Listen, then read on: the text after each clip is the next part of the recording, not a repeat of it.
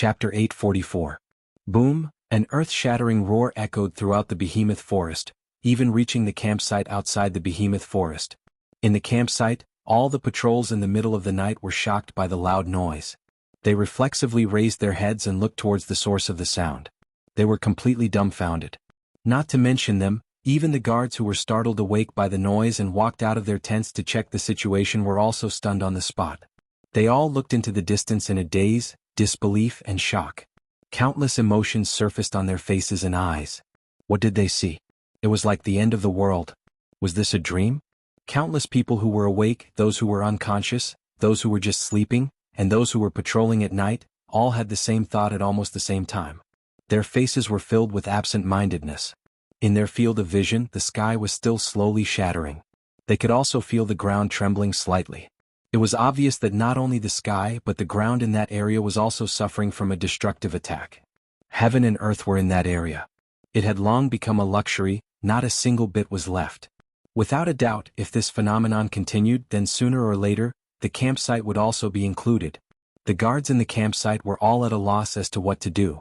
Some of them were desperately shouting, while others ran towards the direction of the higher-ups, seeking instructions. Some of the more timid guards even began to escape from the campsite. In an instant, the entire campsite was in chaos. Don't panic. Don't panic. In the center of the campsite, Pelosi shouted at the top of his lungs. Even he was inexplicably frightened. But it was not to the extent of causing a commotion because of an unknown phenomenon. He suppressed the shock in his heart. Pelosi raised his hands. He shouted loudly, "Everyone gather here for me. Wait for orders." Hearing Pelosi's words, the guards recovered from the sudden situation that caused them to be at a loss. Although the clamor was still there, it was not as chaotic as before. However, the operation was no longer as chaotic as it had been at the beginning. People continued to gather in the open space in the central area, waiting for the higher-ups to make arrangements. Seeing this, Pelosi heaved a sigh of relief. He raised his head and glanced at the shattered world, then glanced at the void hanging in the sky. A drop of cold sweat dripped down his forehead, and his entire back was drenched. His heart was wrapped in a chill and Pelosi couldn't help but shiver. What the hell is going on here? Pelosi could not understand. Pelosi bitterly shook his head. He felt that ever since Wu Yen and the others came to the campsite, the daily here had disappeared. Many things were out of his control and beyond of his ability. This made Pelosi felt for the first time he felt that he, as a peak of the 8th rank, was not all that. What Pelosi did not know was that in the battle that caused the sky to shatter, he, as a peak of the 8th rank, was nothing. Clenching his slightly pale hands, Pelosi once again took a deep look at the sky. After which, he walked towards the Thunder King's tent. Pelosi was destined to end up empty-handed as the Thunder King was no longer in the tent. The shattered sky attracted the attention of the people in the campsite. It did not escape the eyes of Chuju, Mikoto, Shokuho Misaki, Kotori, and the others. The girls came out of their tents and looked at the scene of the apocalypse. Even they were shocked. Too scary. Looking at the black hole hanging in the sky, Hinajiku couldn't help but mutter. The sky shattered. Isn't that terrifying? What the hell is going on? The fearless Mikoto shrunk her neck in fear. Did something happen in the giant beast's forest that gave us a headache? Shokuho Misaki narrowed her eyes and exchanged glances with Kotori. Both of them seemed to be deep in thought, causing the girls around them to be confused. From the looks of it, you two seem to know something. Kurumi stood on her toes and tilted her head. Not really. Shokuho Misaki sighed. I just have a feeling that it's not a natural phenomenon. Mikoto rolled her eyes and retorted. Isn't that the same as not saying anything? What kind of natural phenomenon could cause something like this? No, that's not what Shokuho meant. Kotori replied on behalf of Shokuho Misaki. She meant that the sky shattered because of someone's actions. Hinajiku and Mikoto looked at each other with an amused expression.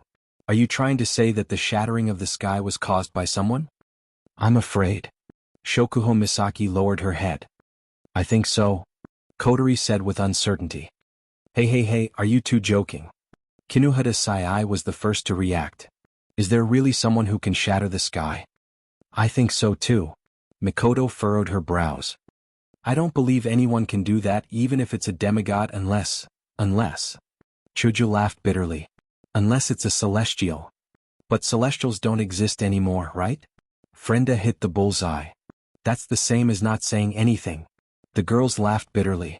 Indeed, they have been discussing this for so long and there's no way they can come up with anything. Unless they go there and take a look. Go there and take a look.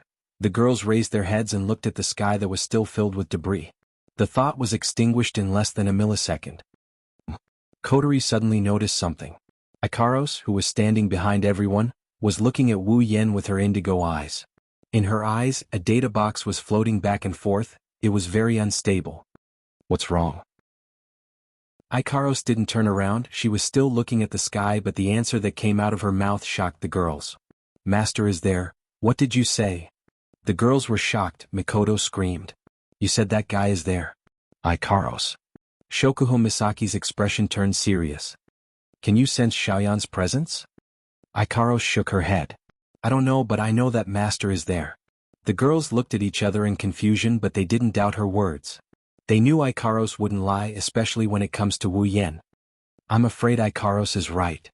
Kotori gritted her teeth, her red eyes flashed with panic. There's no way Oniai-san didn't notice such a huge change, but he still hasn't shown up. The only explanation is that he's there. Master is really there. Astria's hands moved. Toka asked in a panic. Shido is fine, right? No way. Shokuho Misaki denied it. If something happened to him, we would be dead already. Let's go. Mikoto said. Let's go take a look. The girls nodded without hesitation. They forgot that they didn't want to go take a look.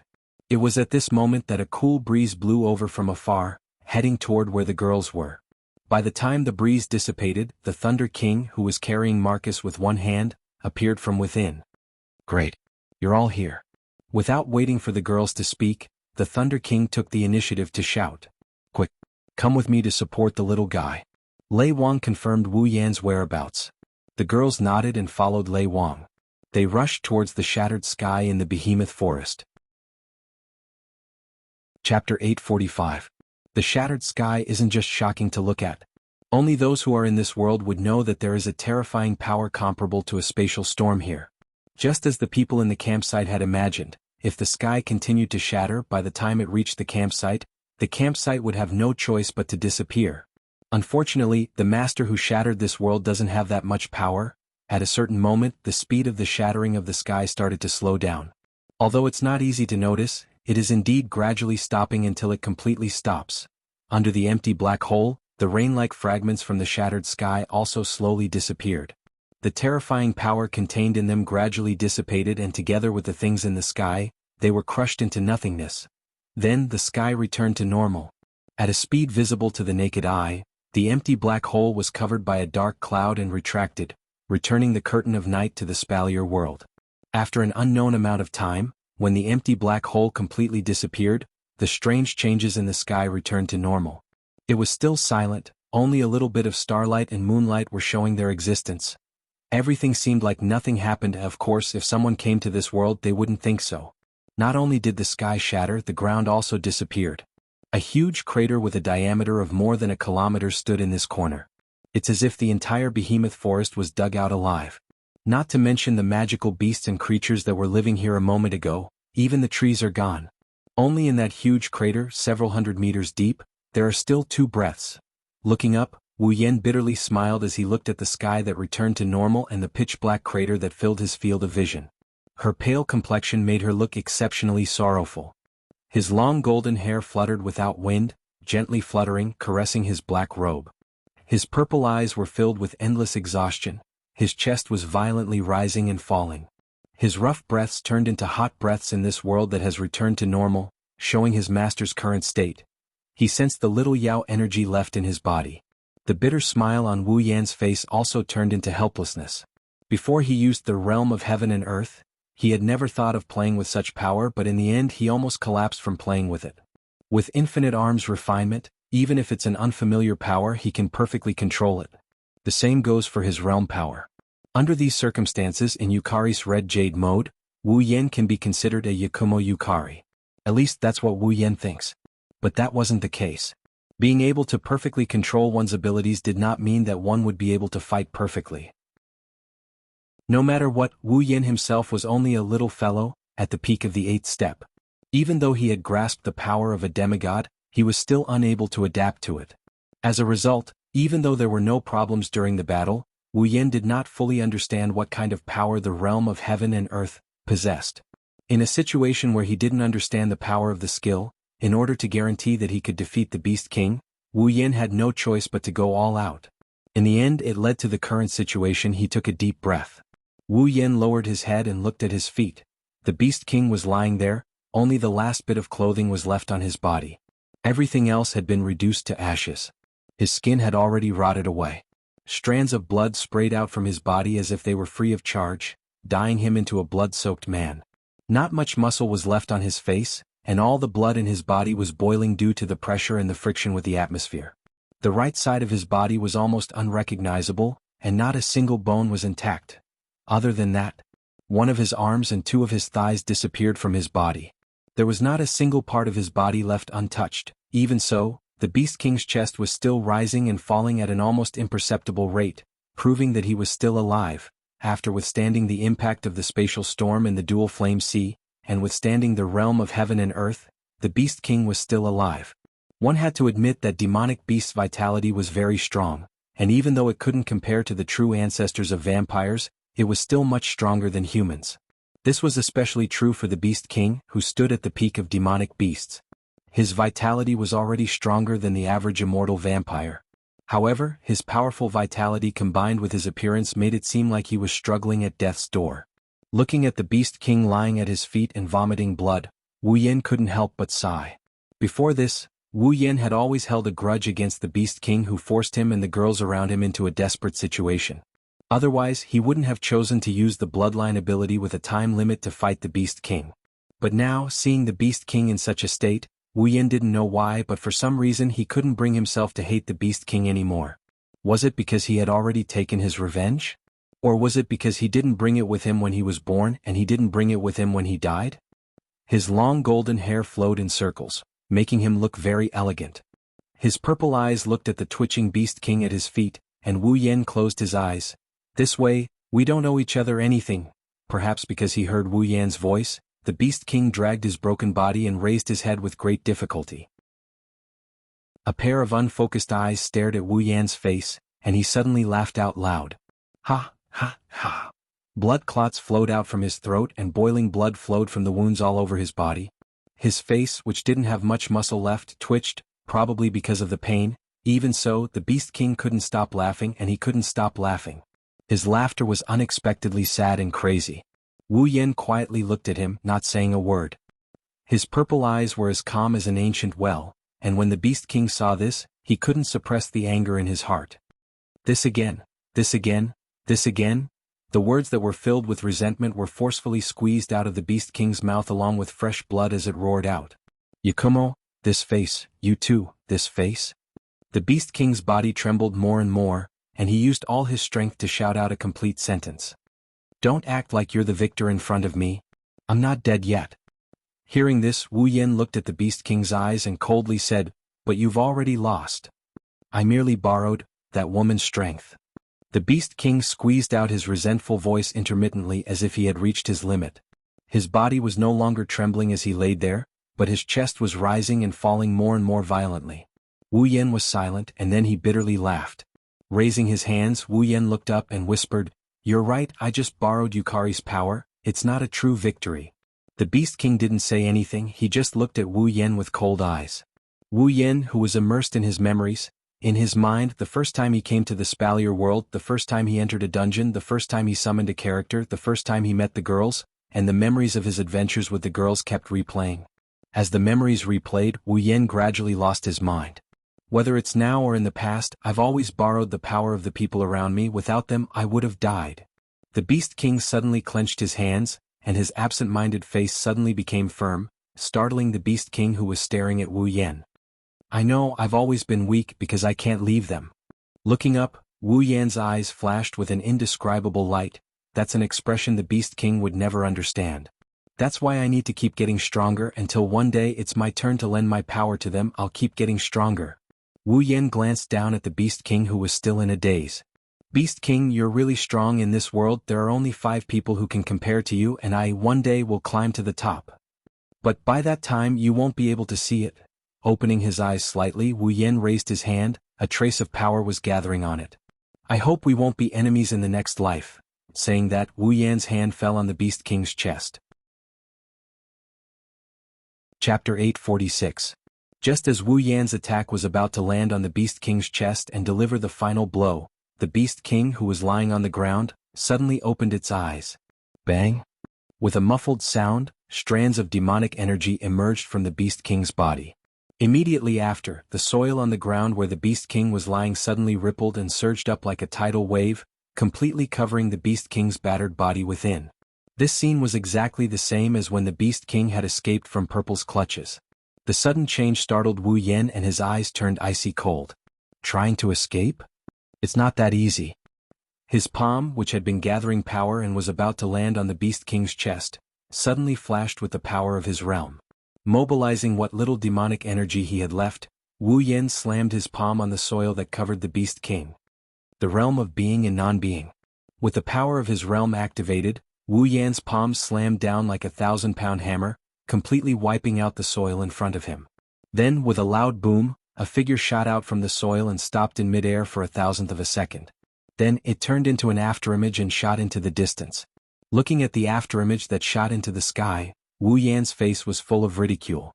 With a move of his feet, a crack filled with eyeballs appeared with a tearing sound. The power of the spatial gap was all-pervasive. After entering the spatial gap, Wu Yan could freely choose to open the spatial gap at any place and achieve the effect of teleportation. The Beast King's escape was of no use at all. As this thought flashed through his mind, Wu Yan was just about to enter the spatial gap and chase after the Beast King. However, before he could enter, the spatial gap under his feet trembled and closed on its own, disappearing without a trace. Wu Yan was stunned and his face was full of astonishment. He had yet to react to what was going on. It was engraved on the 3 Magatama engravings on his chest.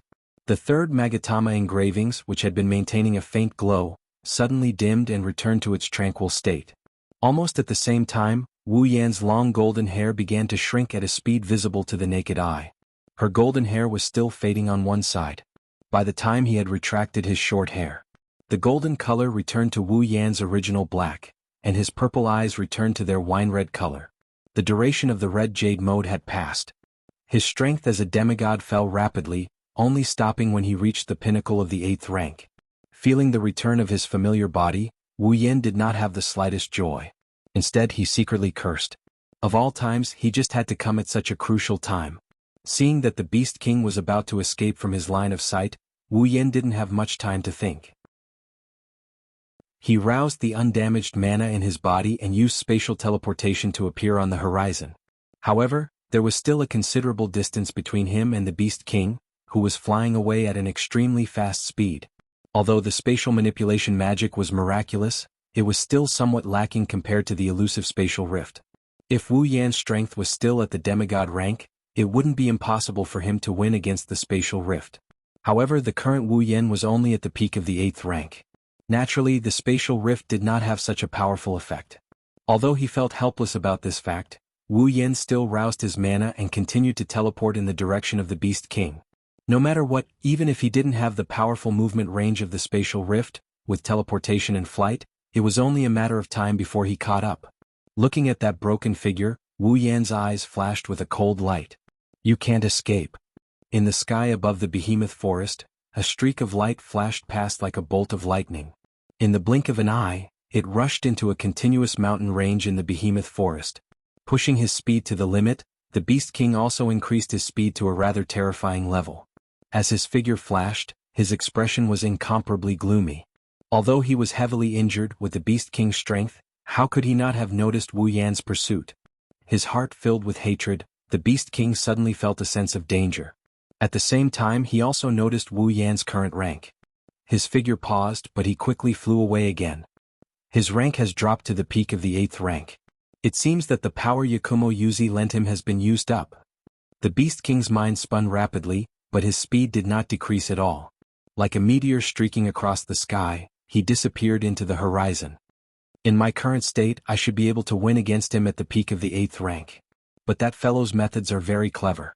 If he dares to chase after me, he must have some kind of trump card. It's best not to take the risk. Just as the Beast King was muttering to himself, A strange whistling sound suddenly came from not too far away, causing the Beast King's body to come to a sudden stop. Looking up, his eyes narrowed slightly as he fixed his gaze not too far away.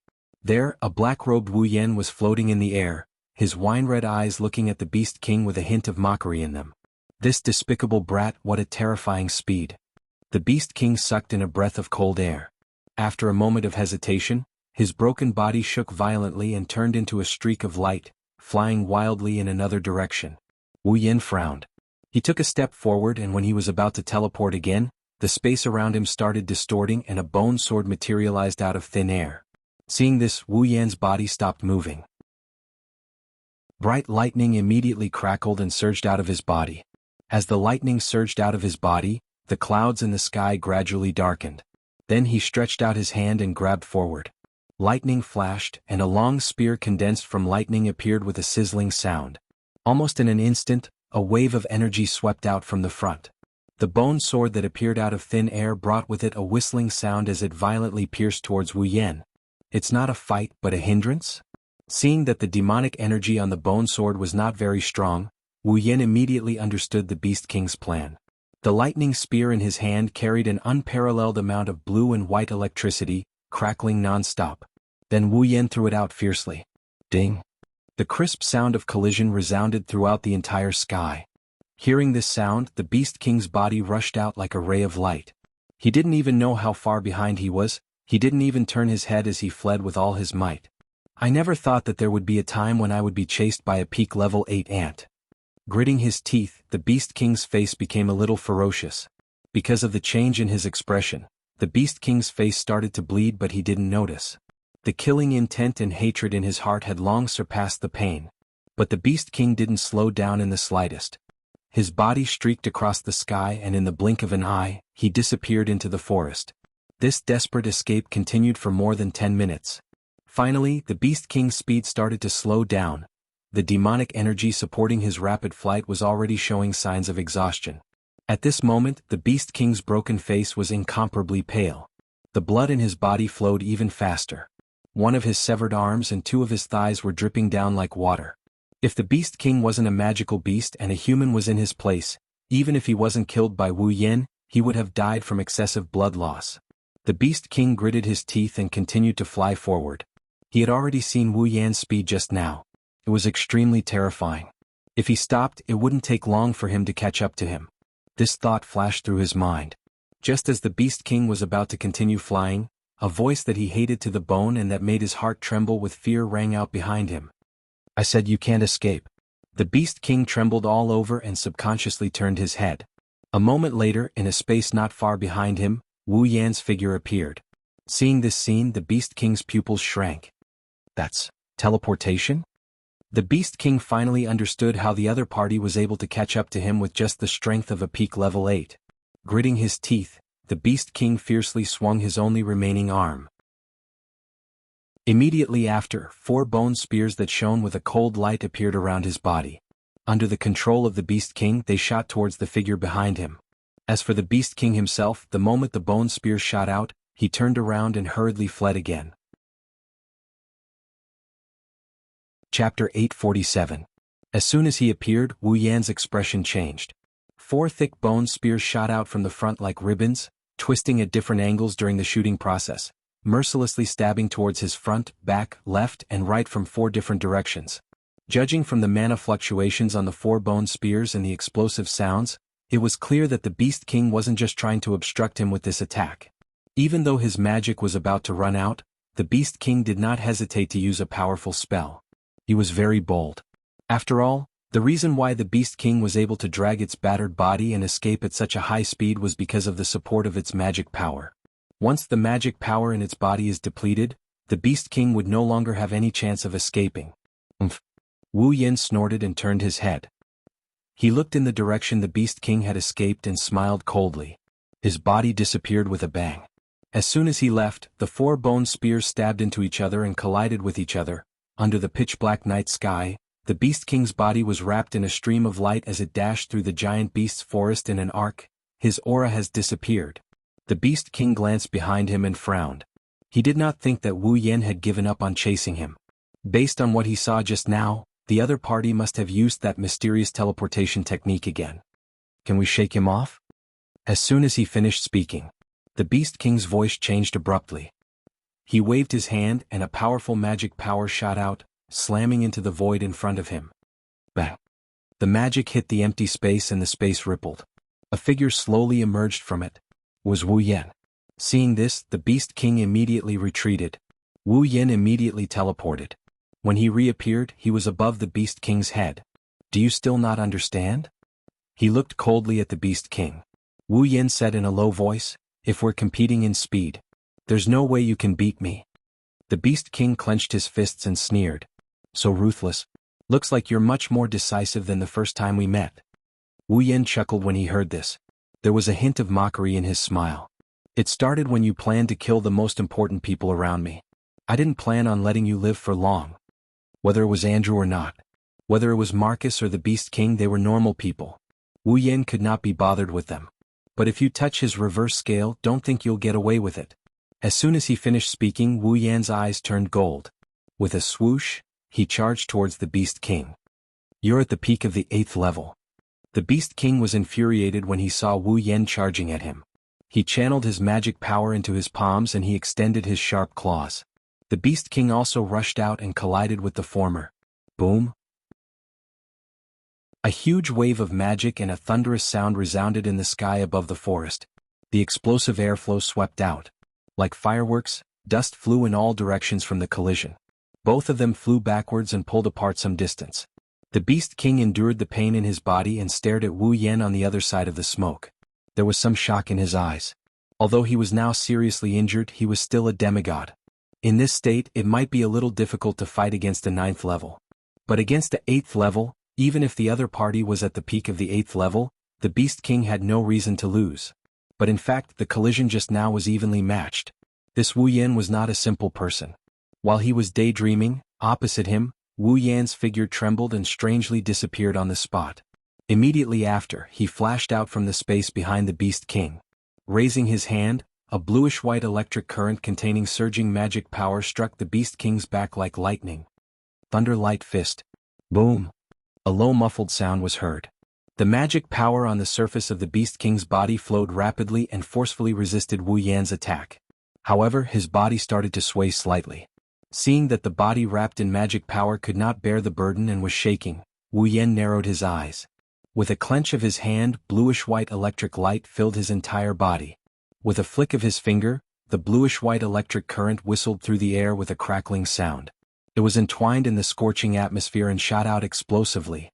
With the Beast King's experience, he could of course see that these few small electric currents were definitely not something that he could withstand in his current state. A trace of fear flashed in his eyes. The Beast King's figure retreated rapidly, but he was cursing loudly in his heart. He was clearly at the peak of the 8th level, but his attack was comparable to that of a 9th level. This Wu Yan was simply a monster. You still want to escape? Wu Yan waved his hand and the electric current that flew out suddenly increased in speed. Like a thunderbolt, it violently struck the Beast King's body. Boom!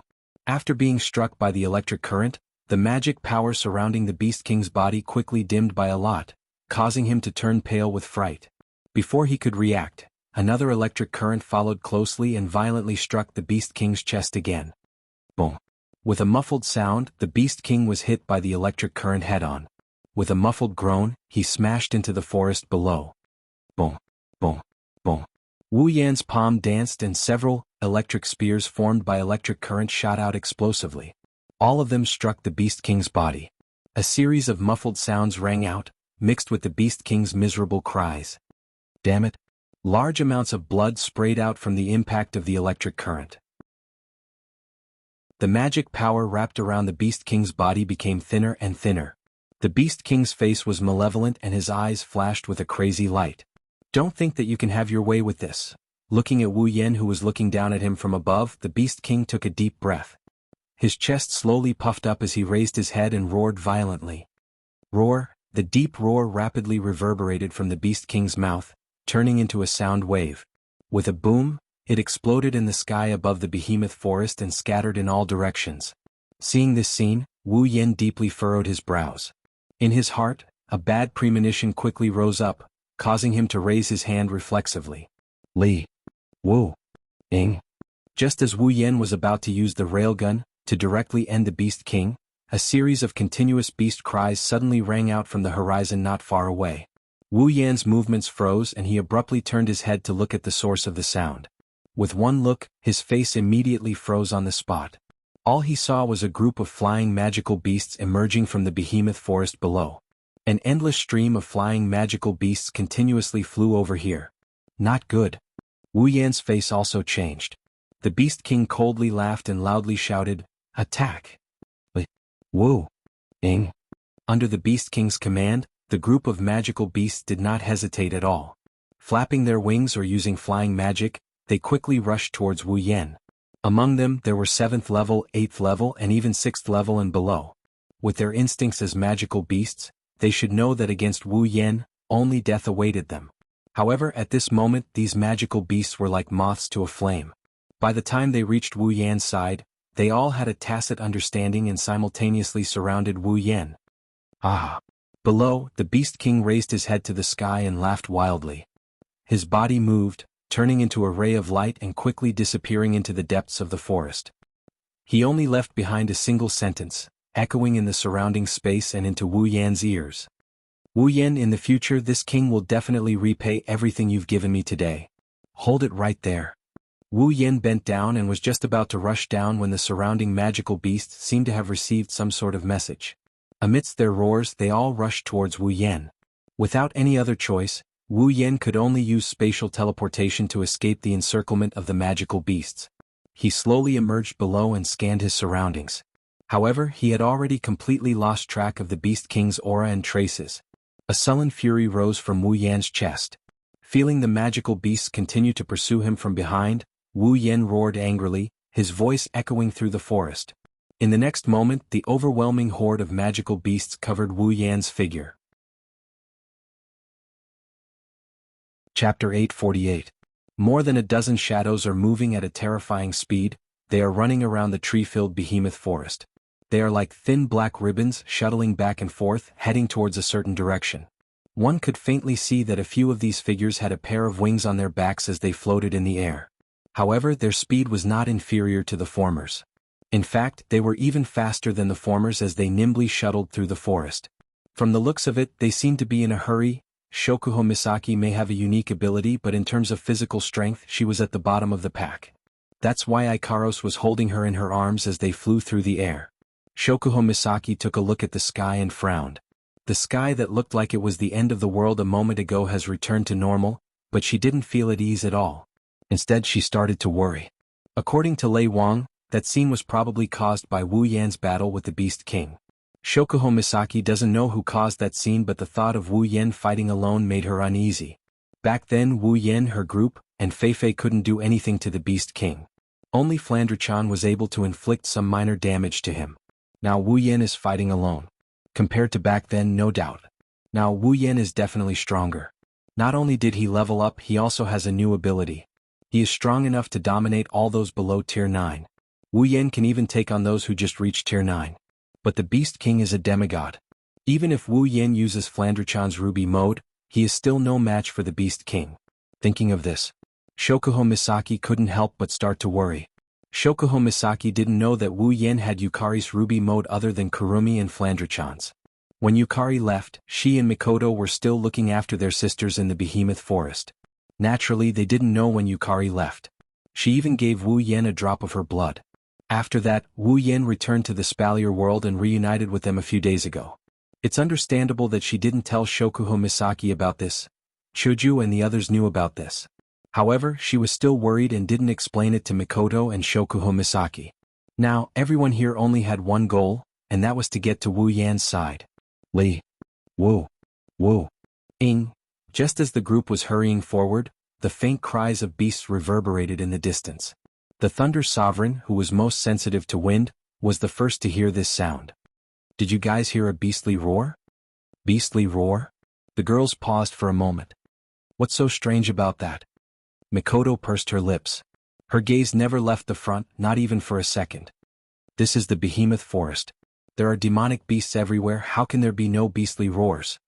Lei Wang didn't feel relieved, instead he became even more confused.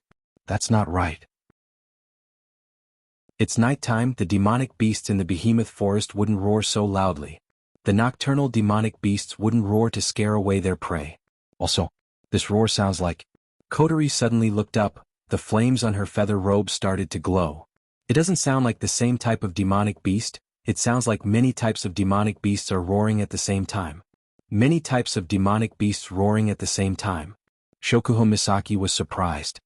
You mean there are many different types of demonic beasts gathered together? Kotori nodded. Seeing this, Hinagiku was confused. But that's not right, the demonic beasts in the behemoth forest aren't of the same species, it's impossible for them to gather together. No? That's possible. Shokuho Misaki's eyes lit up. Lei Wang's eyes lit up as well. The girls who knew what was going on also realized. Demonic beasts gathering together, isn't that what happens when the Beast King appears? Only the king of demonic beasts, the Beast King, has the ability to gather all the different types of demonic beasts together. The Beast King is there. Shokuho Misaki concluded. Then, Mikoto looked up, sparks flew from her forehead. Yen must be there as well. Kotori narrowed her eyes. She turned into a streak of flame and flew to the front of the group. The rest of the girls and the Thunder Emperor immediately changed their direction and followed Kotori to the source of the sound. As the group of people got closer, the faint cries of beasts entered their ears very clearly. It was no longer as vague as it was at the beginning. This time, everyone could hear the different sounds contained within the cries of beasts. For example, angry roars and also screams. After exchanging glances with each other, the group of people became even more certain of their guesses. They used 120% of their speed to rush forward. Very soon they also saw it. In the sky above a certain area, countless demonic beasts were charging towards a single direction. They were attacked by fire, lightning, wind, and ice. They fell down into the behemoth forest. The one who caused this scene and used all sorts of elemental attacks is a tall figure floating in the middle of the demonic beast. Almost at the first moment they saw this figure, all the young ladies recognized his identity. Yen? Master. Ikaros's indigo eyes trembled violently before turning a deep red. Her hair swelled up slightly and a pure white halo appeared on top of her head. Sky Queen mode. Ikaros put on a pure white light armor and her pink wings turned into a pair of blue wings. Ikaros passed Shokuho Misaki to Astria as fast as she could and shot into the sky like a rocket. The next moment, cherry-colored missiles appeared out of thin air around Ikaros's wings and turned into streaks of pink light. Like a swarm of locusts, they flashed towards the demonic beast surrounding her figure. Boom boom boom boom boom. Cries of agony followed by explosions resounded throughout the night sky. The demonic beasts that were hit by Ikaros' homing missiles were reduced to ashes without any suspense. Only a portion of them were left with intact corpses, charred black and smoking as they fell to the ground. Mikoto, Kotori, Flandre-chan, and the other flying girls followed Ikaros's lead. Astria was tossed onto the ground by Shokuho Misaki's butt. Even Toka flew towards Wu Yen with her angel sword thrown. Wu Yen saw the arrival of the girls. When he saw the girls attacking, he quickly increased the frequency of his attacks.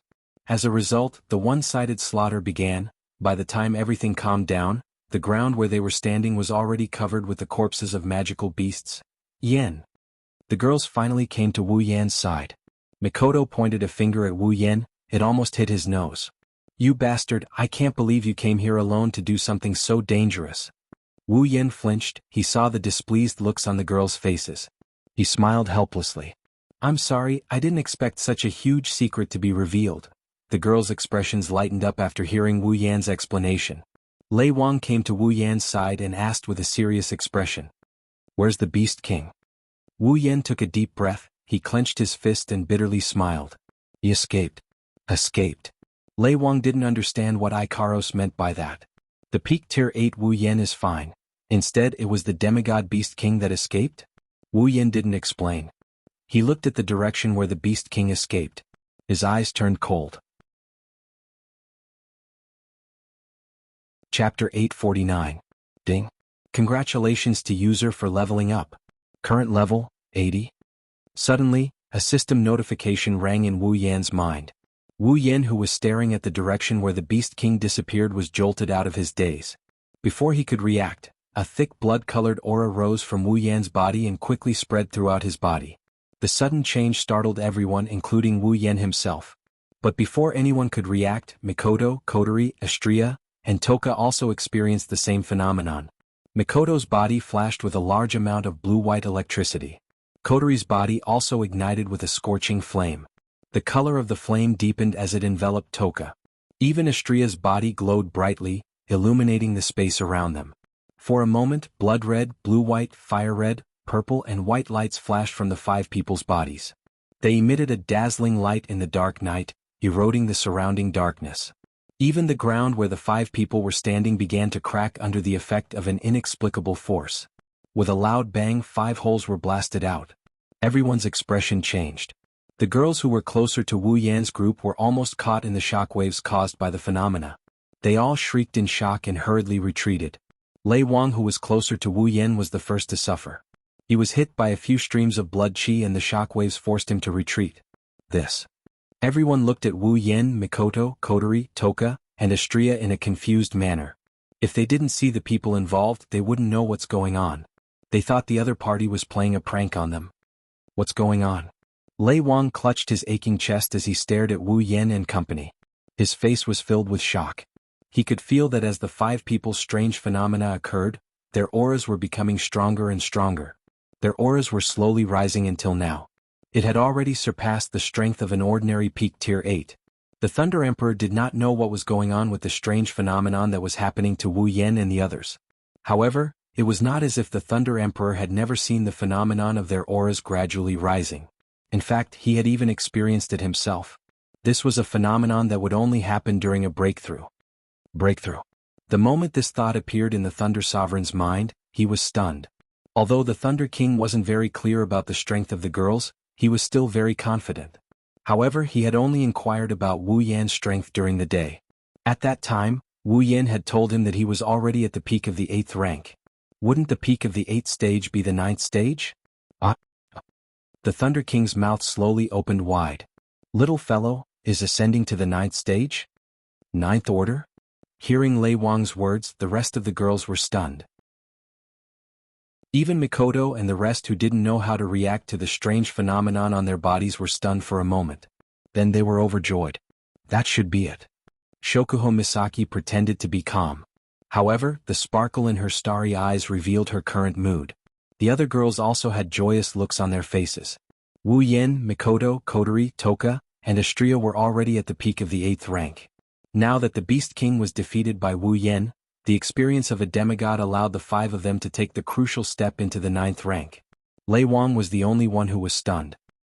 He looked at the happy faces of the 5 in front of him and couldn't close his mouth for a long time.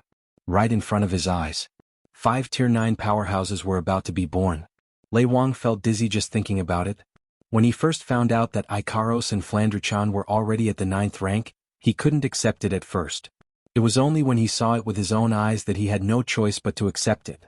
But now, the 5 of them who were at the same level as him were ascending to the 9th rank right in front of his eyes. If it was just one of them, Lei Wang's reaction wouldn't be that bad. But the problem was, there were 5 of them ascending to the 9th rank right in front of him. At the same time. Who could see 5 people ascending to the 9th rank at the same time? And they were all still young kids? Even the 4 god-tier powerhouses of the Spalier world didn't have the luck to witness this. Lei Wang was in a state of confusion. The 5 of them were overjoyed. They closed their eyes and started adjusting the energy in their bodies. Mikoto slowly retracted the electricity flowing around her body. Kotori retracted the flames around her body. Astria and Toka did the same. Only Wu Yan was confused by the blood aura floating around him. This wasn't a power that came from his body. It came from his bloodline. How was he supposed to control it? When the 4 girls returned to normal, Wu Yan was still surrounded by blood aura. However, the girls didn't have the energy to pay attention to Wu Yan. Astria shrieked as soon as she returned to her normal state. Everyone's attention was on her. The girls turned their attention to Astria, who was screaming in fear. They were stunned by what they saw. The light gathered at Astria's chest. To be more precise, it gathered at Astria's heart. It gradually dimmed until it reached an undetectable level. Then it stopped dimming and stayed there for a long time. Light? The girls were dumbfounded. Light. Astria touched the faint light at her heart and her face turned into a panicked expression. She screamed and jumped towards Ikaros. Ikaros was the only one who could do this. She screamed and jumped towards Ikaros. Ikaros senpai. Astria is going to die. That one sentence caused the girls who were still in a daze to fall to the ground. Astria, on the other hand, had tears streaming down her face. Ikaros-senpai. I'm about to die. I'm about to die. Ikaros wasn't able to keep up with Astria's rhythm. She used her pitiful indigo eyes to look at the ball of light above Astria's heart. A stream of data flashed across her eyes and she froze. This phenomenon. Ikaros placed her hand on Astria's chest and said in a daze, I experienced it before as well. Hearing this, the girls all seemed to have thought of something, and Shokuho Misaki suddenly understood. That's right. This phenomenon happened when Ikaros ascended to Tier 9 as well. Phenomenon? Kotori, Kurumi, and the others who were summoned later asked, but Shokuho Misaki didn't answer immediately. Instead, she said something thoughtfully. If I remember correctly, this phenomenon happened when Ikaros ascended to Tier 9. The Pandora system in her body started to awaken. That means? Chuju and Mikoto looked at Astria in shock. Astria, are you going to start your Pandora evolution as well? If I'm not mistaken, that should be the case. Astria blinked. Her panicked expression collapsed as she let out a sigh of relief. What? So she's not going to die? The girls sweated profusely. While the girls are still mesmerized by Astria's transformation, Wu Yen, who lost his bloody aura, looked a little out of sorts. Kurumi tilted her head when she noticed this. What's wrong? Atsusama. Wu Yen snapped out of his daze. He felt warmth in his heart when he saw the concerned looks on the girls' faces. He quickly shook his head. It's nothing, don't mind it. Wu Yen grinned as he immersed himself in his sea of consciousness. The system notification that rang in his mind just now, ding. User's level has met the awakening requirement of True Ancestor Bloodline. True Ancestor Bloodline ability has been automatically awakened. Please choose one of the three options below as a Bloodline ability. 1. Mist Transformation. 2. Blood Pact. 3. Vassal Beast Summon. Chapter 850. Behemoth Forest, the Campsite. A night had passed. The apocalyptic sky had disappeared into the distant horizon like a dream. After the initial chaos, the campsite once again returned to its peaceful state. The guards who were patrolling around the campsite forced themselves to stay awake and began their mission for the day. However, no matter if it was their mind or body, they were all abnormally exhausted, causing the entire campsite to be filled with a dispirited atmosphere. They couldn't be blamed. The events that had happened in the camp these past 2 days had tormented these pitiful guards. Not to mention other things, just being woken up from their sleep twice in a row already made them physically and mentally exhausted. First, it was Wu Yen who was furious and woke up all the guards in the middle of the night. The matter of Andrew's death caused everyone to lose the sleep they had the night before. Last night, such a ridiculous phenomenon occurred, causing everyone to be in a state of panic. It was impossible for them to sleep. It had only been 2 days, but so many things had happened. Even though the guards in the campsite were all warriors and magicians, they were still somewhat overwhelmed. It was only natural for such a phenomenon to occur. At this moment, in a large tent in the center of the campsite, there should only be 1 or 2 high-ranking officials. However, at this moment, it was filled with a black mass of figures. All sorts of noises mixed together, buzzing incessantly, causing one to feel as if they were in a beehive, causing one to feel extremely irritated. Almost all of the high-ranking officials in the campsite were present, discussing animatedly. At the same time, all of them were looking at the main seat in the tent. Over there, a figure was seated on a high seat. That dignified face that had intimidated all the guards yesterday was currently in a state of absent-mindedness. For a long time, he did not speak.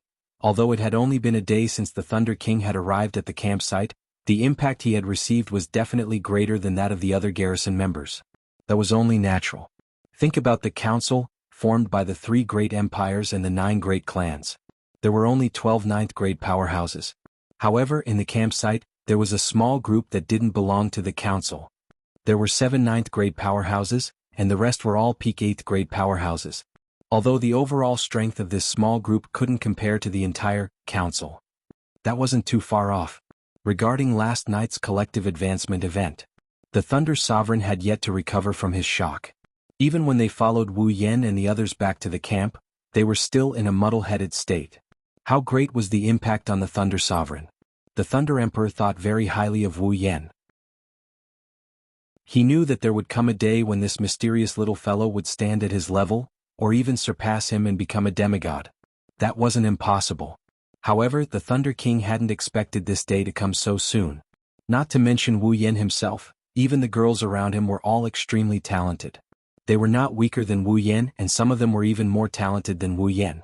Now, the small group that he used to take care of as his juniors had become a force that he, or the entire Spalier world, couldn't ignore. It was only at this moment that the Thunder Sovereign felt that he had underestimated them in the past. Of course, the Thunder Sovereign was more surprised. He still couldn't let go of the fact that 5 kids who weren't even 25 years old had advanced to the 9th grade at the same time. The Thunder Sovereign didn't believe that it was a coincidence. Wu Yan and the others might have an alternative cultivation method that allowed them to have such terrifying potential and speed of advancement. Realizing this, even the Thunder Sovereign couldn't help but be tempted. If he could obtain such a cultivation method, the Lori family would become the pinnacle of the continent in just a matter of time. As for himself, it was very likely that he would obtain the opportunity to advance to the demigod level. Demigod? The Thunder Sovereign's heart began to heat up. His ancient eyes were filled with an unusual fanaticism. However, when he remembered that the one who had such a method was Wu Yan, he had no choice but to suppress the desire in his heart. He clenched his fists and exhaled deeply as if he had given up on his greed. Lei Wang might be tempted by this so-called cultivation method, but Wu Yan's close relationship with his granddaughter Lulu aside, Lei Wang's upright and plain-spoken personality wouldn't allow him to have any dirty thoughts towards a group of juniors he's on good terms with. What's more, Wu Yan is very likely to get together with his granddaughter. When the two of them get married, this little guy with limitless potential would be on his side. Also, with the attitude of the girls around him, it's unlikely that they would leave this little guy. When the time comes, what's the difference between this little group of people with terrifying potential and strength and joining his own family? The Thunder Sovereign's biggest headache was the fact that Princess Sylph was already engaged to Wu Yan. When Lulu married Wu Yan, wouldn't she have to be his concubine? How could that be, old patriarch? Thunder Emperor's thoughts had already started to drift away. As the second in command of the Lori family, Pelosi couldn't help but cough when he saw Thunder Emperor's state. This caused Thunder Emperor to wake up from his daze. The Thunder Sovereign hurriedly suppressed his fanciful thoughts and slowly swept his gaze across the room. All the noise in the room disappeared. The Thunder Sovereign nodded slightly and looked at the empty space in the center. There, a figure was kneeling there with a pale face. It was as if he had lost all hope.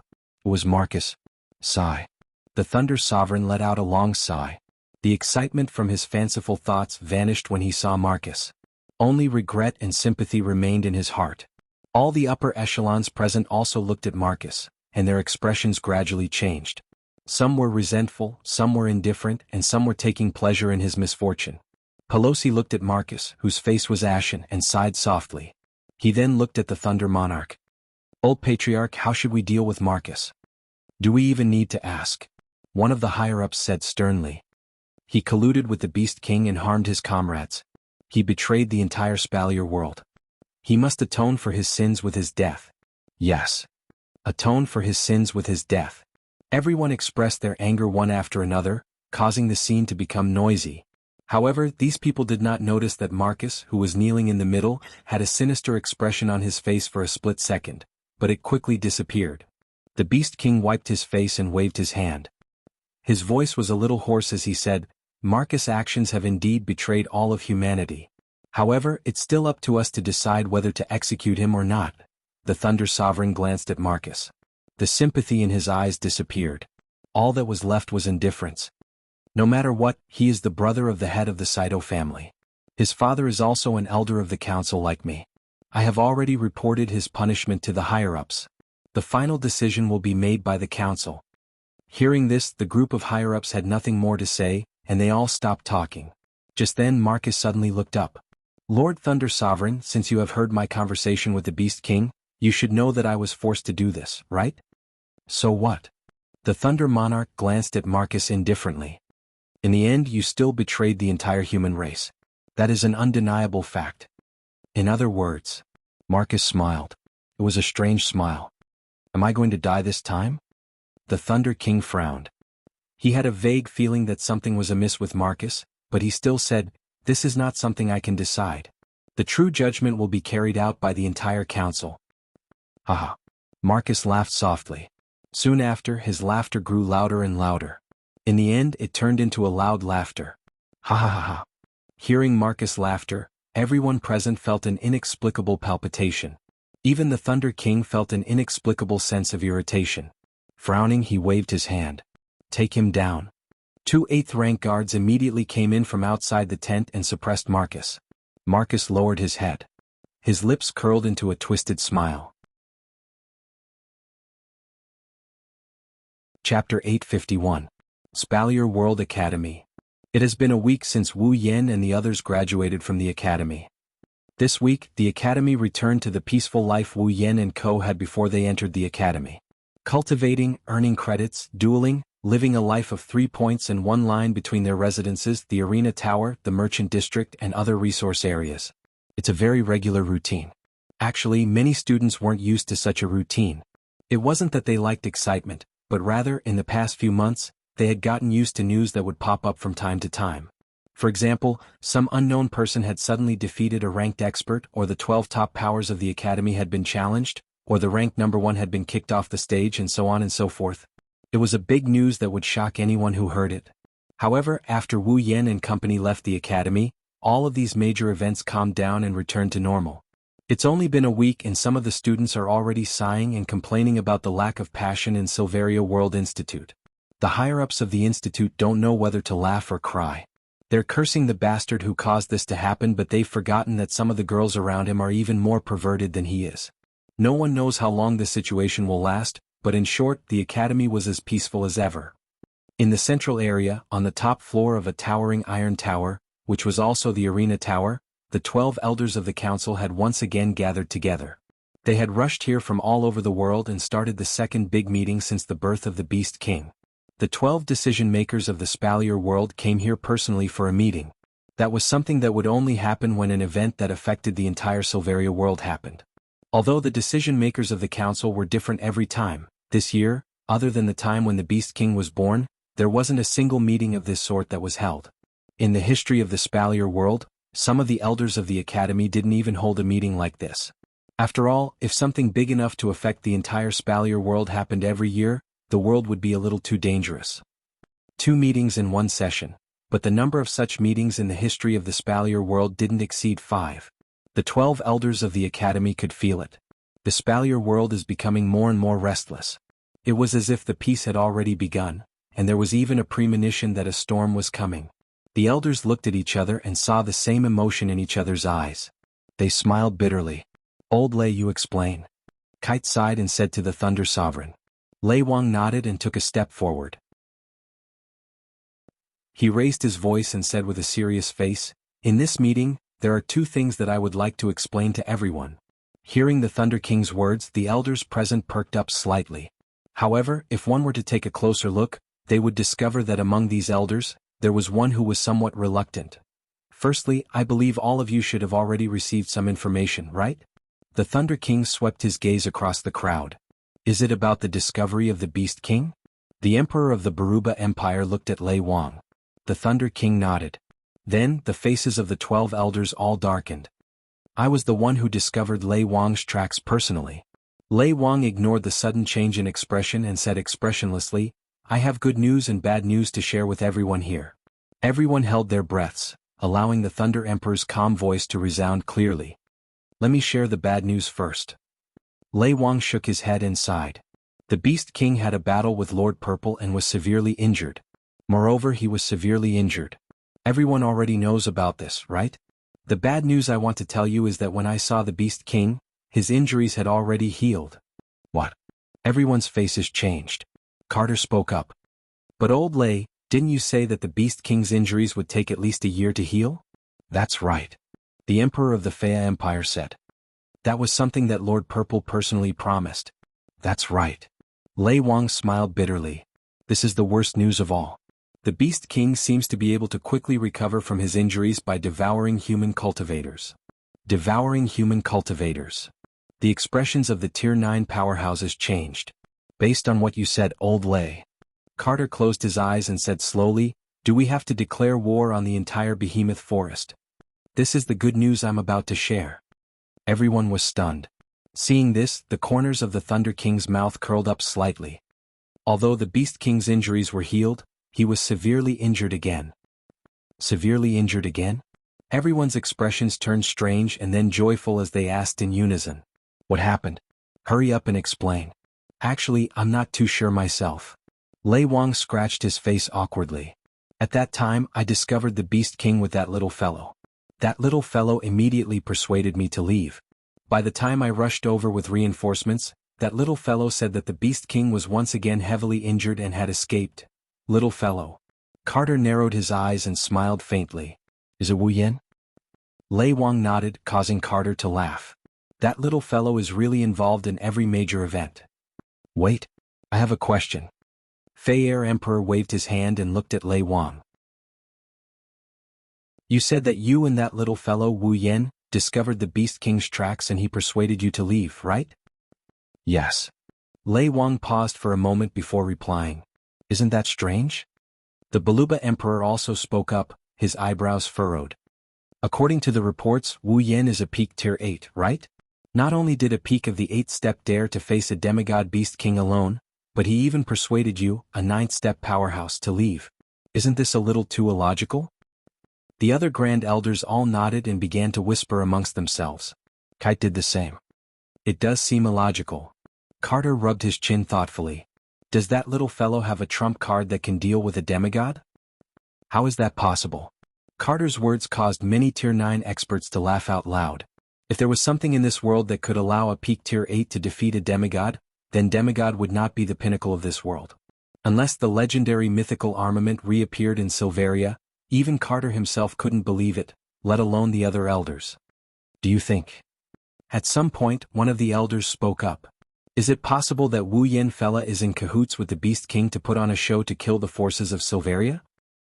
The moment this was said, the air in the arena tower seemed to freeze.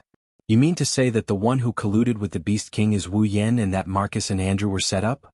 The Thunder Sovereign stared at the elder with an emotionless gaze. However, those familiar with the Thunder Sovereign knew that this was a sign of the Thunder Sovereign's extreme anger. I was just making a guess. The elder did not want to anger the Thunder Emperor and hurriedly explained, I'm not saying that this is the truth. The Thunder Emperor stared at him for a moment before turning to look at Carter. Your Majesty, although I do not have any evidence to prove that Wu Yan has nothing to do with the Beast King, I can guarantee with my life that he would never do such a thing. The Thunder Emperor's resolute words caused many Tier 9 experts to be surprised. Although they knew that the Thunder Emperor was on good terms with Wu Yan, they did not expect it to be to this extent. Even Carter was stunned by the Thunder Emperor's attitude. However, he also did not believe that Wu Yan would collude with the Beast King. Otherwise, his daughter who looked cold on the outside but was very sensitive on the inside would not fall for such a person. Chapter 852. I also think that Wu Yan wouldn't collude with the Beast King. Kite played along with the Thunder King's words, indicating which side he was on.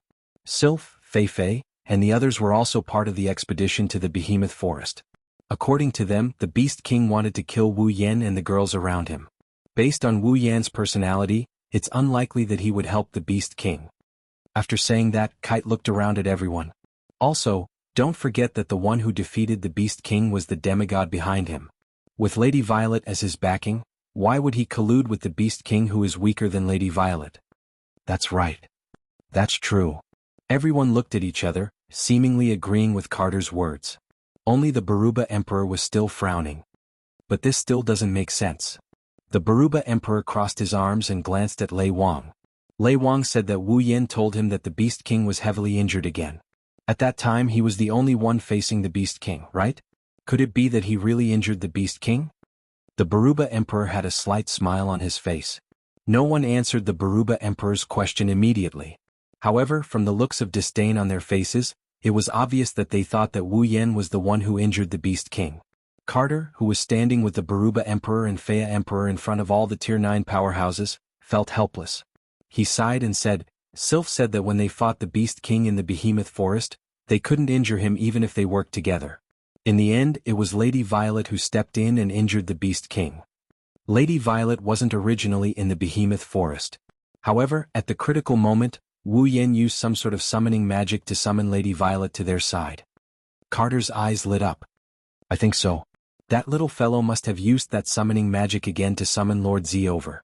That was why the Beast King was injured again, wasn't it? This statement received the unanimous approval of the senior elders, including the Thunder King. That should be the case. Lei Wang pursed his lips. There was a hint of envy in his eyes. It was the same for the rest of the board of elders. There was a hint of jealousy on their faces as well. To have a demigod realm expert at his beck and call to support him, what a great honor this was. One must know. Even if the Ailu, Baruba, and Fea empires each had a semi-god guardian deity behind them, they would only appear when the royal family or Silveria was facing a true calamity to help them survive. Normally, those semi-god guardians deities would hide behind the scenes. Don't even mention ordering them around, they wouldn't even respond if you called out to them. Yet Wu Yan has a demigod who can call. That's a good thing. In the end, all the good things were taken away by Wu Yan. Not only does he have a demigod to support him, he also has a group of girls with heaven-defying combat power and potential. It's as if he has all the good things in the world. The three emperors couldn't help but feel jealous. Not to mention the Tier 9 powerhouses from the families without a demigod. A white-haired elder sneered. I agree with the previous speculation. Maybe the reason for all the trouble in the Spalier world is because of this brat. Hearing this, Kites and the Thunder Emperor's faces sank. Lei Wang sneered. I know your Ladine family suffered a loss in his hands. Andrew deserved it. Using public office to avenge a private grudge. That's all you can do. What did you say? The elder's expression froze. Anger flashed across his face. Is that not the case? Lei Wang curled his lips. Don't forget Andrew is in cahoots with Marcus.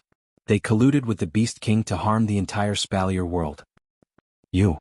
The elder's face turned red. At this time, another elder with a gloomy expression lifted his head. He asked in a hoarse voice, Old Fogey Lei, the second thing you want to talk about should have something to do with Marcus, right? The sound of the scene fell silent in an instant, and even the atmosphere became heavy. Seeing the old man's dispirited expression, the rest of the Type 9 powerhouses, including Kite and the Thunder Emperor, could not help but turn their heads away, their hearts filled with pity. Marcus and Andrew were the second in command of the Saito clan and Ladine clan respectively. However, with Andrew's death, while the Type 9 powerhouses of the Ladine clan were infuriated, they were not too sad. After all, while Andrew was a member of the Ladine clan, he did not have the bloodline of the Ladine clan and could be considered half an outsider. However, Marcus was different. Not only was he a direct descendant of the Saito family, he was also the son of the gloomy elder. His own son betrayed the human race and was about to be executed. No one would feel worse than him. Lei Wang felt bad, but he still spoke up. That's right. How should we deal with Marcus for colluding with the Beast King to harm the people of the camp? The gloomy old man clenched his fist and took a deep breath of cold air, as if he was trying to suppress his emotions. He said, As far as I know, Marcus betrayed us because the Beast King planted a foreign object in his body that could threaten his life. He had no choice, but he shouldn't have died, right? What a joke. The Balba Emperor roared. No matter how much he had no choice, he still committed a crime that would endanger the entire Spalier world. The gloomy elder clenched his fists and turned his head away. No one could see his expression, but his back seemed to have aged considerably. Suddenly, the Thunder Sovereign's expression changed, turning incomparably ugly. Old Lei. Carter frowned when he saw this. What happened? The Thunder Lord clenched his teeth and said hatefully, The magic cage I used to imprison Marcus has just been broken. I'm afraid Marcus has already escaped. What? The gloomy elder stood up and jumped in front of Lei Wang. He grabbed him by the collar. Old Lei, are you telling the truth? Lei Wang looked at the gloomy elder calmly. He didn't say anything, but the elder already knew the answer. Letting go of the Thunderlord's collar, the gloomy old man's mouth trembled. He shook his head with a bitter smile and let out a long sigh. Then he turned around. His originally tall and straight back had bent down quite a bit, as if he was an old man on his deathbed. An aura of someone past his prime enveloped his body, causing many people present to sigh. Although Marcus's crime was unforgivable, but at the very least he was forced. Even if he was sentenced, he might not necessarily be sentenced to death. In view of this, and with the gloomy old man's words, it was still possible to keep him alive. But now, Marcus had absconded for fear of punishment. There was no longer any possibility of survival. After taking a look at the gloomy old man, Carter turned around and announced, From now on, Marcus will be listed as a felon. All families can dispatch teams to capture Marcus. Once his whereabouts are discovered, they are allowed to kill him on the spot. Yes. The rank 9 powerhouses of the families responded. The emperors of the Baruba and Fea empires also nodded. Only the gloomy elder didn't say anything. But no one would blame him. Also, the mission to find the Beast King is still to be carried out. Like before, report immediately if you discover his whereabouts. Carter looked at everyone and said. Apart from that, don't forget to pay attention to the disappearance of large numbers of practitioners in your respective territories. The Beast Kings are able to quickly recover from their injuries by devouring human practitioners. Paying more attention to this information will help us find the whereabouts of the Beast Kings. After all, we won't be so lucky as to encounter another Beast King who has just recovered from his injuries. Everyone looked at each other and nodded their heads with heavy expressions on their faces. Chapter 853. Behemoth Forest Base. Inside the tent, Wu Yan and the girls were gathered in a circle. They stared at Astria, who was sitting in the middle of the circle with a serious expression on their faces. The atmosphere in the tent fell into a long period of silence. Only Astria's restless eyes kept darting around. Even her body tensed up. It's obvious she's nervous. Looking at how nervous Astria is, Wu Yan felt bad for her, so he decided to break the ice. Everyone, have you thought of a solution? Wu Yan's words broke the silence. Astria also looked at Wu Yan with eyes full of gratitude, as if she was freed from the immense pressure she was under. Shokuho Misaki looked at the two of them and shook her head. Even Astria doesn't know what to do. How are we supposed to know what to do? Hearing Shokuho Misaki's words, the girls nodded helplessly. Kotoriba smacked her lips and looked at Ikaros. Hey, didn't you already experience it once? Don't tell me you don't know how to make Astria evolve? That's right. Make Astria evolve. Pandora System. It's the evolution system installed in Ikaros and Astria. It was a system designed by Daedalus, the creator of the 3 first-generation angels, to prevent them from being emotionally restrained. It was an existence that allowed the angels to evolve when their emotions were at their peak. Last time, during the Beast King incident, Ikaros ascended to Tier 9. Her body grew to a level beyond what Daedalus set when he first designed her. This caused the Pandora system within her to show signs of awakening. When she faced the Beast King, she activated Pandora and successfully completed her evolution. Now Astria has finally reached the 9th rank. The Pandora system in her body was upgraded to a level beyond what it was originally designed to be. Similar to Ikaros, the Pandora system showed signs of awakening. Astria's heart kept glowing. Now Wu Yan and the other girls are gathered here. They are here to figure out how to fully activate the Pandora system in Astria's body. They are here to help Astria evolve. Everyone knows. Once Astria evolves, not only will she gain a new combat form, but she will also gain a new combat form. Her strength and equipment will also receive a huge boost.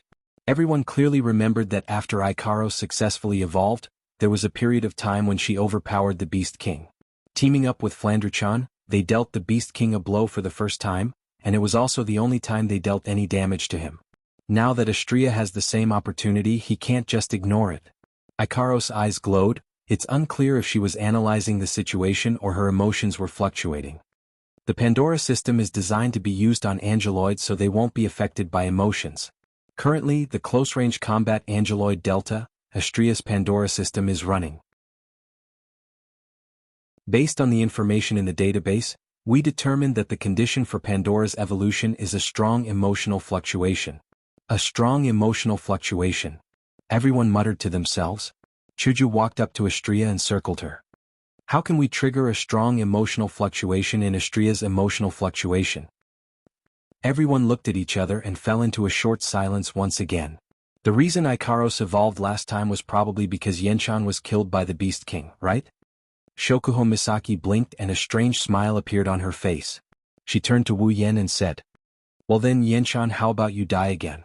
Cough, cough, cough, cough. Wu Yan, who was deep in thought, was shocked by Shokuho Misaki's words. He started coughing violently and complained loudly. "Even if I'm a vampire, I'm not afraid of death, you bastard." "Well, it doesn't matter." Shokuho Misaki covered her mouth and giggled. "You said you're a vampire, dying once won't make a difference." Wu Yan rolled his eyes at Shokuho Misaki. "Then why don't you die again?" Shokuho Misaki put on a pitiful expression and said with teary eyes, "Yenshan, can you bear to do that?" "Yenshan." Wu Yan's mouth twitched. "I might not have the heart to do that before, but now, I really want to sell you off." Is that so? Shokuho Misaki tilted her head and smiled brightly. Then remember to sell me for a good price. I will get angry if I get too cheap. Wu Yin sweated. Strong emotions. Kotori looked down at Astria. But it doesn't have to be under those circumstances, right? Yes. Ikaros evolved because Oniai-chan died once. She evolved out of anger towards the Beast King. If anger can do it, then other emotions should be able to help Astria evolve as well. Kotori pointed at the pearl in her hand. Joy, fear, sadness, these are all strong emotions. I'm so happy. Toka, who was the closest to Astria, pounded her palms and shouted happily. Then how about we let Astria eat something delicious? She will be happy. Astria's eyes lit up and she nodded her head furiously. She almost wrote on the paper that she was going to use this method. If it's fear. Mikoto pondered for a moment and raised her head. Her bangs flashed with a flash of electricity, and her hands started to fluctuate with a strong blue-white electric current. Will it work if I use an electric shock? Astria's smile froze on her face. Her head that was nodding furiously shook like a rattle drum. If electric shock is effective, then burning it should be effective too. Kotori narrowed her red eyes maliciously. I am more than happy to help. A small bead of sweat slid down Astria's cheek. Era. Kurumi seemed to find it very interesting and revealed a devilish smile. That sounds fun. Astria started sweating profusely. Her expression was no longer calm. Can I help Astria-san by having fun? Flandre-chan looked like she just heard the best news in the world. She ran over to Astria and jumped up and down. Her red eyes glowed with blood-red light. Come play with Flandre-chan. Astria-san. Wu Yin and Ko started sweating when they heard this. Playing with Flandre-chan is a good idea for the current situation. If they aren't careful, they might break her. That would cause a lot of emotional turmoil. Yuwa. Astria couldn't hold it in anymore. She jumped up from the ground and cried. Everyone is bullying me. Astria-chan, we're all trying to help you. Shokuho Misaki smirked. She looked like a sly person. That's why you have to listen to us. I don't want to. Astria shook her head without hesitation. However, the previous discussion had awakened some kind of terrifying nature in the girls. Each of them had a bone-chilling smile on their faces as they approached Astria. Astria-chan. Mikoto raised a ball of lightning with an excited expression on her face. Don't worry, it won't hurt. Hee. Flandre-chan jumped up from the ground and licked her lips. Come play. Come play with me. Astria backed off in fear until she reached the wall. She stopped when she had nowhere else to run. The girls pounced on her with sinister grins on their faces. No, in the sky above the campsite, an extremely tragic scream began to slowly fluctuate. The sound was extremely mournful, causing one to be unable to bear to listen to it. Chapter 854. Sob. Sob. Astria knelt on the ground with her head lowered. She looked like she had been played to the point of insanity. She kept sobbing. Sob. All of you are bullying me. Sob. Inside the tent, the murmuring and sobbing had been going on for a full 15 minutes, causing the group of young girls to feel awkward. Mikoto scratched her cheeks and said with a blushing face. I think we went a little overboard. The girls lowered their heads in embarrassment as well. They were embarrassed by their own actions. Of course, there were also some who wanted to push the blame onto Astria. It's all your fault, Misaki-san. While Mikoto was still in shock, Shokuho Misaki continued, Look, he made Astria-chan cry. Don't make it sound like I'm the only one to blame. Mikoto jumped up in anger and shouted, Aren't you very excited as well? But Misaki-san, if I remember correctly, you were the one who had the most fun just now. Shokuho Misaki pouted and sighed in exasperation at Seiji's failure to live up to her expectations. As expected of the Misaki-san who feels uncomfortable when she doesn't have any exercise. You bastard, stop talking to yourself. Mikoto understood what Shokuho Misaki meant by the word, exercise. She couldn't help but blush as she tried to refute. However, the expression on his face as if his thoughts had been exposed, made one unable to ridicule him. She pointed at a direction and said angrily. What do you mean I had the most fun? Flan was the one who had the most fun. Shokuho Misaki subconsciously looked towards Flandre-chan's direction. Flandre-chan's bloodthirsty and sweet smile made her blush for a moment, but she quickly recovered and put on her usual smile. Misaki-san, you are in the wrong. Shokuho Misaki looked like she was lecturing a child. Flandre-chan is just a child, how can you compare yourself to her? Or should I say? She looked down at a certain part of Mikoto's body. You can only compare yourself to a child? What are you looking at? Mikoto took a few steps back. She crossed her arms in front of her chest. Her face turned red and she glared at Shokuho Misaki. Only you would pay attention to that part of your body. You are an evil woman. Era, if you put it that way? Shokuho Misaki covered her mouth and smiled slyly. Misaka-san. You don't mind at all?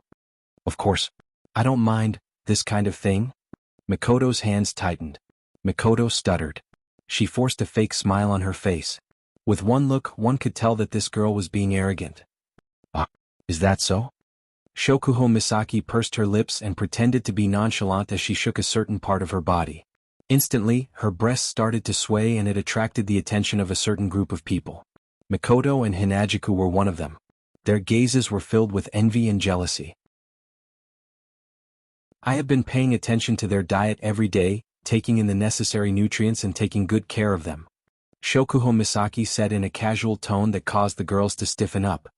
After all, a certain someone likes them a lot. When they heard that, all the girls looked in the same direction. In the corner, Wu Yen was sitting calmly on a chair. He looked like he had nothing to do with this. He was leisurely sipping on a cup of black tea. It was as if this had nothing to do with him. Not just Mikoto, even Hinajiku, Shokuho Misaki, and Kotori couldn't help but feel angry. Kotori snorted and turned her head away. Sit by the side and watch the members of your own backyard fight with each other? What a disgusting hobby. Chuju walked up to Wu Yen and snatched the cup from his hand. She glared at him with a scary expression. Of course, Wu Yen thought she was just trying to act cute. I say. Chuju put her hands on her hips and frowned. We're all busy dealing with Astria's matter, why are you sitting here leisurely drinking your tea? Wu Yen blanked out for a bit when the cup in his hand was taken away. Only when he heard Hinajiku's voice did he raise his head and asked her with a blank face. Are you guys done playing? Done. You're the one who's finished. Mikoto scratched her head in a frenzy. Have you been drinking tea since the beginning? Haven't you been paying attention to the situation here? What can I do? Wu Yen pursed his lips. He glanced at Astria who was still sobbing. His lips twitched. Who told you guys to have so much fun when we're dealing with serious matters?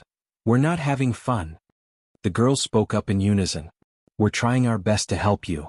Yes, I am helping.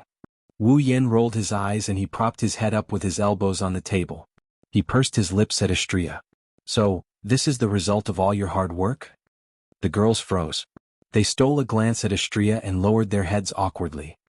Ahaha. Wu Yen laughed dryly. So you guys went overboard when you were halfway through? The girls blushed, making them look even cuter. Their originally delicate faces were now exuding a different kind of charm. With more than a dozen of them standing side by side in such a state, a certain wolf's eyes were fixed on them. Of course, he was merciless with his mouth. I don't think you guys came up with a real solution. Aya, you're so annoying. Mikoto glared at Wu Yen impatiently. If you have a solution, why don't you give it a try? Wu Yen looked at Mikoto with an expression that says, are you kidding me? Mikoto almost jumped up in rage, but what he said made the girls jump up in rage. If I have a solution, why would I need a wife? Oh. A dangerous glint flashed across Shokuho Misaki's eyes. She chuckled, but there was no humor in her laughter. Little Yen, are you saying that you need a wife to help you solve your problems?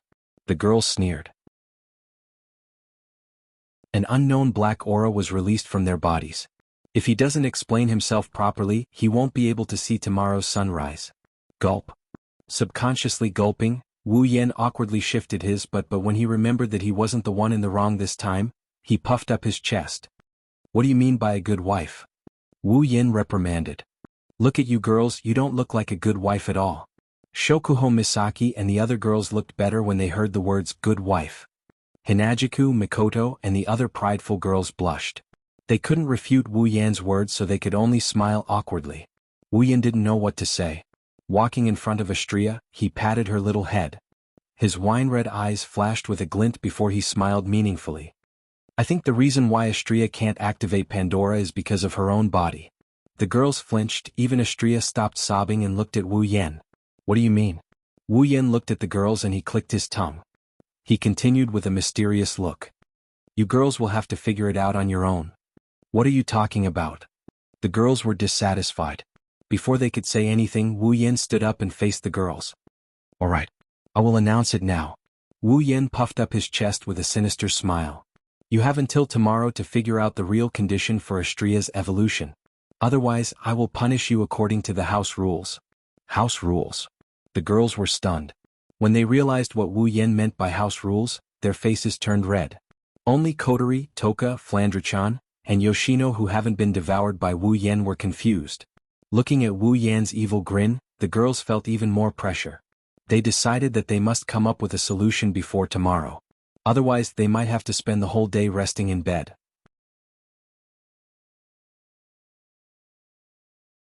Chapter 855. At the southeastern end of the camp, there is a mountain range that is neither big nor small. There were many natural caves in the mountain range, surrounded by rocks, so it was impossible to set up tents here and provide a resting place for the garrison in the camp. In the past, the caves in the mountain range were only used to store some resources and act as a small base for warehouses. However, a few days ago the nature of one of the caves here changed. From a warehouse of supplies and provisions, it had turned into a prison. The person imprisoned in the cage was none other than Marcus, who was awaiting the council's verdict. While the girls are racking their brains trying to figure out a way to activate the Pandora system for Astria, Wu Yen is happily watching from the sidelines. Something big is happening here.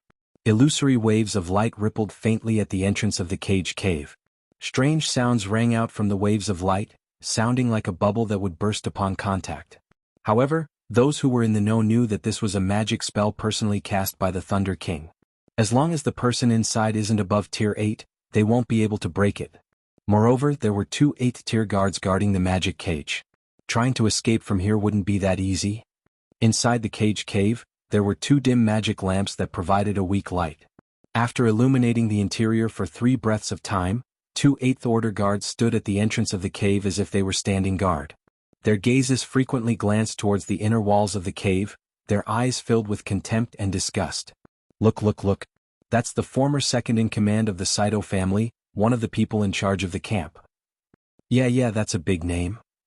He's a peak Tier 8, he can deal with normal Tier 8 guards like us in a matter of minutes. I'm so scared. Too bad.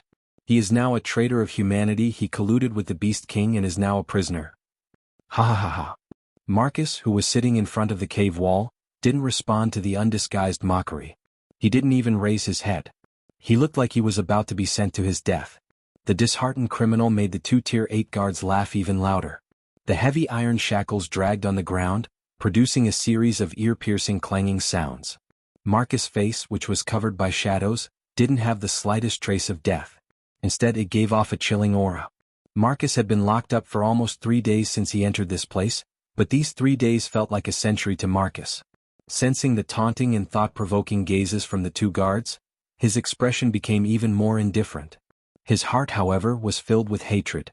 He wished he could immediately kill them, destroy their corpses, and leave this damned place. Unfortunately, his huge ice attribute aura was sealed by the 50 kilograms of shackles on his hands and feet. This kind of torture tool that could seal aura and magic power wasn't something that Marcus could break at will, unless he relied on his own physical ability. But Marcus wasn't a magical beast. How could he have such a powerful physical ability to break free from the heavy shackles? In his current state, the 2 Tier 8 guards can easily press him to the ground with a finger and kill him on the spot. In addition to the layer of magic cage, let alone a peak of the 8th tier, even 10 peak of the 8th tier wouldn't be able to escape. Therefore, no matter how angry and hateful he was, Marcus could only endure it and not flare up. Otherwise, these 2 guards who usually didn't like him wouldn't hesitate to teach him a lesson when he was down in the mountains. Lowering his body, Marcus hid his figure and expression in a dark corner of the cave as much as possible. Only a soft murmur that no one could clearly hear reverberated in the cave. It's about time. The heads of these figures turned and shook a few times as if they were looking at each other, then nodded to each other. Hiding behind the trees like this, their breathing was so light that it was almost non-existent. Even if a Tier 8 powerhouse passed by here, they wouldn't be able to find any trace of these people. They maintained this posture and didn't move at all, like corpses. Until the night was at its darkest, when the bright moon in the sky was covered by dark clouds, they finally moved. Like torpedoes shot out from the water, they leaped out with a whoosh, and arrived in front of the cage cave in an instant. Two of the figures at the front gathered their do chi and used their battle skills to heavily smash the magic cage that enveloped the entrance of the cave. Looking at the level of their do chi and the power of their battle skills, these two were at least 8th order intermediate powerhouses. Bang! With a muffled sound, the magic cage shook violently. Without any suspense, it was broken and several figures flew into the cave at the same time. Oh. By the time the two Tier 8 guards realized what was happening, several figures had already arrived in front of them. Combat skills that contained the sound of breaking air landed on the two guards who were caught off guard. Bang! Bang! With two muffled sounds, the two guards screamed as they fell backwards. Before they could even react, their necks were grabbed by two pale white hands. Crack! Crack! A teeth-numbing kacha sound rang out in the next second. Two Tier 8 guards were killed by a sneak attack just like that. They could no longer make any sound. Whoosh! Whoosh! With the sound of flying, a black figure flashed in front of Marcus. A total of 4 people lined up in front of Marcus. Boss! Low and powerful voices sounded from the 4 figures. Judging from the aura emitted from their bodies, they were all powerhouses of the 8th order, and all of them were at the high level of the 8th order. When the 4 of them appeared, Marcus' expression improved a lot. He nodded silently. Seeing this, one of them stepped forward and unlocked the shackles on Marcus. Marcus is the second in command of the Saito family. Over the years, he has secretly trained a few loyal subordinates. He didn't use them much, but he didn't expect them to come in handy at this time. Is everything ready? Marcus moved his hands and said with a cold face. The person who unlocked the shackles nodded. We've already arranged our escape route.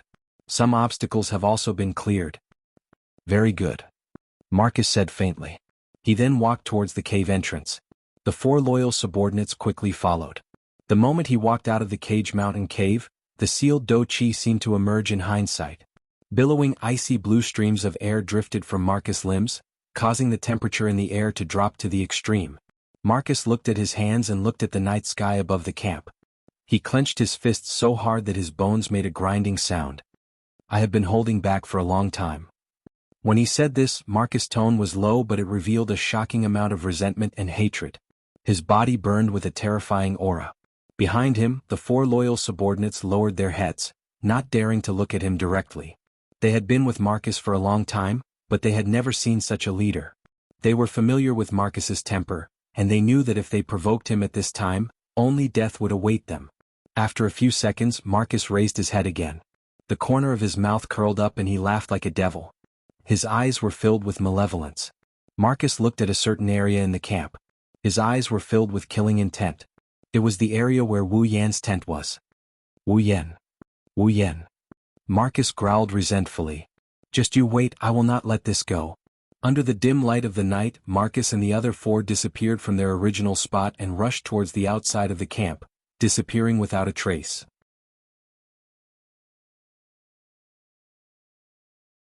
Chapter 856.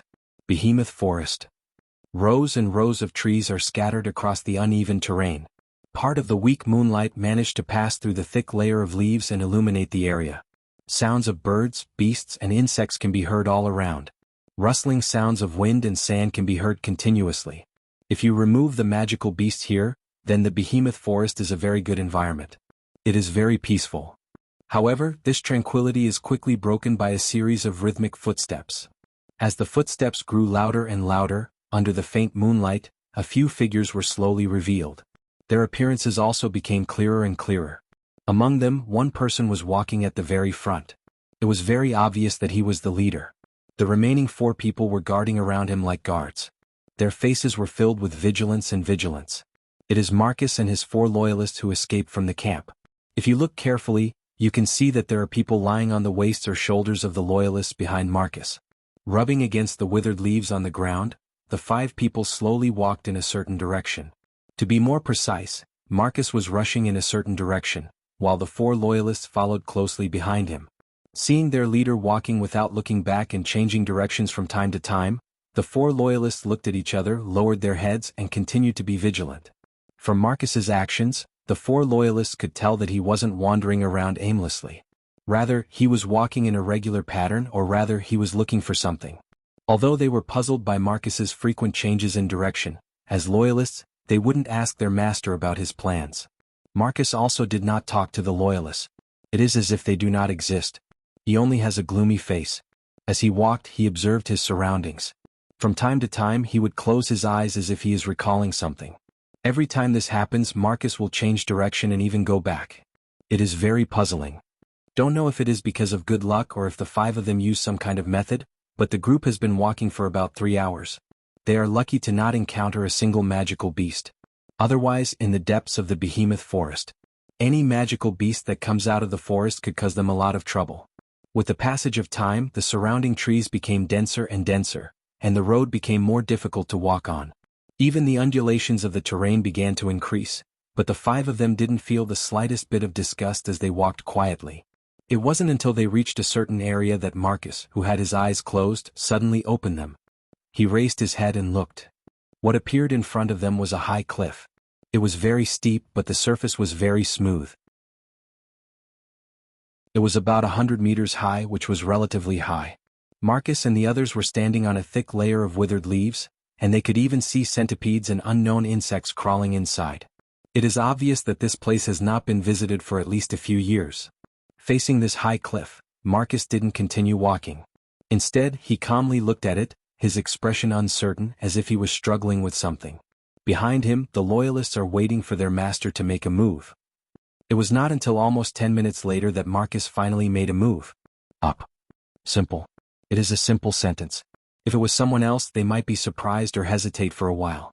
After all, the cliff is too steep and the surface is very smooth. Even if a powerhouse of the 8th rank wants to go up, it would be very difficult without some support magic. Marcus loyalists are all warriors and they are carrying people. It is even more difficult. So much so that even loyal as they were, they couldn't help but be startled for a moment when Marcus spoke. But in the next instant, they disappeared and followed behind Marcus to climb up the cliff. Do Chi covered the surface of their bodies and was controlled into a needle shape by them. Once they were placed on top of the high cliff, a couple of holes would appear on the precipitous wall of the high cliff to provide them with a foothold. The 5 of them were able to smoothly move toward the top of the high cliff. However, the further they went, the slower their speed became. After all, using Do Chi in such a manner consumed quite a lot of Do Chi. When the 5 of them arrived at the top of the cliff, even Marcus's forehead was covered in a layer of sweat. His breathing was slightly chaotic, and his fighting aura had been greatly consumed. It was not easy for him to reach the top of the cliff, but Marcus still raised his foot and walked to the front. At this time, the 4 loyalists behind Marcus also saw the situation at the top of the cliff. There are cliffs to the left and right, there is no way to go. Behind them is a steep wall, which is the only way out. But in front of them is a tall rock wall, blocking the way forward. Here, there is only a platform in the center. But upon seeing the platform, Marcus, who had been wearing an ice-cold expression, revealed a look of joy for the first time. He quickly strode to the platform, rubbed the dust off the surface, and cleaned up a small ravine. As the ravine appeared, Marcus' joy intensified. He continued to clean up the platform, creating more and more ravines. Marcus stared at the ravine on the platform, an indescribable light flashing through his eyes. Sometimes he hesitated, sometimes he was resentful, sometimes he was bitter, and sometimes he was ferocious. In short, it was extremely complicated. But in the end, only resentment and ferocity remained in his eyes, and he stretched out his hand. Marcus took out a bottle of unknown potion from his bosom and slowly poured it into the ravine of the platform. Then he opened his mouth. Kill those people and sprinkle their blood on the platform. Hearing this, the loyalists paused for a moment. Then they gathered their fighting aura and punched the heads of the people on top of them. Bang, bang, bang, bang. Sounds like papayas breaking echoed in the surroundings. The heads of the 4 loyalists were smashed to the ground. It was as if they were chopped off. The loyalists grabbed their necks and threw them on the platform. Like chickens being slaughtered, a large amount of blood flowed out. Bright red blood dripped onto the platform. The blood of the 4 loyalists dyed the entire platform red. Marcus poured all the liquid in the potion bottle into the gully. In the next moment, the blood-dyed platform suddenly lit up. Whung! The platform shook and all the blood spilled on it flowed back into the gully. It was as if the blood had been absorbed, slowly fusing with the liquid flowing inside. The color of the platform was restored to its original appearance, but the liquid flowing in the gully had turned black. Then a second light lit up in the gully. Whung! This time the vibration of the platform increased by a lot. The black liquid in the gully also flashed with a strange light and illuminated the gully. It was a magic formation. 1. The third vibration was no longer the vibration of the platform. It was the vibration of the black liquid in the gully. Suddenly, the black liquid in the gully turned into a stream of water and flew into the air. It drew a mysterious trajectory. Then, a magic formation similar to the one on the platform was drawn in the air. It had a diameter of 10 meters. It was very large. Boom! A strange sound came from the magic formation. However, before anyone could react, the magic formation quickly shrank to the size of a palm and flew out at an incredible speed. It shot into Marcus's body. Ah! A blood-curdling scream came from Marcus's mouth. Boss! The 4 loyal followers were startled. Just as they were about to step forward, the scene that appeared in front of them caused them to be stunned. A layer of black scales covered Marcus's entire body at a speed visible to the naked eye. Even his face was covered. A tail grew out of his back and 2 sharp horns grew out of his forehead. He looked frighteningly ferocious. Marcus's aura rose rapidly. In an instant he broke through the peak of the 8th rank and reached the 9th rank. The 4 loyalists were shocked. Ha! Marcus, who had turned into a monster, laughed loudly. His laughter was like that of a ghost.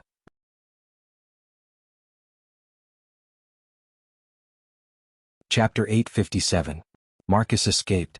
By the time the news spread throughout the camp, Marcus had already fled the camp. It had already been an hour since the news had spread throughout the camp. It couldn't be helped.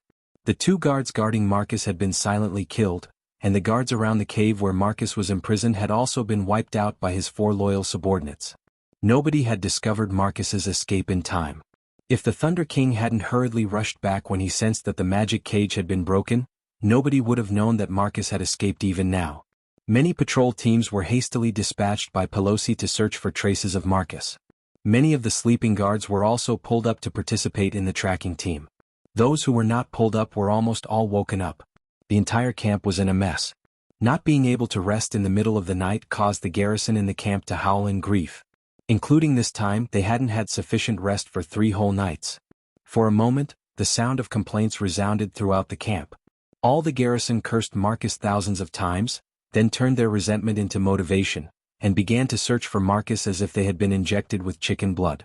If Marcus really fell into their hands, he probably hasn't returned to the camp yet. Who knows how many times they'll have to wear their little shoes. Of course, this is all inside the camp. It has nothing to do with Wu Yen and company. When Wu Yen learned of Marcus' escape, he only talked about it for a bit before tossing it to the back of his mind. Lei Wang, who came to inform Wu Yen, couldn't help but sigh in exasperation. All in all, despite the chaos in the camp, Wu Yen and co are still living a comfortable life. For them, the camp is a mess. For them, helping Astrea activate Pandora is much more important than Marcus. If they have the spare energy to care about a stray dog, they might as well use it to think about the conditions for Astrea's evolution. At least that's what the girls thought. They don't want to be subjected to the so-called family discipline. As for Wu Yen, he has his own matters to attend to. While the girls are still researching Pandora, Wu Yen returned to the camp. Wu Yen returned to his tent. He climbed into his bed. He didn't lie down to sleep. Instead, he opened the system interface and clicked on a tab that appeared a few days ago. Ding.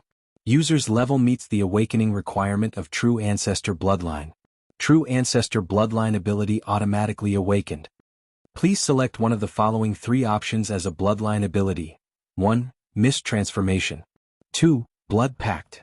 3. Familiar Summon. He looked at the information displayed on the tab. Wu Yen fell silent. A few days ago when he, Mikoto, Kotori, Toka, and Astrea reached Tier 9 and reached level 80, this tab has been there ever since.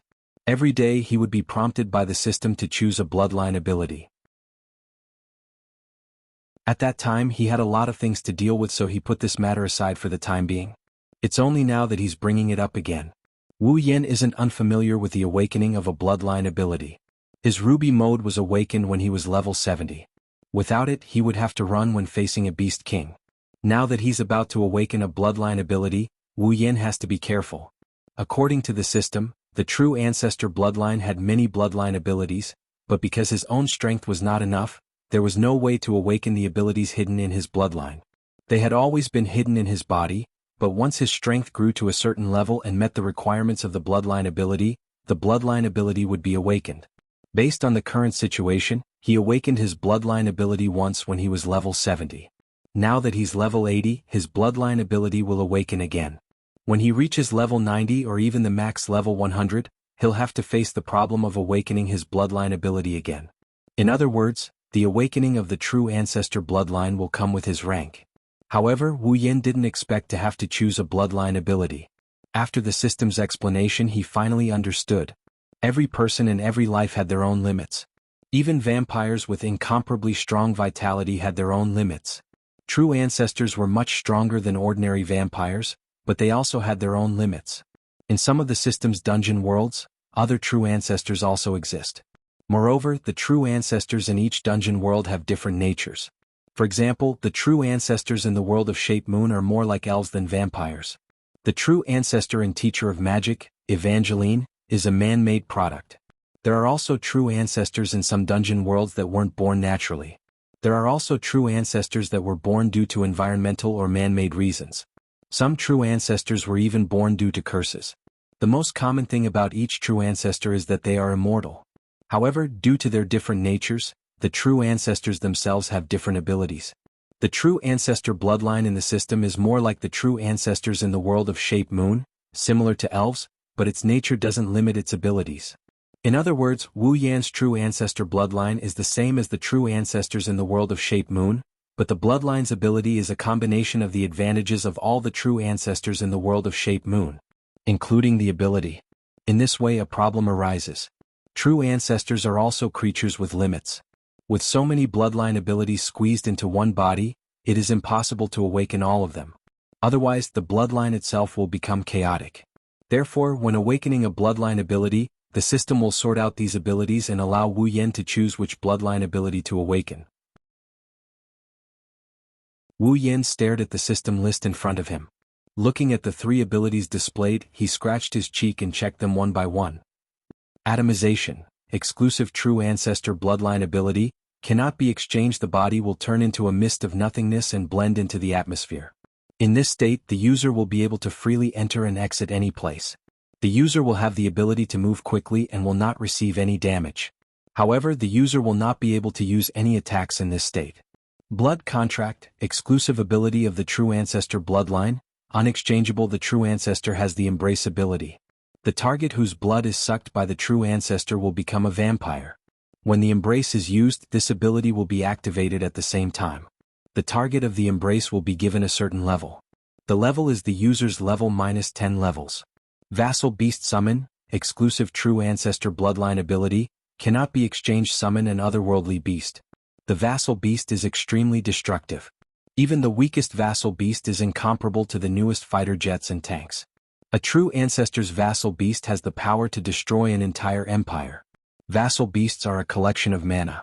They are sentient but have no physical body and cannot be attacked. However, if a Vassal Beast is attacked with mana that is more powerful than the Vassal Beast itself, the damage can be negated. Abilities that nullify mana can also eliminate the Vassal Beast itself. After a successful summoning, the Vassal Beast will reside in the user's blood and absorb the user's life force, greatly reducing the user's lifespan. Therefore, only a vampire with unlimited life force can truly control a Vassal Beast. Wu Yin frowned as he looked at the 3 bloodline abilities. Vaporization, as its name suggests, allows the user to transform into mist. Not only can they enter any location, they can also move quickly and become immune to damage.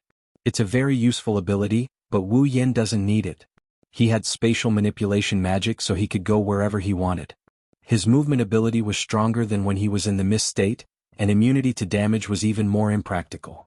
There was no shortage of spells with the same effect in the 103,000 grimoires. Blood Pact, on the other hand, is very useful. It grants the target of the embrace 10 levels lower than the user. If he uses it, the target of the embrace will rise to level 70, giving them the power of a rank 8 fighter. But what attracted Wu Yin the most was the ability to summon Vassal Beasts.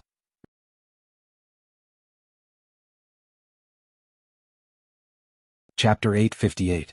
Vassal Beast Summon, ability exclusive to the primogenitor bloodline, cannot be exchanged. Summon an otherworldly beast under the wielder's command.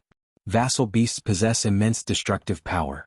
Even the weakest vassal beast is superior to the most advanced fighter jets and tanks. A primogenitor's vassal beast possesses the power to destroy an entire empire. Vassal beasts are a collection of mana.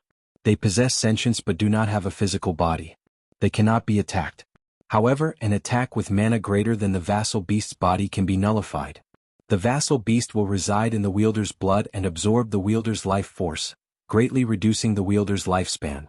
Therefore, only a vampire with unlimited life force can truly control a vassal beast. Without a doubt, this is a terrifying ability. Even the weakest vassal beast is superior to the most advanced fighter jets and tanks. A primogenitor's vassal beast possesses the power to destroy an entire empire. And I am a primogenitor. In other words, if I can obtain this ability and summon a vassal beast, it will possess enough destructive power to destroy an entire empire. Vassal beasts will become my most powerful means of attack at this stage of the game.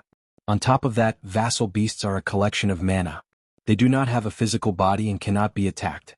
Vassal beasts are even more powerful than before. Wu Yan can already imagine what would happen if a monster like this was thrown into the Ailu Empire and wreaked havoc as it pleased. Even though using mana greater than the vassal beast's body to nullify the damage, vassal beasts are a collection of mana. A primogenitor's vassal beast is a source of mana, who can possess a greater amount of mana than a vassal beast. With my current strength, I can summon a vassal beast. Even a demigod expert who is proficient in magic would not be able to block one of my attacks. Even a demigod expert would have to exhaust most of his mana. After 2 attacks, the opponent's mana would be depleted. Without mana, the vassal beast is just a paper tiger. What's there to worry about? Of course, a demigod expert isn't that stupid. If they understood the nature of a vassal beast, they wouldn't be foolish enough to take it head-on. However, that doesn't diminish the power of a vassal beast. Moreover, vassal beasts had their own consciousness, so he didn't need to control them. Being able to fight on his own saved him a lot of trouble. With his current power level, he can summon a familiar to fight alongside him. He's confident he won't lose to a tier 9 combatant. If one had 2 familiars or more than 2 familiars. Thinking about it, Wu Yan felt that this ability was a bit abnormal. The only thing they had to be wary of was the ability to deal a fatal blow to a familiar, but that didn't matter. Familiars didn't have a physical body to begin with. Once they were wiped out, they could just summon them again. As long as the user didn't die, the familiars wouldn't die either. He only needed to consume magic power to summon it again. If the Blood Pact ability allowed him to create an unparalleled tier 8 army, then the ability to summon familiars would allow him to become an existence comparable to an entire army. At the very least, that's the case in terms of destructive power. Wu Yan was tempted by the ability to create a tier 8 army. After all 20,000 of the Misaka sisters could become tier 8 powerhouses with it. However, putting aside whether or not the sisters would be willing to become vampires, the side effect of the blood-sucking ability was enough to give Wu Yan a headache. Wu Yan only managed to suppress the blood-sucking ability by using an item he redeemed from the system. The item cost was quite high as well. If he wanted to redeem an item that could suppress the blood-sucking ability of 20,000 Misaka sisters, he wouldn't be able to do it unless he pawned everything in his ring of gold. In comparison, the ability to summon familiars was more appealing to Wu Yan. However, Wu Yan is worried that the familiars he summoned might be weak. After all, there are strong familiars and weak familiars, isn't there? Wu Yan didn't know that his worries were unfounded. When a familiar is first summoned from a different world, it will reside in the blood of the summoner and feed on the mana and life force of the summoner. The stronger the mana and life force of the summoner, the more powerful the familiar will be. This was why vassal beasts summoned by true ancestors were known as the strongest vassal beasts. A true ancestor's mana was the pinnacle of all life forms, and their vitality was limitless. Vassal beasts that fed on mana and vitality were naturally the strongest vassal beasts that resided in a true ancestor's body. Wu Yan was reassured after learning this from the system. He made his decision. System, I choose the third option, summon familiars. Beep. Third bloodline ability, summon familiars is a bloodline awakening of the primogenitor bloodline. Confirm? Reminder. After confirming the bloodline ability, the other 2 bloodline abilities will be removed from the user's bloodline. You will never be able to use them again. Please make your choice carefully. Wu Yan paused when he heard the system's notification. He hesitated for a moment before nodding. Those 2 abilities weren't of much use to him anyways. So be it. Confirm. Beep. Confirm. Selection successful. Removal of atomization and blood pact. A dense blood-red light burst forth from Wu Yan's body. With the appearance of the blood-red light, Wu Yan's body trembled slightly. A strange wave of energy surged out from his body and rippled across Wu Yan's body. Wu Yan looked like a reflection in a pool of water. He was hit by a falling rock, causing him to tremble unsteadily. At the same time, Wu Yan's veins bulged, the blood in his body went berserk and surged at a speed never seen before. Like an electric current coursing through his veins, his skin slowly turned red. Wu Yan could clearly feel that deep within his body, every part of his body is transmitting a signal. Was itching. Wu Yan had experienced this feeling when he first awakened the red jade mode. Although it wasn't painful, the strange itching was more torturous than pain. Now that this itching feeling appeared again, Wu Yan recalled the torment he felt at that time. His body trembled and he couldn't help but feel nervous. However, to his surprise, the itching from Wu Yan's body was not as strong as when he first awakened the red jade mode. Although it was still very itchy, it was still within the range of Wu Yan's tolerance. Wu Yan heaved a sigh of relief. As the blood in his body went berserk and the abnormal waves on the surface of his body slowly acted on his body, Wu Yan felt that his blood seemed to have undergone some changes. His internal organs also began to change due to the absorption of the abnormal waves on the surface of his body. As for what was different, Wu Yan couldn't put his finger on it. The indescribable feeling made Wu Yan's heart itch. Not long after, the abnormal waves on the surface of his body were completely absorbed by his internal organs. The blood in his body gradually calmed down, and the system notification rang out. Ding. Obtained the bloodline ability, summon familiar. Wu Yan blinked in confusion. He tilted his head and touched his body. I got it? But why didn't I feel the presence of a familiar? This is the user's first time summoning a familiar. The familiar must be summoned from an otherworldly summoning world. Only then will the familiar reside in the user's body for the user to use. Ugh, I think so. Wu Yan rubbed his chest. Then how do I summon a familiar from an otherworldly summoning world? According to the system's database, if the user wishes to summon a familiar, they must travel to a dungeon world associated with the familiar's world. Familiars cannot be summoned from other worlds. Wu Yan instantly understood after hearing the system's reply. He was tricked again.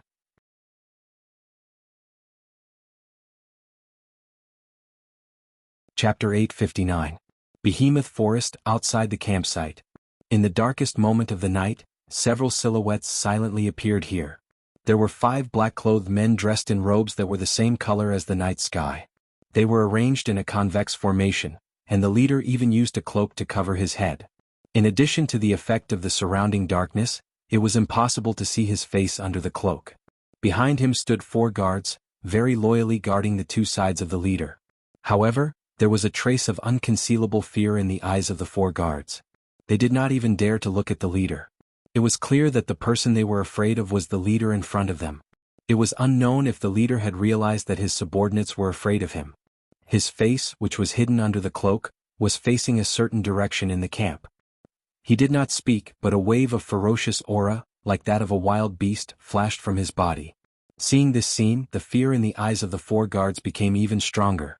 The identity of the 5 people was already obvious. They were Marcus and his 4 loyalists who escaped not long ago. Perhaps even the Thunder King would never have guessed that Marcus, who had escaped not long ago, would actually return a few hours later. The 4 loyalists secretly glanced at Marcus and opened their mouths. They seemed to want to say something, but in the end they did not say anything. Because they knew why Marcus had come here. And they also knew that even if they tried to persuade Marcus, he would not listen to half a word. They might even anger him and become the target of his anger.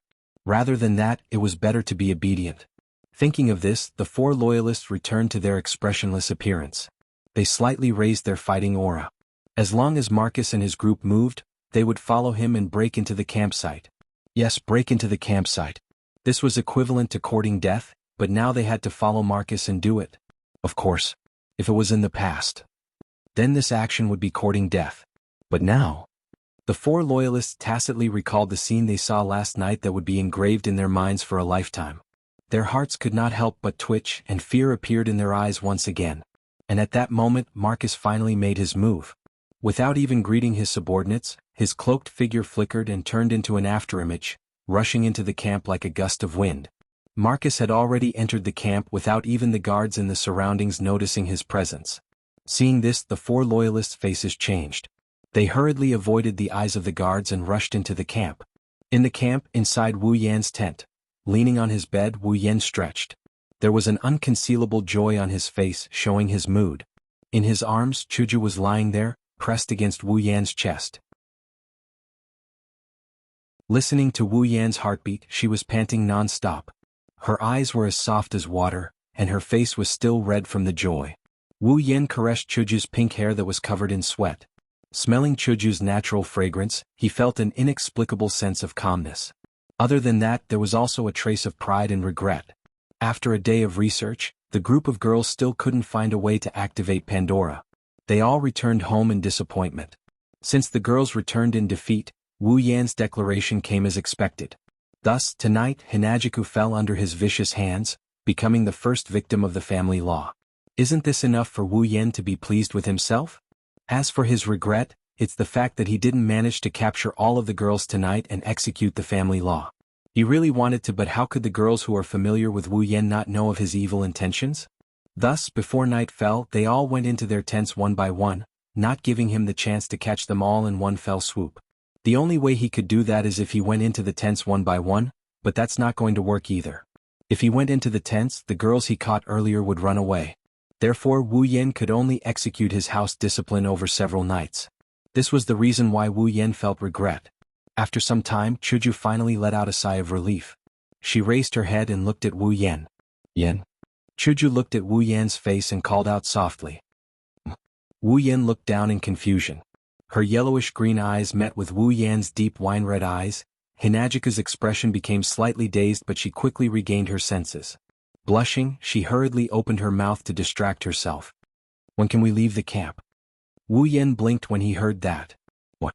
Are you tired of staying in the camp? It's not that. Chuju shook her head. I just feel that we're not from the camp and we don't bring any benefits to the camp. If we keep staying here, I feel like I'm lazy in someone else's home. After listening to Hinajiku's explanation, Wu Yan agreed with her. It seems like their current situation is just like a lazy worm living under someone else's roof. Wu Yan scratched his head and sighed. Actually, I don't really want to stay here either. However, once we leave, will my sisters be able to leave with us in a grandiose manner? Then what should we do? Chuju wrinkled her nose. Do we have to stay here forever? That's not the case. Wu Yan looked up at the top of the tent. Katsu-chan is already thinking of a way to let the girls live a normal life while also solving the current situation. Is it okay? Don't worry, it's fine. Wu Yan rested his head on top of Hinajiku's head. He smelled her hair and he grinned. In terms of strength, Misaki-chan might not even be a match for you.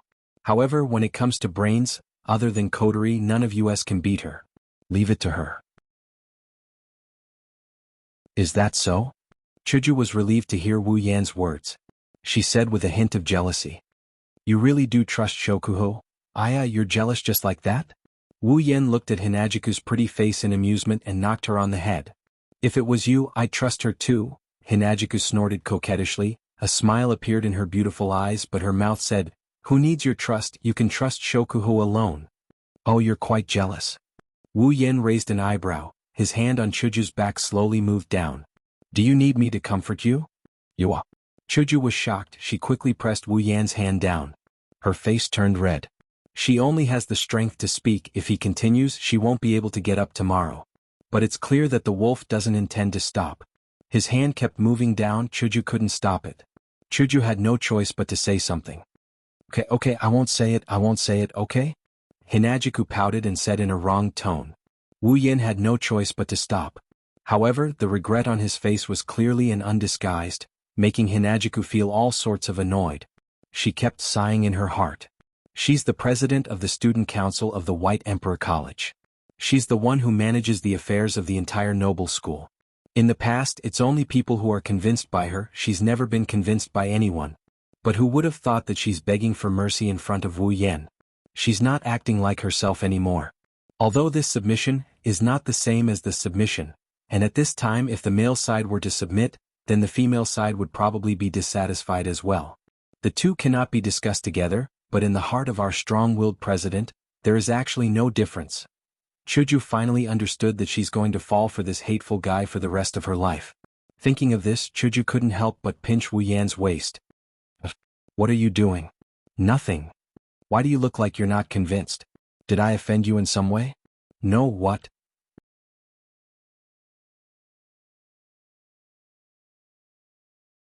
Chapter 860. The Behemoth Forest encampment is huge, comparable to a small city. There are several thousand people stationed in the encampment alone. Every night, there are a lot of guards patrolling the area. They are at least at the 6th rank, most of them are at the 7th rank, and there are even a few at the 8th rank. With the strength of these patrols, it would be extremely difficult for outsiders to infiltrate the encampment. However, this is not a problem for the 4 loyalists who infiltrated the encampment yesterday. It is also not a problem for Marcus, who is much stronger than the 4 loyalists. Under the cover of the night, the 5 of them easily avoided the patrols. Even the 8th rank guards didn't notice them. The 5 of them rushed towards one of the areas in the encampment at a moderate speed. Hey, brothers. The teams that just finished gathering came over and greeted the patrols that have been patrolling for half the night. It's time to change shifts. You should go rest. The night patrols had to be changed as well. Otherwise, after a night, even if nothing happened because of their cultivation, it would inevitably affect their work during the day. Therefore, it was very necessary to change the shifts of the guards. Especially recently, the camp was in the midst of troubled times. Sometimes they couldn't even sleep, so it was even more necessary to change shifts to rest. It's finally time to change shifts. Finally, we can rest. Let's go to sleep. One of the patrolling team members sighed. They chatted with each other as they walked towards their own tents. When they arrived at the encampment area, they naturally split up and walked towards their own tents. A guard who was separated from his teammates was walking back to his residence alone. Suddenly, he felt a blur in front of his eyes, and a black shadow suddenly appeared in front of him. He was shocked and opened his mouth wide. Just as he was about to scream, the black shadow quickly raised its head. A black gas shot out from under the cloak. It shot into the guard's eyes. The guard felt dizzy and soon his consciousness blurred. His eyes gradually became dull, and the fluctuations of his emotions slowly disappeared from within. He was like a puppet. Tell me? A hoarse voice came from under the cloak. Where is Wu Yan? Marcus used to be the person in charge of the entire camp. He knew where Wu Yan and the others lived. However, ever since Andrew failed to assassinate Shokuho Misaki, they had changed their residence, so Marcus wasn't sure where they were. He only had a rough idea that it was in this area. However, it couldn't be ruled out that Wu Yan and the others had changed locations in the past few days. Marcus had no choice but to take control of one of the garrisons, and he didn't have such means in the past. It's in the east. The guard said in a daze. That. Inside the cloak, a blood-red light flashed. What about his women? It's also in the east. The guard said mechanically. Marcus nodded slightly. Take me there? The guards didn't resist. They turned around and led Marcus and the other 4 loyalists towards the east side of the area. Along the way, many patrols discovered this garrison, but they didn't discover Marcus and the 4 loyalists beside him. They seemed to know this garrison, so they didn't come forward to ask anything, saving Marcus a lot of effort. After advancing for a while, they arrived at the edge. The garrison personnel suddenly stopped moving forward. Marcus and the 4 loyalists raised their heads and looked ahead. There, nearly 10 tents were set up in a very isolated corner and didn't converge with the other tents. Marcus understood that those tents were where Wu Yan and the others were staying. The body hidden in the cloak began to tremble slightly, but it didn't take long for Marcus to suppress it. Holding back the roar that was about to erupt, Marcus whispered, "Why did you stop? Which tent is Wu Yan in?" The guard's voice was emotionless. I only know that several sirs are staying here, but I don't know which one is staying in which tent. Marcus flinched for a bit before he understood. The guards couldn't enter the area Wu Yan and Co. are staying in. That's why they know where they are staying, but they don't know who is staying in which tent. Looking at the several tents in front of him, Marcus clenched his fists and didn't immediately enter them. After all, Wu Yan wasn't the only one there. There were 2 other 9th rank existences. He didn't know that there were more than 2 9th rank existences there. There were 7 of them. In the tent area where Wu Yan and the others were staying, the lights were all dimmed. It meant that the owners were asleep.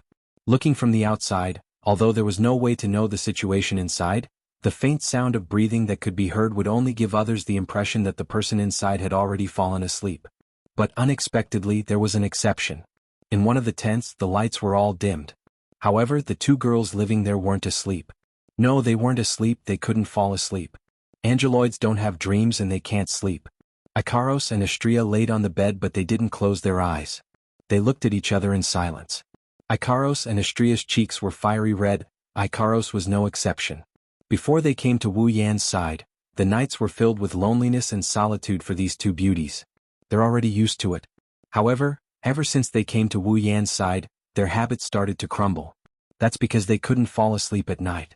Only by staying beside Wu Yan would they feel safe and fulfilled. Without Wu Yan they would feel lonely. That's why when their master fell asleep at night, the two angeloids would sneak into Wu Yan's tent and spend the entire night looking at his sleeping posture. That's the only way they wouldn't feel lonely. Of course, Wu Yan knew about this, but he didn't point it out. Once he feels the two girls beside him, if he's tired, he would fall asleep while holding their hands. If he's full of energy, Ikaros and Astria would have to roll in the sheets with him. Of course, Ikaros and Astria didn't accompany Wu Yan every night. For example, in this situation, they knew Chuju was in Wu Yan's tent doing something shameless. They didn't dare to enter his tent. If they entered, they would end up like Chuju. A certain wolf would take advantage of them. Thus, the two girls returned to their tents. Blushing, they're probably imagining the scene where they did it with Wu Yan. But at a certain moment, the red-faced Ikaros lifted her head. Her pair of indigo pupils flashed and contracted. Then a square frame appeared as her pupils turned crimson red. Ikaros senpai? The sudden change surprised Astria. Before she could ask, Ikaros stood up abruptly. With a flap of her wings, Ikaros dashed out of the tent. Astria reacted and a square frame appeared in her eyes. As an angel like Ikaros, even though her brain wasn't that bright, she knew Ikaros wouldn't do something so meaningless. Ikaros must have noticed something, that's why she flew out in such a hurry. Astria flapped her pure white wings and flew out of the tent at a speed comparable to Ikaros. She arrived beside Ikaros, who was standing at the entrance of the tent. Astria saw what was happening outside the tent. Astria saw. In front, not far away, 5 black figures were standing beside a guard. The one in the lead was emitting a very ominous aura. Even an idiot like Astria eliminated the possibility of the other party being friendly when she sensed the ominous presence. Are they trying to harm Master? With this thought in mind, the square frames in the two women's eyes suddenly expanded, and a halo flashed above their heads for a moment. The two girls shot out like cannonballs.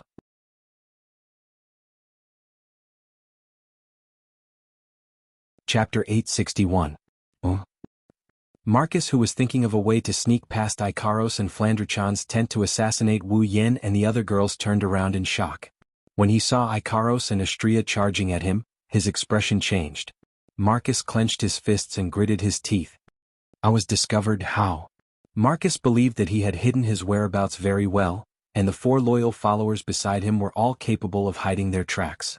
Otherwise, they wouldn't have been able to hide from the eyes and ears of the entire camp and save him. But he didn't expect that in the end, he was still discovered. Marcus miscalculated. He didn't know anything about the girl's abilities. Just like how Andrew didn't expect Shokuho Misaki to have the ability to sense other people's psyche waves, Marcus didn't expect Ikaros to be able to detect him when he thought he had hidden himself well. But he didn't expect Ikaros to be able to detect him. If that's the case. His cloak fluttered despite the lack of wind. Wisps of black gas came out of it and enveloped Ikaros and Astria like a dark cloud. Then I will take care of you first. A cold voice came out of Marcus' mouth and echoed in the ears of the 4 diehard loyalists. Kill that golden-haired one. Yes, sir. The loyalists shouted. Then they leaped into the air and charged towards Astria. Marcus, on the other hand, turned his attention to Ikaros. Perfect, let's see how strong a Tier 9 fighter like you is. As soon as he finished speaking, Marcus spewed out black gas from his feet, turning him into a rocket launcher as he charged towards Ikaros. Boom! The sound of a collision echoed throughout the camp. Such a loud and clear voice was no different from a sudden clap of thunder in the silent night. He believed that if this voice were to spread out, then everyone in the camp would hear it and come over. The 5 of them surrounded Marcus. But strangely enough, invisible sound waves reverberated in the air. When they spread out, they were wiped out by the black gas that enveloped the area. There was no sign of the sound waves spreading out. Because of this ability. That's why Marcus dared to assassinate Wu Yan and Co. one by one. Otherwise, the sound of the battle would attract Wu Yan's group and everyone in the camp. No matter how arrogant Marcus was, he wouldn't be able to do anything about it. He wouldn't be able to kill a single one of them. Since it was able to block sound waves, it would naturally be able to block combat aura, mana fluctuations, and the aura of the person inside. With this ability, Marcus's wishful thinking of defeating them one by one would definitely be successful. Of course, that's when he's dealing with others. While Ikaros, Astria, and Marcus clashed with each other, inside Wu Yan's tent, Wu Yan, who was hugging Chuju, opened his eyes. He shot up from his bed like a spring, startling Chuju. What's wrong? Wu Yan didn't answer Hinajiku right away. Instead, he closed his eyes as if he's sensing something. When he opened his eyes again, a terrifying killing intent erupted from his eyes like a volcano. His wine-red pupils turned blood-red as he spoke with a voice filled with killing intent.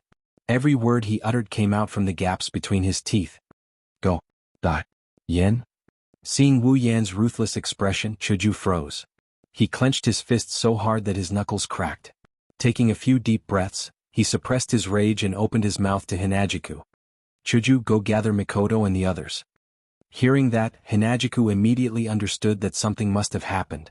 She grabbed her clothes and quickly put them on while asking, what happened?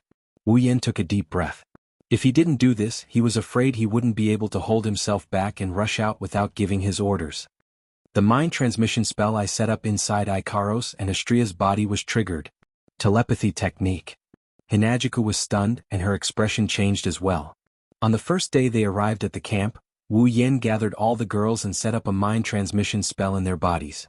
According to Wu Yan, the heart transmission jutsu is a jutsu that allows the user to set up certain conditions in advance and then engrave them into the user's body. Once the preset conditions are triggered, the user who set up the jutsu will be able to sense it. Wu Yan set up a mind transmission spell in the girls' bodies. The precondition for triggering the spell is to enter a combat state or encounter danger. In other words, Ikaros and Astria might be fighting someone right now. Fighting someone in the middle of the night without Wu Yan and Chuju's knowledge. Other than the fact that Shokuho Misaki was ambushed, what other reason could there be? No wonder Yan is so angry. Wu Yan waved his hand and the clothes on the rack flew up into the air and landed on his body. In less than a second he was dressed. I'll be heading over first. Hinajiku nodded. She knows how anxious Wu Yan is right now. If it weren't for the fact that Ikaros and Astria are tier 9, he probably wouldn't even have the time to inform her of his arrival before rushing over. Be careful. Mana surged out of Wu Yan's body. His body flashed and he disappeared. Chuju ran out of the tent and ran towards the girls. Boom, a loud sound rang out in the space filled with black gas. The ripples of the blast spread out and hit the encirclement formed by the black gas. Then the black gas was completely absorbed without any leakage. Ikaros's emotionless eyes swept past Marcus, who was rushing towards her. Her luminous wings flickered with a blue radiance. Her body trembled and an afterimage was left behind. Ikaros herself had already arrived in front of Marcus without any warning. That was fast. The sudden appearance of Ikaros also caused Marcus's heart to skip a beat. The do-chi in his body surged violently and ignited on the surface of his body. However, the icy blue do-chi of the past had already disappeared without a trace. Instead, it had turned into a black stream of air with a decaying aura.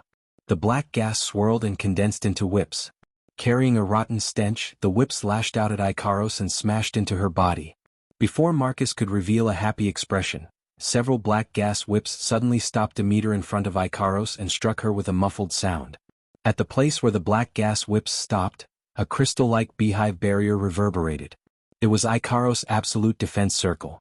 In an instant, the black whip dissipated. Ikaros' body suddenly leaned forward and flew directly into Marcus' chest. With a twist of her slender waist, all the strength in her body was concentrated on the wings behind her back. Then with a fierce flick she smashed Marcus' chest. Boom. A powerful force surged from the illusory wings and landed on Marcus. A low groan came from the face under the cloak and Marcus was sent flying back a few steps. Obviously, Ikaros' fierce wing attack caught him off guard and caused him to suffer some injuries. Damn it. Furious and alarmed, Marcus channeled his black do-chi and retreated hastily. But when he retreated a few meters, Ikaros caught up to him and chased after him. Her eyes shrunk slightly as she raised her slender fist. A crystalline light similar to the one on the surface of the absolute defense circle flashed, and with a sharp sound of wind tearing through the air, she punched Marcus in the chest. Bang! A frightening force gushed out of the small fist. Marcus' expression couldn't be seen under the cloak, but it was like a waterfall crashing into his body with a muffled rumble.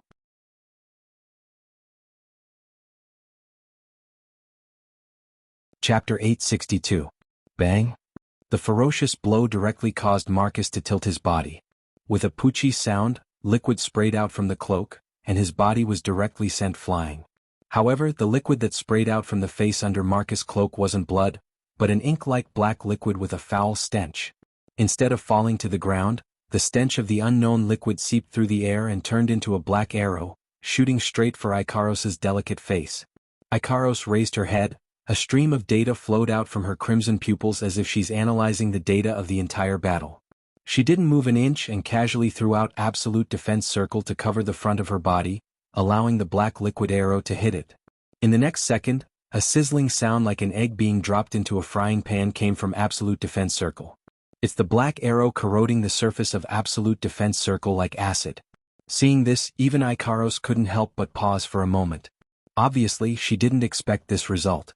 Fortunately, the black arrow didn't seem to be able to corrode absolute defense circle. It only caused a burst of poisonous smoke before disappearing without a trace. The whole process may seem long, but from the moment Ikaros and Marcus faced each other head-on, it's clear that Marcus didn't have much time left. It only took a dozen or so seconds for the two melee attacks to take place. In these dozen or so seconds, Ikaros had the absolute upper hand. Just as Marcus stabilized himself, his line of sight quickly shifted to Ikaros, who was floating in the air. Seeing Ikaros's unscathed appearance, he gnashed his teeth in hatred from under his cloak. This woman is so strong. In just a dozen or so seconds, he already suffered 2 losses at the hands of the opponent. At this point, no matter how stupid Marcus is, he finally understood. This woman called Ikaros isn't what he thought she was. She's like him, relying on some kind of method. She's a fake who forcefully raised her strength to the 9th stage. But how is this possible? This woman. She's still so young, how can she rely on her own strength to reach the 9th stage? Marcus' voice was filled with uncontrollable jealousy and hatred. One must know. He had paid a rather painful price to reach the 9th stage. Looking at Ikaros' unwavering eyes, Marcus cautiously took a few steps back. His face under the cloak was terrifyingly gloomy. The heterogeneous do-chi in his body had been pushed to the limit. Now, in his heart, he no longer dared to underestimate Ikaros in the slightest. However, even if Ikaros's strength is beyond Marcus's expectation and is much stronger than the current Marcus, he has nothing to fear. He can't win against Ikaros alone, but if they entangled, she won't be able to defeat him. Once Astrea is killed by Marcus' 4 diehard followers, she will join forces with me and I will tank her head-on while the 4 diehard followers attack me from the side. I don't believe I can't win this battle. Lin Sanjiu thought. In a battle between 9th stage combatants, if there isn't a huge disparity in strength, even a slight distraction can be fatal. Ikaros is stronger than Marcus but not by much. Under such circumstances, with 4 more diehard followers harassing her, she'll definitely die. As for Astrea's battle, Marcus isn't worried at all. A peak 8th stage is much stronger than a high 8th stage, but she's up against 4 high 8th stage combatants. The peak 8th stage has almost no chance of winning. 1 against 4, it's like ants can bite an elephant to death. Plus, his 4 diehard followers aren't your average high 8th stage combatants. If they join forces, they'll definitely win. Marcus has no doubt about it. At least that's what he thinks. That's why he didn't know that the Ikaros in his mind, who isn't much stronger than him, still has an evolved combat mode that she hasn't used yet. Of course, he also didn't know that the peak 8th stage Astrea in his mind has already become a 9th stage combatant. One miscalculation after another, Marcus is doomed to a tragedy. No? Just as Marcus was about to use a delaying tactic to fight Ikaros, not far away, several familiar screams suddenly resounded, accompanied by an astonishing pressure. An ominous premonition emerged from the depths of Marcus's heart. He did not dare to turn his head to look at the source of the sound, but his head still turned uncontrollably. Then, the scene that entered his eyes caused his body to tremble violently. The one-sided siege that he had expected did not happen. Instead, the 4 8th Order high-level loyalists that he had placed his hopes on were all lying on the ground, with a hideous wound that was enough to kill them. Blood flowed out, staining the ground below. In Marcus' impression, Astrea should be dead by now. Instead, she was wielding a radiant lightsaber. She flew to Ikaros' side and faced him from afar. No. This is impossible. Marcus's voice was hoarse as he stared at his 4 subordinates on the ground. He wanted to see if there was any trace of camouflage. Alas, he was disappointed. His 4 diehard followers slowly lost their breath under his gaze. They're dead. Why? Waves of black gas rose from within the cloak, accompanied by Marcus' unbearable roar. Why can a peak 8 stage kill 4 high 8 stage combatants so easily? As soon as Marcus finished speaking, a voice filled with boundless coldness echoed from behind him. This question, hearing the familiar voice engraved in the deepest part of his memory, Marcus suddenly froze in place. You better go ask those 4 high-class 8 powerhouses in hell. The body hidden under the cloak began to tremble at a far higher frequency than before. A monstrous ferocious aura surged out from Marcus' body, bringing with it a black aura like a gale. He turned around and swept behind him. Wu Yan. Wu Yan's wine-red eyes revealed a hint of mockery. He didn't even raise his hand and a wall of magic lit up like a light. When the black wind came in contact with the wall, it looked like it met something terrifying. It got pushed to the side and brushed past Wu Yan's side. So it's you? A murderous glint flashed in Wu Yan's eyes. He unleashed a mountain-like pressure that enveloped the entire area. He didn't hold back as he slammed it down on Marcus. You're the stinky rat that crawled into this place and bit into the ground without knowing your own strength? Frantic killing intent, hidden in a voice as faint as a mosquito's buzz, spread out and together with the extreme pressure fell on Marcus' body. Marcus, who was still in a state of madness just a moment ago, felt his breathing become sluggish and his shoulders sink. Marcus paused for a moment when he realized he was being suppressed by Wu Yan's aura. Then, a ferocious aura that was several times more ferocious exploded and Marcus howled like a demon from the abyss. Wu Yan frowned when he heard the other party's resentful howl coming from inside the cloak. It was obvious from the other party's tone that the cloaked person knew him and had a deep hatred for him. Otherwise he wouldn't be acting like this. Originally he thought that the cloaked person was like Andrew last time. He thought that the cloaked person came to the dark side of the camp to fulfill his own scheme. But now it seems that this idea can be denied. Wu Yan looked at the cloaked person who was howling madly.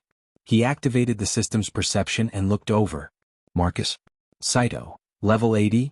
Narrowing his eyes, Wu Yan's murderous gaze turned a few degrees colder. You're Marcus.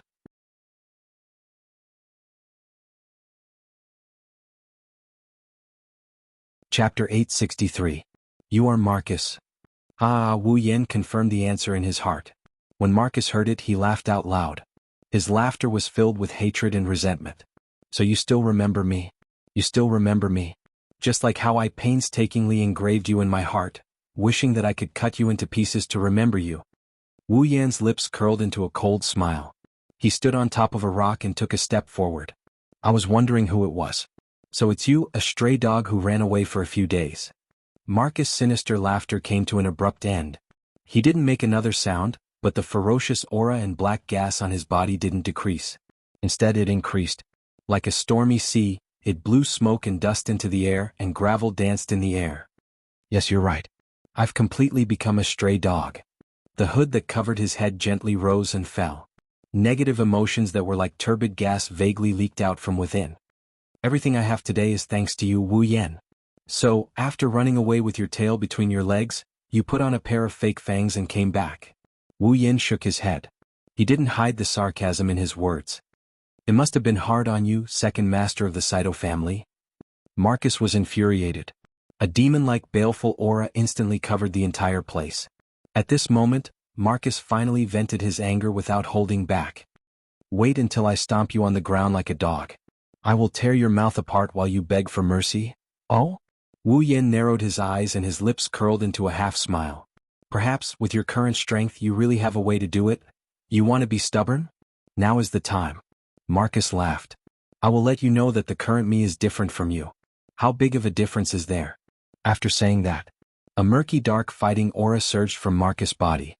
It carried an inexplicable explosion. The aura of a ninth order powerhouse was revealed. Marcus looked forward to seeing Wu Yan's shocked expression. He let out a strange laugh. The current me. I have become a ninth order powerhouse. I am no longer someone an ant like you can compare to. Wu Yan's face turned gloomy. His eyes flashed with a strange light as he stared at Marcus. He was silent. It wasn't that he was afraid.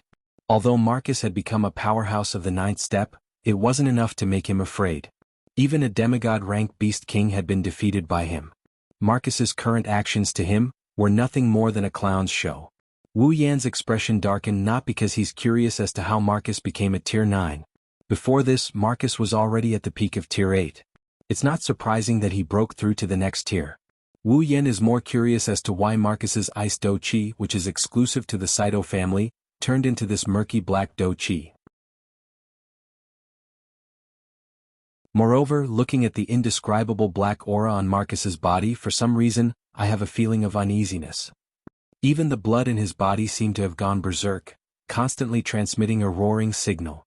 This isn't a joke. The blood in his body was the blood of a true ancestor. For a vampire, blood was more important than the heart and the brain, and it was the same for a true ancestor of vampires. Now that the blood of a true ancestor is rioting, it proves that what he's seeing isn't as simple as it seems. Wu Yan can clearly feel the blood in his body speeding up without him noticing. It's as if he's the king of all beasts in the forest, encountering another king of tigers in his territory. He's itching to tear the other to death. In other words, the inexplicable black gas on Marcus's body was comparable to a true ancestor's in level.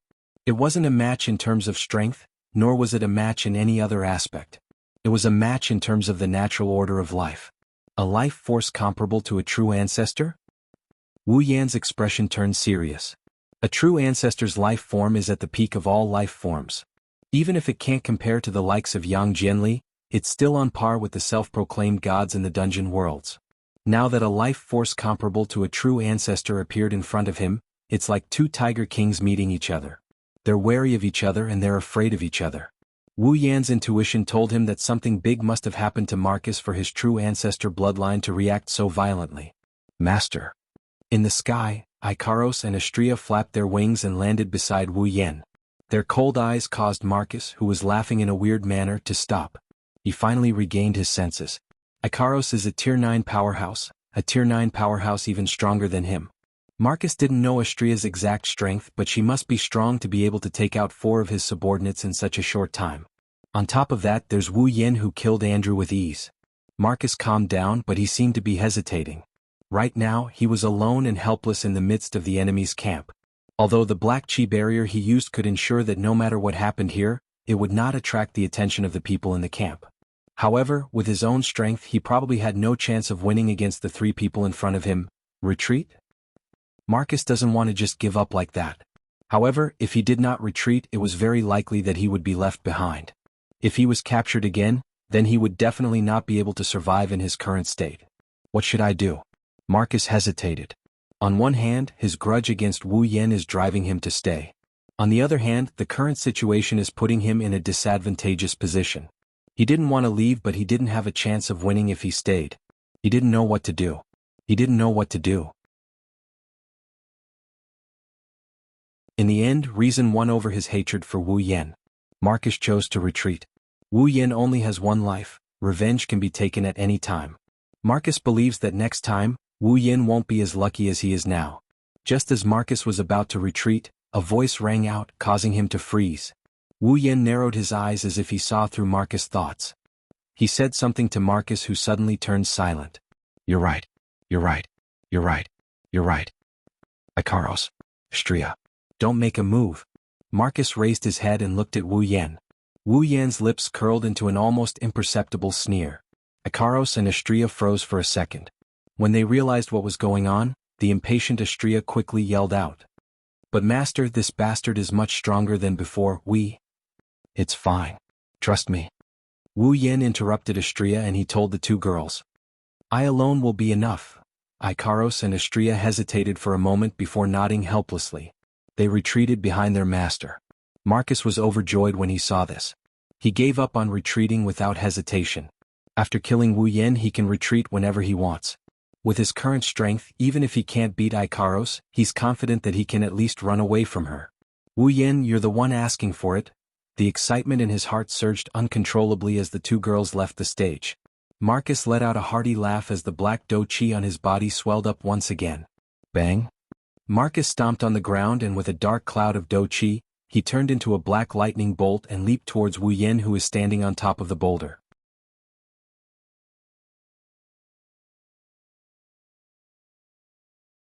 Chapter 864. Bang! With this strange sound as the beginning and Marcus' charge as the horn, the prelude to the battle began. Marcus, who flashed in front of Wu Yan, let out a strange laugh. His cloak flashed like lightning and drew a sharp arc. With a quick flash, the rock Wu Yan was standing on was easily cut in half like tofu. Bang! With a huge roar, the severed rock fell to the ground, stirring up a large amount of smoke and dust. The remaining section was as smooth as a mirror, like a sharp spear, pointing straight to the sky. With the first attack, Marcus displayed his enhanced strength. However, he did not feel the slightest bit of joy. His gaze turned to the side, and there Wu Yan, who had appeared on another rock at an unknown time, looked at him with an expressionless face. On his body, a magical fluctuation that surprised him began to slowly rise. "Indeed, it seems that you have improved a little." Hearing Wu Yan's words, which seemed to be spoken to a weakling, Marcus snorted with anger. Without any hesitation, his figure leaped again, bent down, and quickly continued to rush toward Wu Yan.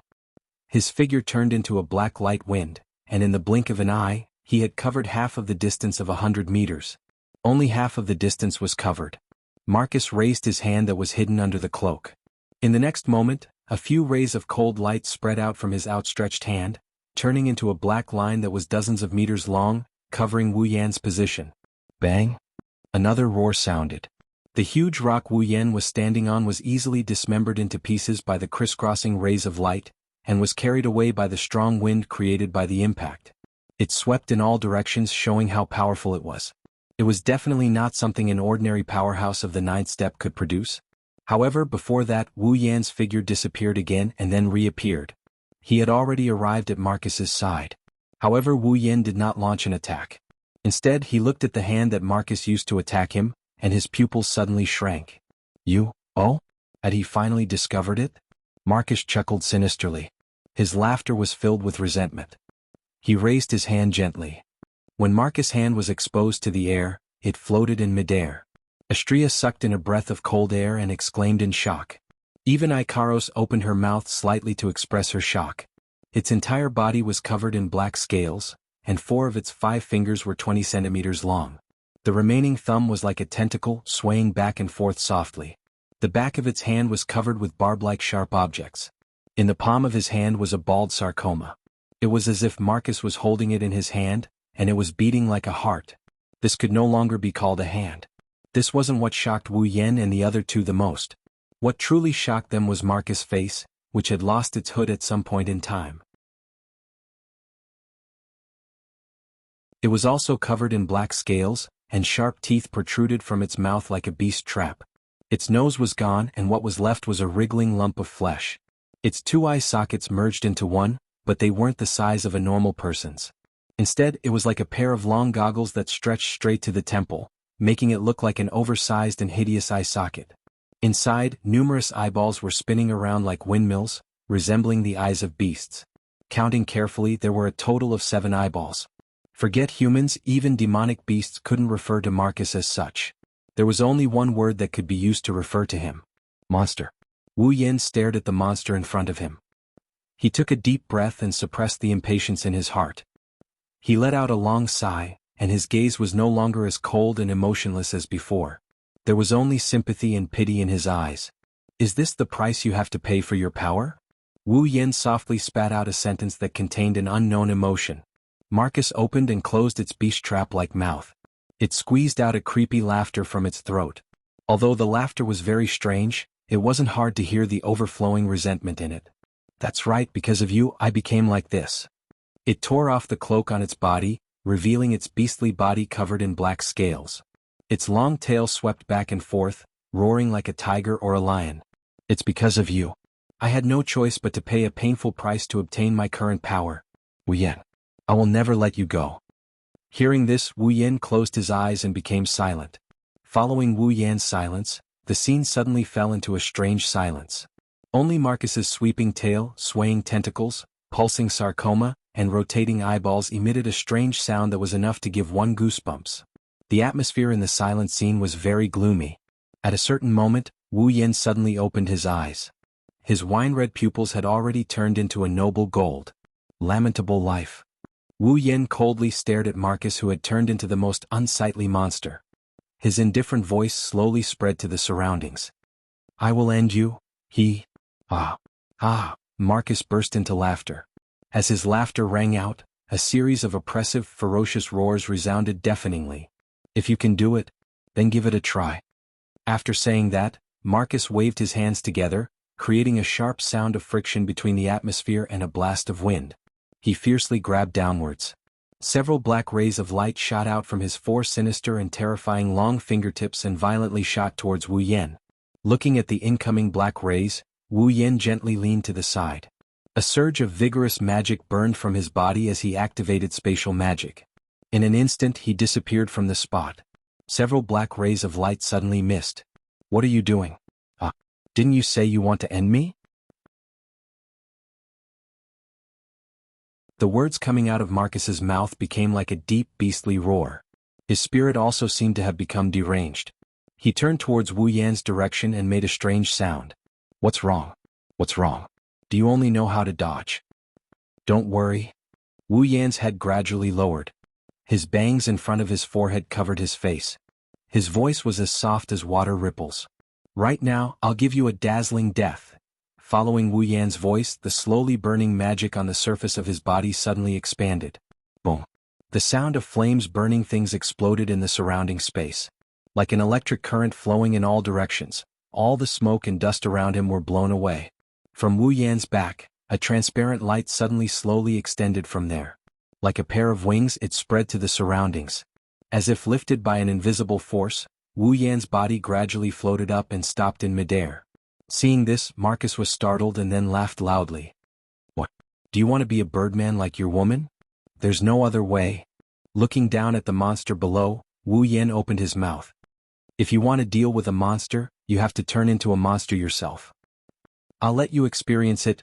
103000 Book of Witchcraft Spell Feast. Book of Witchcraft? Marcus forcefully hooked the corner of his mouth. His long tongue directly licked his eyes. It doesn't matter what. Come on. Let me tear you apart. Raising his long claws, he pointed his fingertips at Wu Yan. Like a beam of black light, it shot towards him. This time Wu Yan didn't use teleportation. He motionlessly looked at the approaching beam of light. Behind him, a light belt suddenly twisted and met the beam of light. Ping! The beam of light collided with the belt of light. The beam of light seemed to sink into something dense. The moment it came into contact with the belt of light, its speed sharply decreased. In the surrounding space around the belt of light, a clear wave of light flashed and quickly dimmed. Marcus's beam of light seemed to have a large piece bitten off. The front part disappeared without a trace. The remaining part continued to move forward and slowly sank into the belt of light. Marcus was stunned.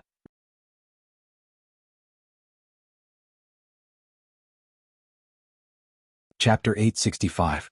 Obviously, Marcus didn't expect that his attack would be blocked in such a way. His current attack was all accompanied by the black Do Chi on his body.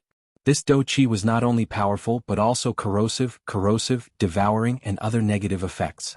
Compared to Marcus' previous Ice Do Chi, its power was more than one level higher. To put it bluntly, if he had this Do Chi in the past, then he who was at the peak of the 8th step would have no opponent under the 9th step. But now, not only had Marcus reached the 9th step, he also had this variant Do Chi. This allowed him, who had just reached the 9th step, to have the strength to directly face those in the middle and lower ranks of the 9th step. But even with this kind of strength, his attack was still blocked by Wu Yan. This. For a moment, Marcus was somewhat stupefied. An unbelievable guess uncontrollably floated in his mind, causing him to cry out involuntarily. You have advanced to the 9th step. Wu Yan looked at him indifferently and didn't say anything. But the aura that far surpassed the peak of the 8th step directly told Marcus the answer. Wu Yan had indeed advanced to the 9th step. No, impossible. As if he had received a blow. Marcus staggered back a few steps. His sinister face full of scales clearly reflected his absent-minded expression. In order to advance to the 9th step and have the strength to kill Wu Yan, Marcus paid an extremely painful price. Using this inhuman appearance as a catalyst, he advanced to the 9th step and obtained a variant Do Chi that far surpassed the Ice Do Chi, greatly increasing his strength. But why did Marcus make such a choice? Wasn't it to dismember Wu Yan, who had caused him to this state, in the cruelest way possible? And when he paid such a cruel price in exchange for enough strength to achieve his goal? But reality told him otherwise. The enemy he wished to cut into pieces unexpectedly advanced to the 9th step like him, and didn't even need to pay any price. How could Marcus accept this? How could he accept it? This is impossible. Impossible? As if he had gone insane, Marcus kept repeating. The more he muttered, the crazier his expression became. The black chi on his body became more violent, and the sound became louder and louder. The muttering sound had already evolved into a roar, and the black gas on his body had completely exploded. This is impossible. An extremely crazy hatred soared into the sky, causing every corner of the scene to be filled with a sinister and fiendish aura. Marcus seemed to have gone mad. He leaned forward, swept his tail across the ground, and rushed towards Wu Yan, who was floating in the air. I'll kill you. Following Marcus' actions and roars, Wu Yan's golden pupils became even more indifferent. Behind him, the transparent and invisible light ribbons seemed to have been awakened and danced. Several light ribbons twisted and shot out like whips. With a sharp sound they met the charging Marcus. Die, die, die, die. Marcus had fallen into a frenzy of hatred. There was no longer a shred of reason in his head. He only had one thought now, and that was to kill Wu Yan. With a wave of his hand, his sharp claws shot out like spears, stabbing at the oncoming light ribbons. At this moment, the light ribbons that were about to collide with Marcus' ferocious sharp claws suddenly flashed, and their color gradually dimmed. Marcus' sharp claws pierced through them, as if they had encountered a mirage. Marcus subconsciously froze when he felt that his attack had missed. While he was in a daze, the light ribbons flashed again. The originally dimmed color suddenly lit up, and with a whistling sound they shot straight at Marcus' face. In his heart, a sense of crisis quietly arose, calling back Marcus' reason.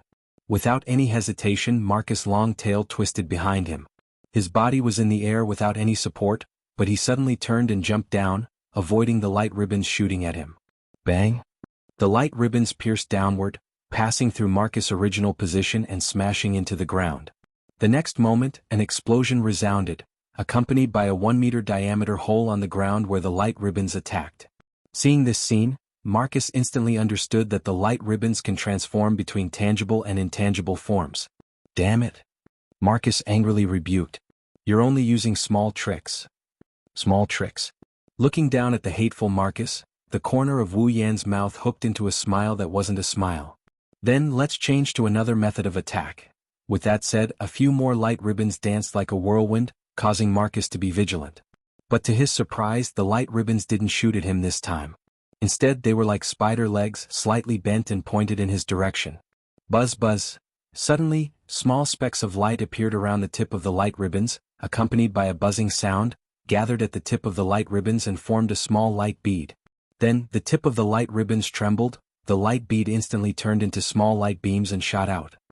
Another long-range attack. Marcus's face was ashen. He is a warrior without a doubt, his strength can only be fully displayed in close combat. Being forced to passively defend by Wu Yan's long-range attacks, in the end, he will only be reduced to exhausting his combat chi and losing. I must find a way to get close to him first. With that thought, Marcus suppressed the impetuousness in his heart and didn't dodge. Instead, he fiercely swung his claws, turning into a series of afterimages, hitting the light beams one after another, scattering them into clusters of light flowers.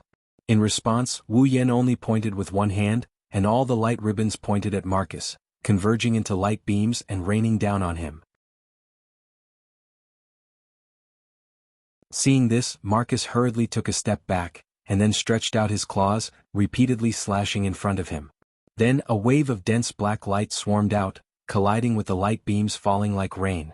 Bang bang bang bang bang, continuous explosions echoed between Wu Yan and Marcus. The light beams and light beams collided, stirring up a moderate amount of dust, gathering together to form a smoke screen, blocking the vision of the two, making them unable to see each other. Marcus wasn't surprised but happy instead. Good chance. Roar. From his mouth, a roar like that of a beast was transmitted from Marcus' throat. Like a signal, the black gas on his body swelled up like a chain reaction. Raising his claws and swinging them down, an incomparably dazzling black light suddenly bloomed from his hands, as if crossing through space, ignoring the distance between the two, the smoke screen that covered the sky, and the target's location flashing past. In an instant, Marcus, carrying the black light, suddenly flashed in front of Wu Yan. Wu Yan's pupils constricted. Looking at Wu Yan's pupils gradually constricting, Marcus smiled sinisterly. Die for me. Amidst the roar, the black light on Marcus' body all condensed into one of his claws. In an instant, that incomparably ugly claw suddenly expanded several times, growing to the size of a wash basin. Immediately against the whistling heavy pressure, it fiercely smashed towards Wu Yan's chest. In his eyes, that huge claw gradually expanded.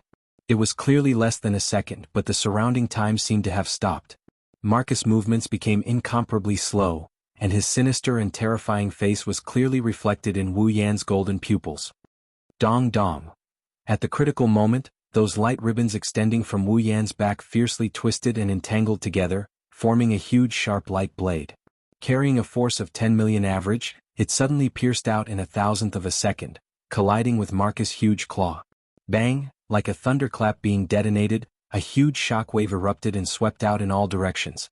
On the ground, countless towering boulders were directly smashed into powder by the violent shockwave. An entire layer of the thick ground was also swept away by the shockwave that constantly erupted out like a tidal wave. Smoke and dust covered the earth.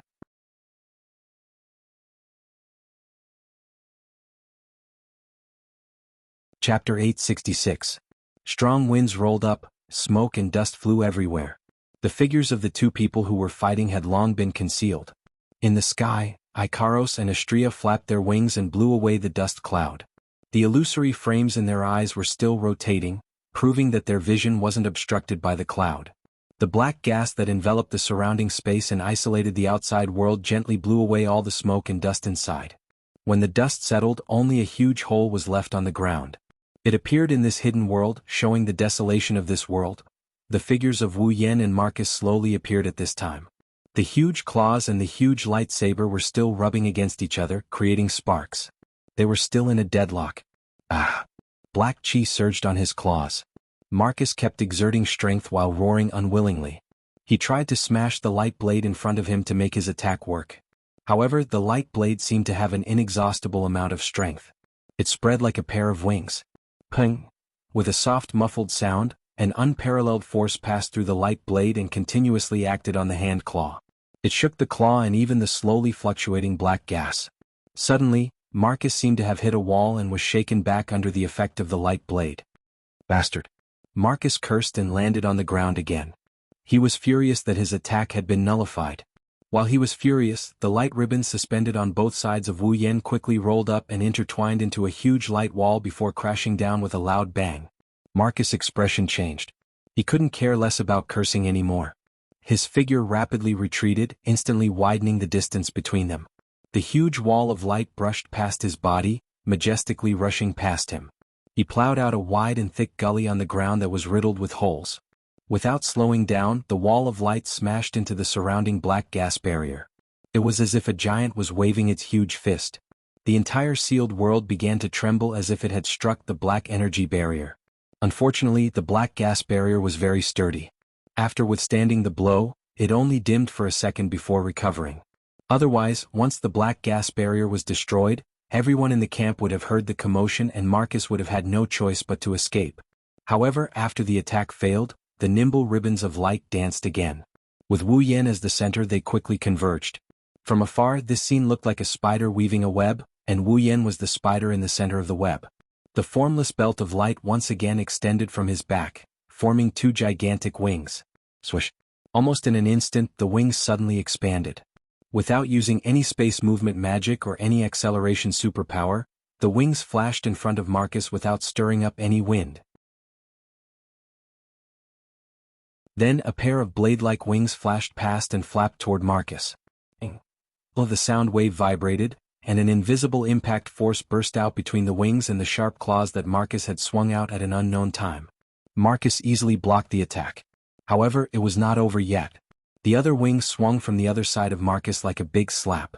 It was a simple flap, but the friction caused the surrounding air to scatter light smoke, and the temperature suddenly became a lot hotter. Obviously, if this flap hit, even Marcus would be seriously injured. Marcus, who was aware of this, showed a dignified expression. His other hand also swung out fiercely, like a mayfly shaking a tree, and abruptly collided with the rapidly rubbing wing. Clang! The sharp claws and wings collided, and a violent and crisp sound of collision burst out, mixed with a trace of fierce eruption of sparks, spilling out in the entire black gas barrier. The strength of his whole body surged, and the majestic black dough chi also roared. Marcus was like a pie in the middle, struggling to support the wings that were attacking him. The black scales on his face and arms were erected, proving their master's efforts at this time. Marcus' face was already extremely unsightly as he continued to support the two wings. His heart was burning with anger, so much so that Marcus did not notice that Wu Yan, who was floating in the air and at the source of the two wings, was looking down at him, who was tightly entangled with the wings. From his mouth, incomparably profound and mysterious words came out of his mouth. As a series of inexplicable words came out of Wu Yan's mouth, the flow of magic on his body began to flow in a different pattern from before, accompanied by an inexplicable sacred power. When the last word was lightly spat out by Wu Yan, a platinum-colored feather robe that looked like a battle robe, but also like an imperial robe, gradually took shape. His black clothes were covered by the platinum-colored feather robe. At this time, Wu Yan was like a pope who had walked out of a church, sacred and incomparably noble. Only when the platinum-colored feather robe was formed did Wu Yan raise his head, and a pair of eyes slowly opened. Moving church. Done. That's right. This platinum-colored feather robe was known as the ultimate defensive barrier, the moving church, that possessed astonishing defensive power. Using magic was a very rigorous matter. No matter which magician it was, they couldn't get rid of the inherent restrictions when using magic, such as the necessary symbols and chants. Some powerful magic even required the addition of rituals. Among them, a single wrong step could lead to the failure of the magic, even if it was an unclear incantation. Wu Yan was the same. Although he had the 103,000 magic books that could be said to be all-encompassing, not only magic but also yin-yang technique, boundary technique, and sealing technique. However, among these magic methods, as long as they were powerful and had powerful effects, they had to go through certain procedures. It was similar to chanting incantations. And there was no doubt that the moving church was known as the ultimate defensive barrier, so naturally it also required a very strict chanting of incantations. Wu Yan was also not an exception. Even if he had the infinite martial refining to familiarize himself with the magic methods in the Book of Witchcraft, he still couldn't get rid of the shackles of magic. To be able to get rid of the shackles of magic and use magic at will, only the legendary demon god could truly do it. For example, Alistair was such a character. Don't think that Alistair was weak just because Wu Yan could threaten him. To put it bluntly, at that time, if there wasn't the terrifying Meteor Knight, and Alistair wasn't bound to the life support system, then even if there were 100 Wu Yan at that time, they still wouldn't be able to threaten Alistair. Demon god, that was already a realm, not a level. Therefore, no matter how familiar Wu Yan was with the magic methods in the Book of Witchcraft, he was still not a demon god. Therefore, in order to use a super advanced magic like the moving church, Wu Yan had to condense all the necessary elements into words and perform it through chanting. And to be able to do this, although Wu Yan wasn't a demon god, it was enough to make countless magicians look up to him. It must be known that chanting wasn't the only requirement to perform a magic spell like the moving church. Otherwise, in the magic catalog, from the beginning to the end, Intika wouldn't be the only one wearing the moving church. The only limitation was that the chanting time was too long, and the restrictions were too great. Without the necessary rituals and preparations, the moving church on Wu Yan's body would automatically dissipate once the magic power output stopped. Unlike Intika's moving church, which had completed all the necessary procedures, the magic power would continue to flow in the moving church. Even if magic power wasn't poured into it, the magic power would continue to multiply and exist. In addition, it took a long time to chant, so Wu Yan needed to use the light ribbons on his body to stall Marcus to buy time for himself. Therefore, Marcus didn't know that the light ribbons that could stall him weren't actually controlled by Wu Yan. They were moving on their own. Of course, spending so much time chanting the moving church wasn't because Wu Yan wanted to use it to increase his defense. With the body of a true ancestor, he didn't need to defend himself. He had other purposes for chanting the moving church.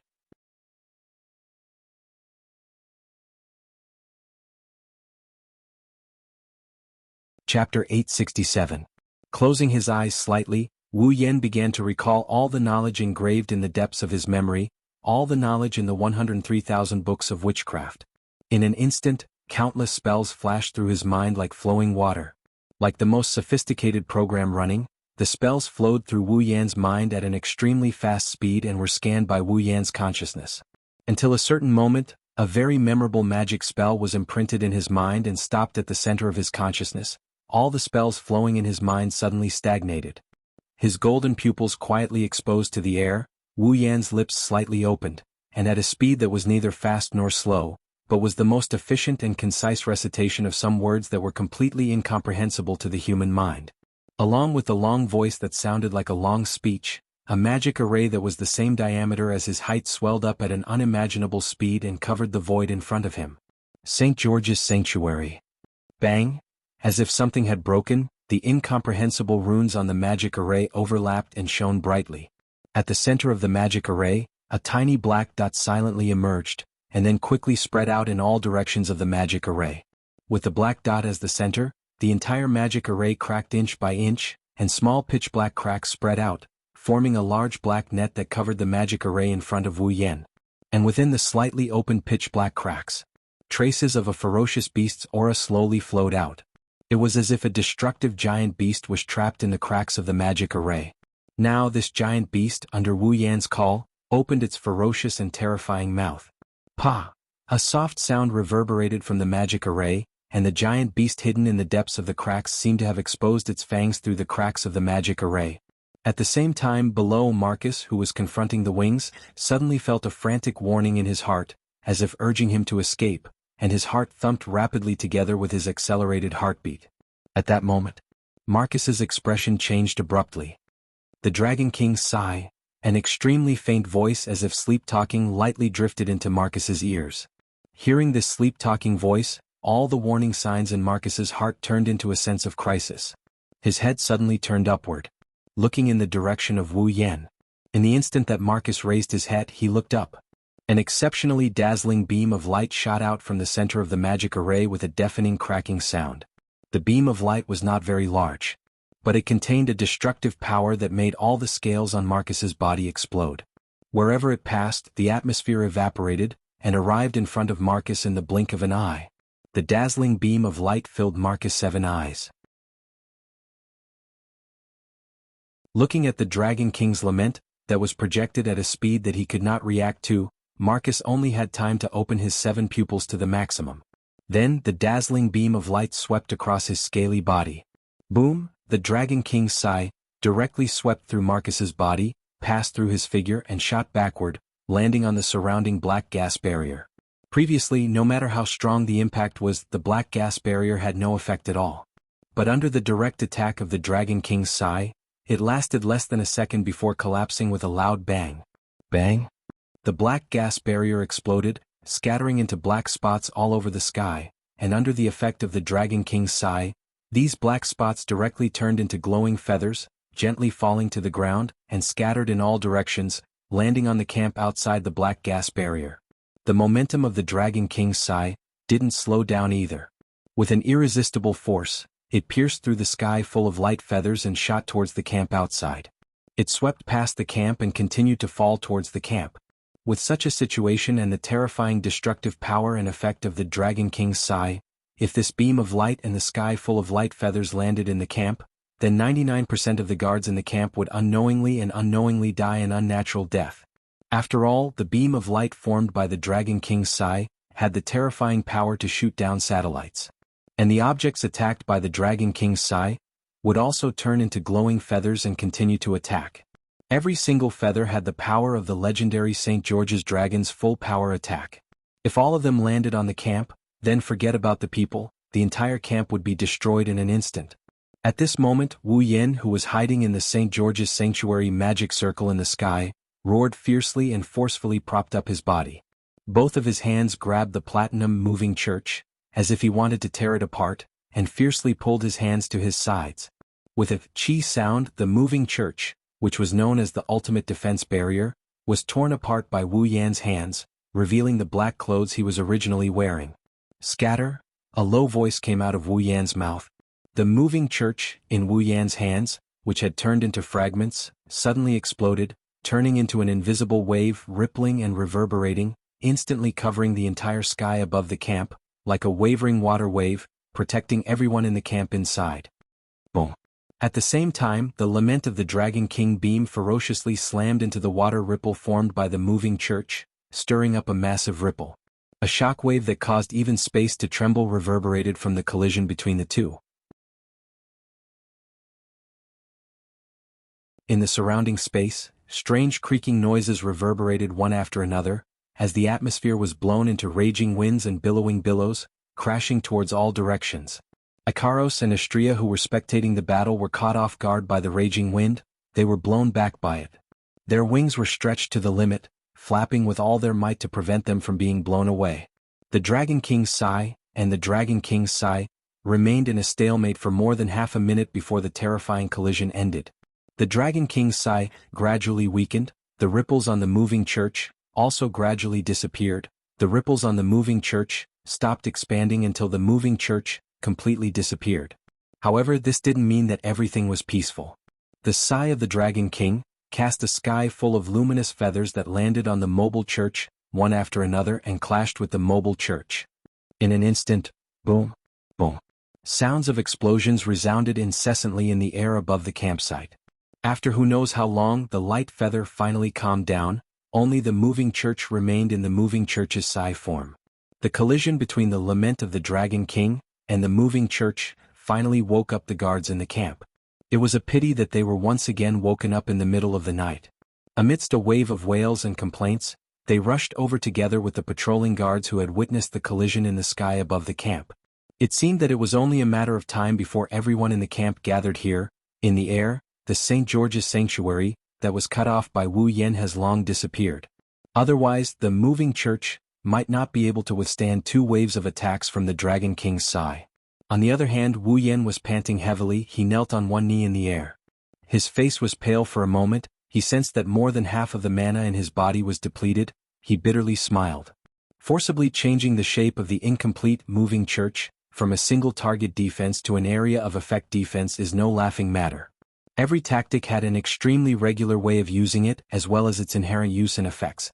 Modifying the formation of a tactic to create a different effect was already destroying the composition of the tactic itself. This method was even more difficult than creating a new tactic, and it was also incomparably dangerous. A normal tactic is already like this, let alone a super advanced magic like the moving church. If it wasn't for the fact that the mobile church is only temporary and not complete, plus the fact that he has perfect control over the infinite arms refinement and the knowledge from the 103,000 grimoires, Wu Yen would have exploded from the sheer amount of magic power in his body in the very first second of action. Even if he succeeded now, the price he paid was not small. Even a creature like the true ancestor had depleted more than half of its mana, and its body that was aching constantly proved this point.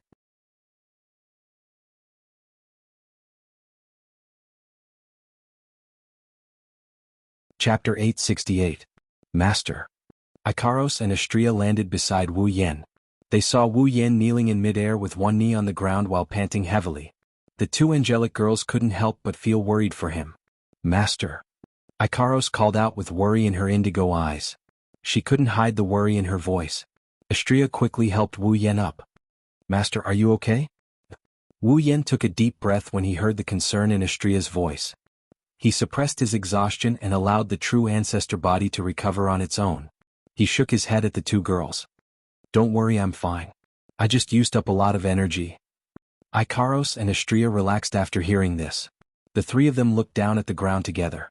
The ground that was riddled with holes was already covered by thick smoke and dust. Under the assault of the wind and waves, the unsightly deep pits were exposed one after another, imprinted in the eyes of everyone present. They could even vaguely see a huge gully extending out, only stopping at a distance of 100 meters away as if it was cut off. Those were the scars left on the ground when the Sai of the Dragon King swept across the area. Looking at the dust-covered ground, Wu Yen squinted his eyes. He waved his hand and a gust of wind came from afar. The wind blew the dust away, revealing the situation inside the building. There, in a corner, stood a figure clad in scale armor. Wu Yen, Ikaros, and Astrea stared at the figure as if they could collapse at any moment. Wu Yen, Ikaros, and Astrea stared at the figure with different expressions in their eyes. His golden pupils flickered as he sized up the scaled figure. He shook his head in a mocking and regretful manner. He managed to dodge the fatal blow at the critical moment? On the ground. His ugly figure was now in a sorry state, and his entire body was covered in blood. The pitch-black scales were dyed blood red, and a portion of them emitted a charred color and smell. The incomparably ugly face was lowered, and drops of blood flowed down from it, mixing with the blood that flowed out from the scales on its body. Even the ground where he was standing was dyed red. Using the word battered and exhausted to describe his current state was still rather light. The left half of his body, from his shoulder to his abdomen, all of his limbs were gone. Along with the claw, they all disappeared, leaving behind only the disgusting piece of flesh that was vibrating slightly. It was very disgusting. Cough, cough. Blood spurted out of Marcus's mouth. His teeth were dyed red as well. The only remaining claw was pressed against the left side of his body. After a while, Marcus pulled it back and raised it in front of his eyes. He looked at the blood on his claw. Feeling the suffocating pain coming from his body, the empty feeling on his left side attracted Marcus' attention. He turned his head with great difficulty. When he saw the completely disappeared part of his body, Marcus trembled all over. Damn it, damn it, damn it, damn it, damn it, damn it, damn it, damn it. A roar that sounded like weeping and wailing echoed from Marcus's mouth, and his voice continued to rise higher and higher. His tone was filled with tears and wails. The soaring resentment and killing intent, along with the surging black gas and blood, responded repeatedly. It was like the last struggle of an injured beast, causing people to shudder. He lifted his head and looked at Wu Yan, who was hovering in the air. Marcus' huge eye sockets were already bloodshot, and his 7 pupils were all replaced by madness. Bursts of black chi wandered, but he could not restore the damage he had already suffered. Kill you? I will definitely kill you. I will kill you. Still coughing up blood, Marcus howled in rage. Wu Yan furrowed his brows as he watched Marcus' final struggle with a cold expression on his face. Yen? From afar, Hinajiku, Mikoto, Kotori, Shokuho Misaki, and the rest of the girls were also here. The sound of footsteps reverberated chaotically. At a glance, one could see a black mass of people rushing over from the distance, arriving at the scene. The Thunder Sovereign and Pelosi stood at the front, leading the large group of people in the camp. They surged in together and surrounded this miserable space. The guards of the campsite finally made their appearance. However, by the time Chuju's group and the people in the campsite arrived at the scene that had been dealt a heavy blow and turned into ruins fell into their eyes. Everyone subconsciously stopped in their tracks and looked at the tattered scene. They couldn't help but be surprised. When they saw the hideous monster bathed in black gas and blood standing in the middle of the field, their surprise turned into horror. That. Chuju, Mikoto, and the rest of the girls were so shocked by that disgusting figure that they took a few steps back, their faces pale. What the hell is that? This? The Thunder Sovereign and Pelosi were also overwhelmed with shock. Clearly, they were frightened by Marcus's unsightly appearance. Monster. The guards of the campsite couldn't bear it anymore. They screamed in horror. Their hands holding their weapons were trembling, they almost lost their grip on them. The surrounding voices that were filled with shock and fear fell into Marcus's ears. At this moment, these voices were simply ear-piercing to the extreme, causing his heart that was filled with madness and resentment to become extremely distorted. In response to his heart that was filled with resentment, the black gas also fluctuated and swept in all directions. Ah! The surrounding people screamed in horror. They were blown back by the black wind. However, the girls who just arrived reacted. Yen. Chuju called Wu Yan's name in horror as if she just had a nightmare. The rest of the girls had the same reaction. Even Kurumi, Flandra-chan, Kinohada Sai, Frenda, and Takitsubu Riku, who were used to darkness and blood, couldn't help but turn pale. One can imagine how big of an impact Marcus's image had on them. Kotori suppressed the fear in her heart and asked with a trembling voice. Who is he? Why did he attack Ikaros and Astria? To be precise, he wants to attack all of us. Wu Yan didn't move his gaze away from Marcus. He slowly revealed a fact that shocked everyone. He is Marcus. What? Everyone screamed. Pelosi had an expression of disbelief. You're saying he is Marcus? Wu Yan nodded. Following his action, the crowd quieted down. Everyone was still in a state of disbelief. They looked at the monstrous figure and tried to recall Marcus' figure in their minds. They couldn't match the two figures no matter how hard they tried. Everyone was in a daze. They must have received quite a bit of shock as well. Sensing the gazes of disbelief, the resentment in Marcus' heart grew even stronger. His killing intent surged crazily, making him wish he could kill everyone. It was obvious that even he himself couldn't accept his current appearance. Wu Yan. All of this, Is Wu Yan's fault? Wu Yan Marcus's eyes were about to pop out of their sockets. His sharp voice pierced everyone's ears. I will kill you. I won't let you get away with this. Marcus's twisted gaze swept across Hinajiku and the other girls, as well as Lei Wang, Pelosi, and the rest of the camp members. He roared with incomparable resentment. His voice was like that of a demon. And you? All of you. All of you. One day, I will kill every single one of you. Kill every single one of you. The resentful roar sent chills down everyone's spine. They looked at Marcus with fear, including the girls beside Wu Yan. Seeing the girls pale from fright, Wu Yan's anger flared up and he laughed coldly. Do you think you can walk out of here alive? No, I will never die. Marcus raised his head and roared, as if refusing to accept an unsatisfactory outcome. Marcus turned into a black light and flew out of the camp as fast as he could. Blood splattered all over the sky and lingered for a long time.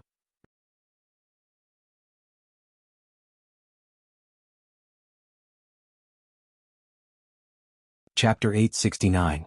Before anyone could react, the black light in the middle of the arena wildly flashed, causing quite a number of people to feel pain in their eyes from the glaring black light. They instinctively closed their eyes. While everyone's vision was obstructed, Marcus immediately turned into a black light, soared into the sky, and disappeared in an instant. Not good. Although the Thunder King and Pelosi had not recovered from the fact that Marcus had turned into a ferocious monster, their reactions were not slow. Surging magic power burned in their bodies as they wanted to chase after Marcus. But Wu Yan's movements were faster than anyone else's. Do you think I will let the same thing happen again? Recalling the Beast King that escaped from his hands some time ago, Wu Yan's eyes revealed a strong murderous intent. With a teleportation, Wu Yan flashed into the air. Looking at the black light that was flying out of the camp at a terrifying speed, he did not use teleportation to chase after it. Instead, he stopped in the air, stared at the distant figure, and took a deep breath. Ding! The next moment, crimson spatial ripples slowly appeared behind Wu Yan, reverberating in the void. In the blink of an eye, it formed a rather large crimson light curtain, like a brightly colored door, standing on top of it and soaring into the sky. His gaze turned cold as the gate of Babylon opened. Wu Yan stretched out his hand and slightly reached behind him. The crimson door formed by the gate of Babylon suddenly rippled again, right behind Wu Yan's hand. In the ripples, a beautiful black crystal-like longbow gradually emerged from the gate of Babylon at a seemingly slow but actually very fast speed. When half of the longbow emerged from the crimson spatial ripples, the exquisite longbow fell into Wu Yan's hand. Wu Yan grasped it and pulled it out with force. Meteor Knight. His gaze seemed to have turned into an arrow first. It shot towards Marcus, who was getting farther and farther away. Looking at the shrinking figure, Wu Yan pointed the Meteor Knight at Marcus. His hand slowly rested on the bowstring. That is, on the ground. Choju, Mikoto, Shokuho Misaki, and the others' expression changed. Everyone, including Kotori, Kurumi, Toka, and Yoshino, were confused. She quickly turned to look at Ikaros. Ikaros. Ikaros's eyes trembled and turned into a dreamy crimson color again. Then, on his body, a series of crystal-like flashes began to flash. Marcus, who was fleeing for his life, suddenly felt uneasy. His movements paused slightly and even his speed slowed down a little. Following this uneasy feeling, he turned his head and looked behind him. With this look, his sinister and ugly face covered in scales changed dramatically. Like a pair of wings made of black crystals, the light and nimble longbow flickered with a starry night light. Gradually, it emitted a breathtakingly beautiful fluorescence in the night sky, expelling the darkness above the camp. Specks of starlight converged like bees returning to their hive. They collided with the center of the bow amidst the sweet sound effect. They wandered around the Meteor Knight bow. After a while, they slowly solidified. An arrow shrouded in silver light and starlight appeared between the bow and Wu Yan's bowstring. The arrow was aimed at Marcus's silhouette. Everyone on the ground was mesmerized by this beautiful scene. Wu Yan, who was bathed in the starlight, looked like a god of the night descending from the heavens. Under the protection of the night sky and the night sky, it's as if he is the only one left in this world. Marcus, on the other hand, tensed up. Black mist is surging out of his body. This is a sign that they sense danger. Sweat mixed with blood dripped down. Marcus' heart was already shrouded in a thick fear. He immediately shouted and mobilized all the fighting aura in his body. He didn't care about the consumption or the consequences. He only wanted to increase his speed by a little bit to escape the arrow's range of aim. Blue veins popped out on his scales. Marcus' 7 eyes were filled with madness. Stifled screams were squeezed out from his throat, but Marcus was completely unaware of it. He desperately shot towards the horizon. Translator's thoughts: paperplane, paperplane, paperplane, paperplane, paperplane, paperplane, paperplane. Unfortunately, all he did was prolong his time in this world by a little bit. Wu Yan's golden eyes were filled with starlight. He gently closed his eyes and then suddenly opened them. Whoosh! Starlight bloomed in the darkness of the night. The arrow, which had turned into a meteor, streaked across the sky, and flowed forward with a very pleasant sound effect. Under everyone's gaze, it met Marcus' figure head-on. No! Marcus shrieked in despair when he sensed the fatal crisis and the aura of death behind him. The meteor fell on his body. Chi! A soft cry, accompanied by a tearing sound, echoed from the distant horizon. The space in front of them was suddenly torn into 2 halves. Cracks began to appear one after another. In the middle of the cracks, Marcus was howling in pain. His originally tattered body was pierced through by the meteor shower, leaving behind a terrifying bloody hole. Then, under the tearing of the starlight, his body was gradually crushed into nothingness. Bang! A spatial ripple spread out. Bits of starlight wandered back and forth. They merged into the void and quietly disappeared from everyone's sight. In an instant, heaven and earth returned to normal. It was as if nothing happened. Nothing changed. Only Marcus's figure that completely disappeared and Wu Yan's beautiful longbow that was still glowing with starlight silently told everyone what just happened. If there was anyone who saw the meteor night arrow, they would have noticed that at the moment the arrow was shot, a protective shield made of data crystals enveloped the space where Marcus was and isolated it. It was only when Marcus was wiped out that the protective shield quickly disappeared. At the same time on the ground, Ikaros's eyes also returned to normal. It's obvious that the protective barrier just now was her masterpiece. Without the isolation of the absolute defense circle, the terrifying shockwave from the meteor shower would destroy the camp mercilessly. After all, the mobile church was no longer around anymore. Until now, the people in the camp still haven't recovered from the dazzling and shocking scene. Their eyes are still unfocused. I'm afraid they won't be able to react for a while. Returning the meteor shower back into Gate of Babylon, Wu Yan's eyes returned to their wine-red color. His lips curled into a happy arc, showing his master's mood. But soon, his relaxed expression froze and he quickly turned his head to look forward. Squinting his eyes, Wu Yan stared at the direction Marcus disappeared. His eyes were filled with a strange gravity. After a while, he suddenly narrowed his eyes. In that undisturbed space, a small black light appeared out of thin air. The moment it appeared, it flew away with a speed faster than Marcus and disappeared into the horizon. The moment he saw the black light, Wu Yan's blood went berserk again. Just like when he saw Marcus turned into a monster, it's sending out a very corrosive message. They're talking. They're telling Wu Yan not to let that black light escape. Clenching his fist, Wu Yan's eyes flashed. After some hesitation, he shouted at Shokuho Misaki and Kotori on the ground. Kisaki-chan. Kotori. I'll leave this place to you. Wu Yan didn't give the girls any time to react. He teleported and disappeared from where he stood. Yen? The girls subconsciously yelled. When Wu Yan disappeared from the spot, they realized what might have happened. They silently looked at the direction Wu Yan disappeared in and didn't say anything else.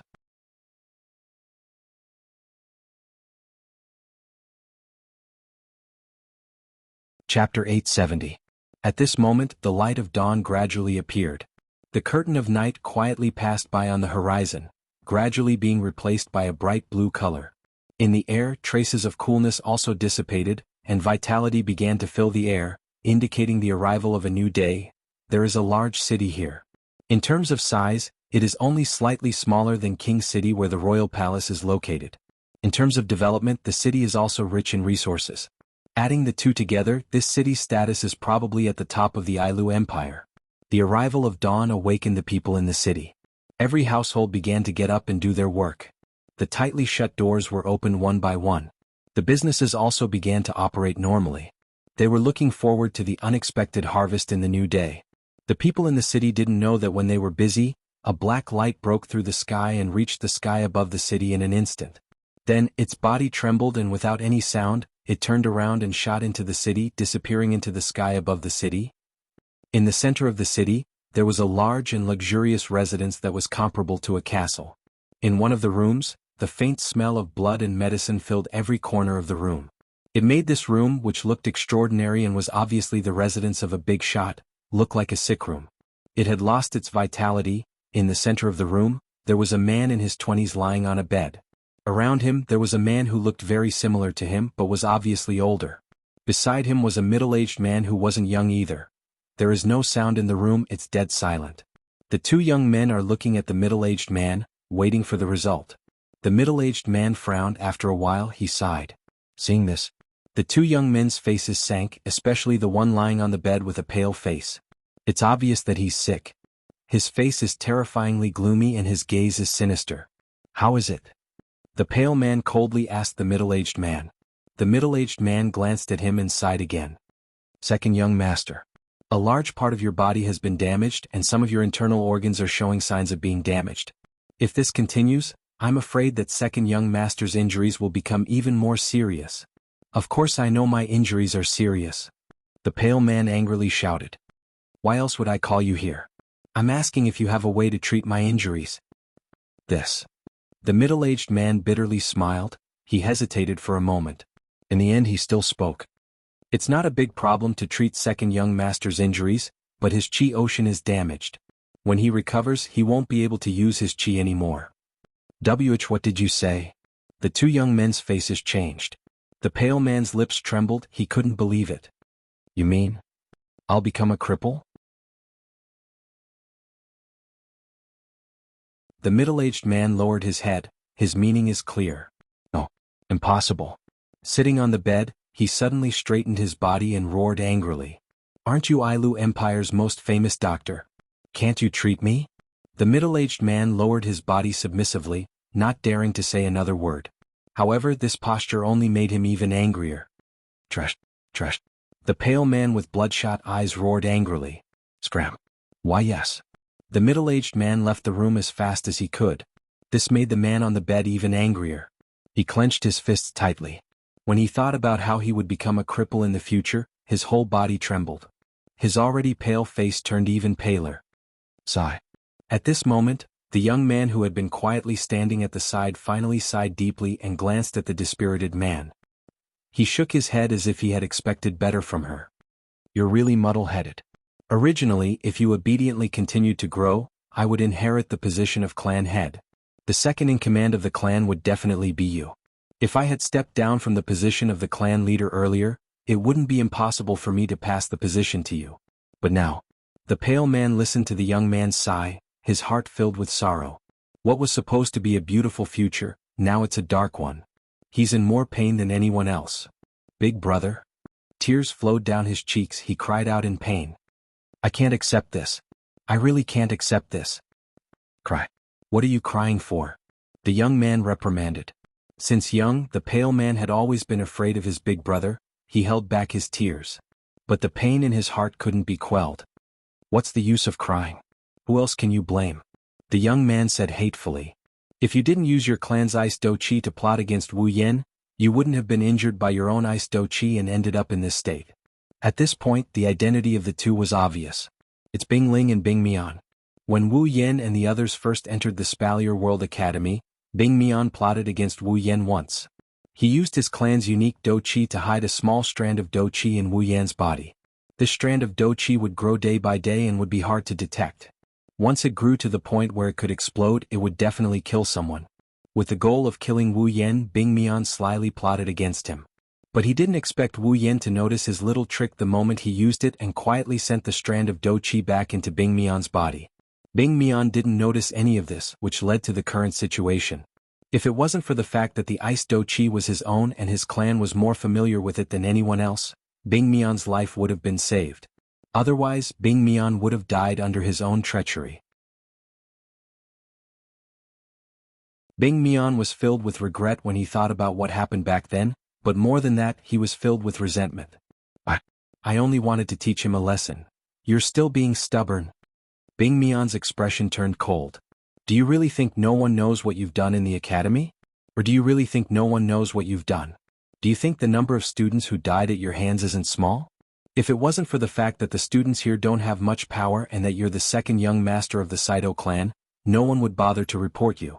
Do you think you'd still have a good life in the academy? Bing Mian's lips moved but he didn't say anything. Seeing Bing Mian's pale face, Bing Ling didn't say anything and sighed faintly. Of all the people you could have messed with, you had to mess with Wu Yan. Is he someone you can afford to mess with? He even killed the second in command of the Ladine clan, Andrew. Uncle Marcus was completely defeated by him. He's no longer on the same level as us. Bing Mian bitterly pursed her lips. She looked at Bing Mian. Stay here and recuperate. I'll think of something for you. Bing Mian shook her head and walked out of the room, leaving Bing Mian alone. His eyes were about to pop out of their sockets and he emitted a sinister aura. Bing Mian sat on the bed and felt the pain in his body. Tears streamed down his cheeks. Thousands of thoughts flooded his mind. He could see the dark, nightmarish days ahead of him. I'm finished. I'm finished. Bing Mian lowered his head and wept bitterly. After a long time, he suddenly raised his head and a crazy light flashed in his eyes. It's all Wu Yan's fault. I'll kill him. I'll kill him. And those women of his. At this point, Bing Mian hated Hinajiku and the rest as well. He wanted revenge but he didn't have the ability to do so. Bing Mian raised his head and screamed in pain and anger. It was also at this moment that a black light shot in from the outside and rushed into Bing Mian's body. Bing Mian was stunned. Then, for some unknown reason, his painful face suddenly turned into ecstasy, followed by deep resentment.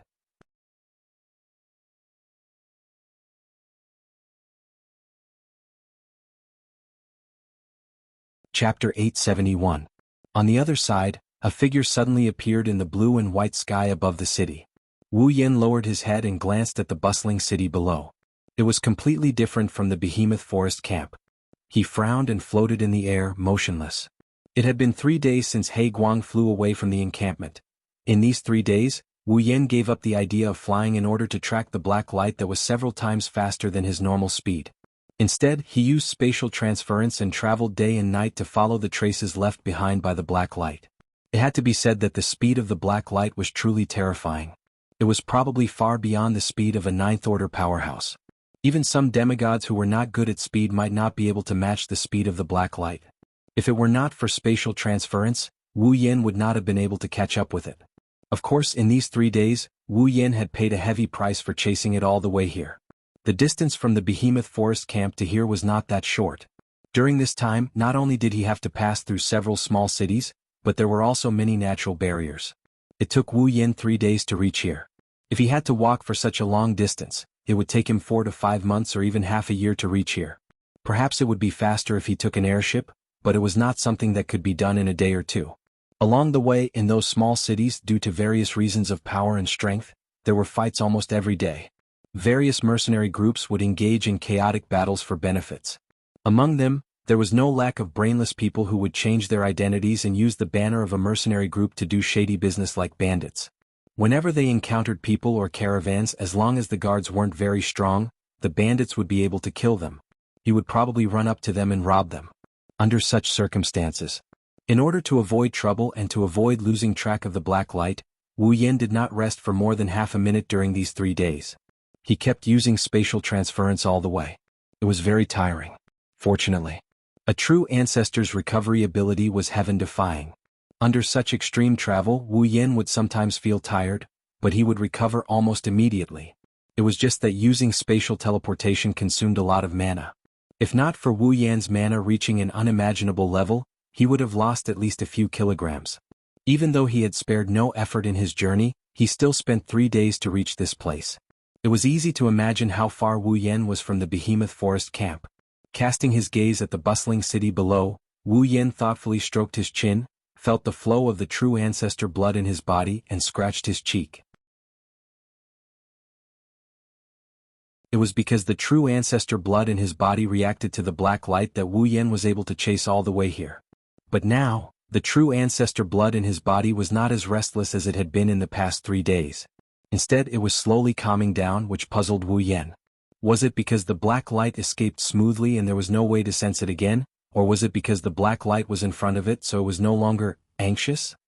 Looking at the gradually expanding city in sight, Wu Yan muttered with some uncertainty. It should have run inside, right? Naturally, no one could answer this question. What should I do now? Rubbing his forehead, Wu Yen descended to the ground. He stood at the city gates. The black light was very likely in front of him, but Wu Yen did not choose to immediately go in to look for it. After all, he did not know what this situation was. What if the black light was not inside? After pondering for a moment, Wu Yen patted his cheek and said helplessly, "Let's go in and look, it's better than going back like this. But before that, I need to recover my mana." The 3 days of hurrying was not difficult for Wu Yen, who had the body of a true ancestor. However, he used a lot of mana in his body. He used a lot of magic in the battle with Marcus and used up more than half of his mana. After that, he immediately chased after Marcus. Now, his mana is almost depleted. Here, one must say that the true ancestor's mana is very powerful. He used super powerful magic including the mobile church, St. George's Sanctuary, and the Dragon King's Lament. In addition, he forcibly changed the structure of the mobile church and used up a lot of mana in the battle with Marcus. Everything added up, he only used up half of his mana. 3 days of continuous use of spatial magic must have consumed a lot of mana. Under such circumstances, he did not use up all of his mana. Even a demigod mage would not have such a large amount of mana, right? Ever since he exchanged for the energy system, Wu Yen took the time to refine his mana whenever he had the time. The results were mediocre. At least in terms of mana, no one in this world could compare to him unless the gods appeared again, and they had to be mages. After exploring a mountain forest and not finding any traces of humans or beasts, Wu Yen was relieved. He found a secluded place and sat down cross-legged, closed his eyes, and began to recover his mana. As Wu Yen entered a state of cultivation, faint ripples of mana surged out from his body. Faint ripples spread out in the surrounding space, causing the atmosphere to howl. The surroundings were silent. After an unknown amount of time, when the sun rose from the east, the faint mana fluctuations on Wu Yan's body gradually weakened until they finally dissipated completely. His tightly shut eyelids trembled for a moment before he slowly opened them. Threads of light flashed within his wine-red eyes. The originally somewhat lacking magic energy within his body began to crazily churn like a tsunami. It was as though it would never be used up, growing and multiplying endlessly. Of course, this was only an illusion. Wu Yan's mana could still be used up. It had been proven before, but it was very difficult. Standing up from the ground, Wu Yan patted the rain and dust on his body. He clenched his fists and the corners of his mouth curled into a smile. It seemed that he was in a good mood. I didn't expect that after using up most of my mana and then recovering, it would have the effect of increasing my mana. After using up to the limit and then recovering to the full state, this was just like an athlete who used up his stamina to the limit and then broke through the limit. Mana cultivation had the same effect. It wasn't just Wu Yan, but other people who cultivated mana also had the same effect. Unless they had reached the true limit, there was no way to make a breakthrough. Almost everyone in the Spalier world knew this method of increasing mana, and they all knew how to use it. However, the extent of their mana increase was probably not as great as Wu Yan's. In addition to having the body of a true ancestor, more importantly, Wu Yan's mana was originally very large. It wasn't easy to use up such a large amount of mana, and it was very likely that he would recover faster than he used it up. And if he did, the harvest afterward would naturally be much greater than the average person's. Moreover, Wu Yan's magic power cultivation method is of the highest level. Combining the two together, the results are surprisingly good. It wouldn't be an exaggeration to say that Wu Yan's gains this time far surpasses the gains of other people in a lifetime using extreme magic power cultivation methods. This good news immediately lifted the depressed mood of not being able to catch up after 3 days of chasing. After expanding his body, Wu Yan floated up and returned to the city gate. Looking up at the city that he had never been to before and feeling the lively vitality inside, Wu Yan couldn't help but sigh. If that black light was really in this city, how should he find it? In what form would it appear in front of him? Shaking his head, Wu Yan threw away these complicated thoughts and followed the people in front of him who were preparing to enter the city.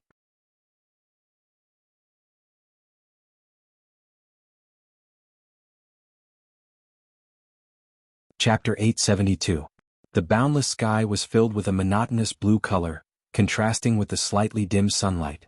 This kind of weather should be very suitable for going out. It was neither hot nor cold, making one feel comfortable. Under the silent sky and the bustling city, a figure that was neither too conspicuous nor too ordinary was slowly walking on the street from the city gate. The speed of the figure was not fast, even slower than that of an ordinary person. Therefore, the surrounding pedestrians did not know that a rather important figure had sneaked into their midst. The figure slightly raised his head, exposing a young face that was neither handsome nor ugly to the air. As he walked, his eyes wandered around, admiring the scenery around him. In fact, his attention was not on the scenery around him, but on his own body. Frowning, Wu Yan looked at the buildings and cursed in a low voice. Where the hell is that damn thing? Is it really in this city? If it is, come out and let it out. I felt all kinds of discomfort when the blood was rampaging, but now that it's calm, I can't do anything about it. Why do I have to encounter such a confusing situation? Lowering his shoulders, Wu Yan looked around again, but still did not feel any reaction from his ancestor blood. He couldn't help but feel dispirited. How long do I have to continue?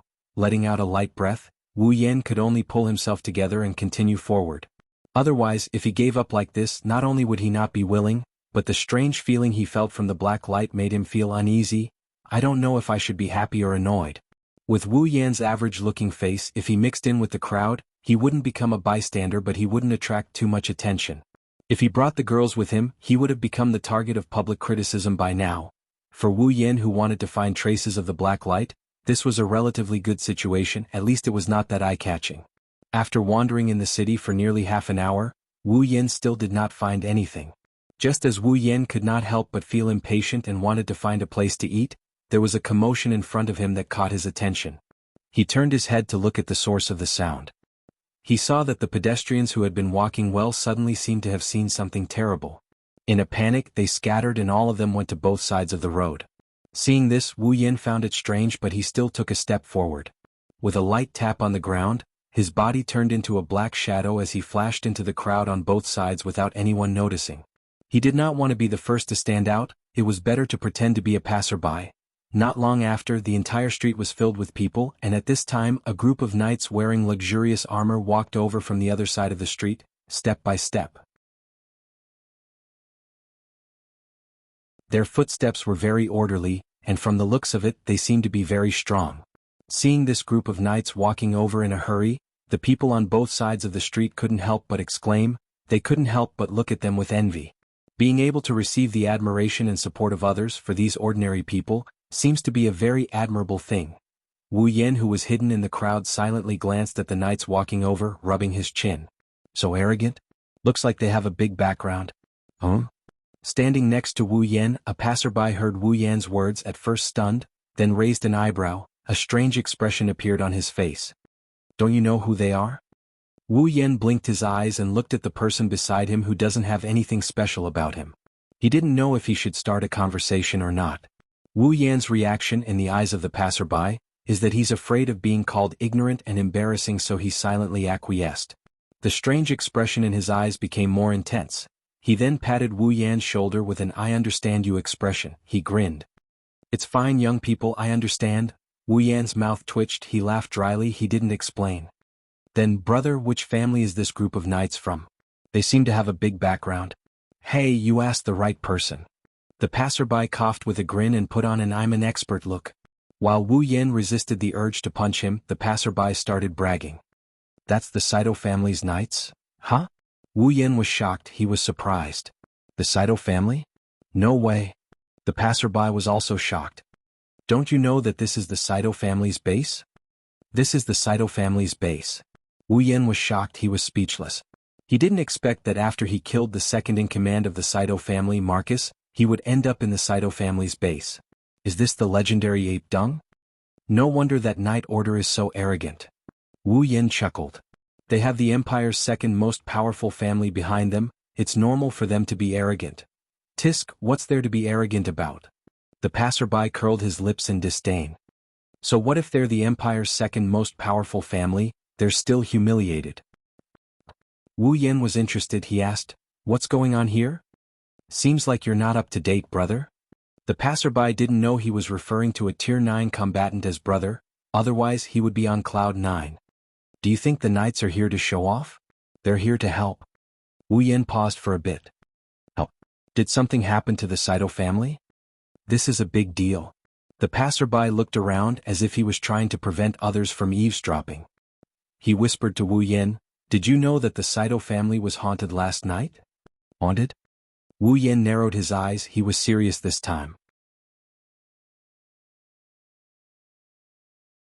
His intuition told him that the haunting must have something to do with the black light he was looking for.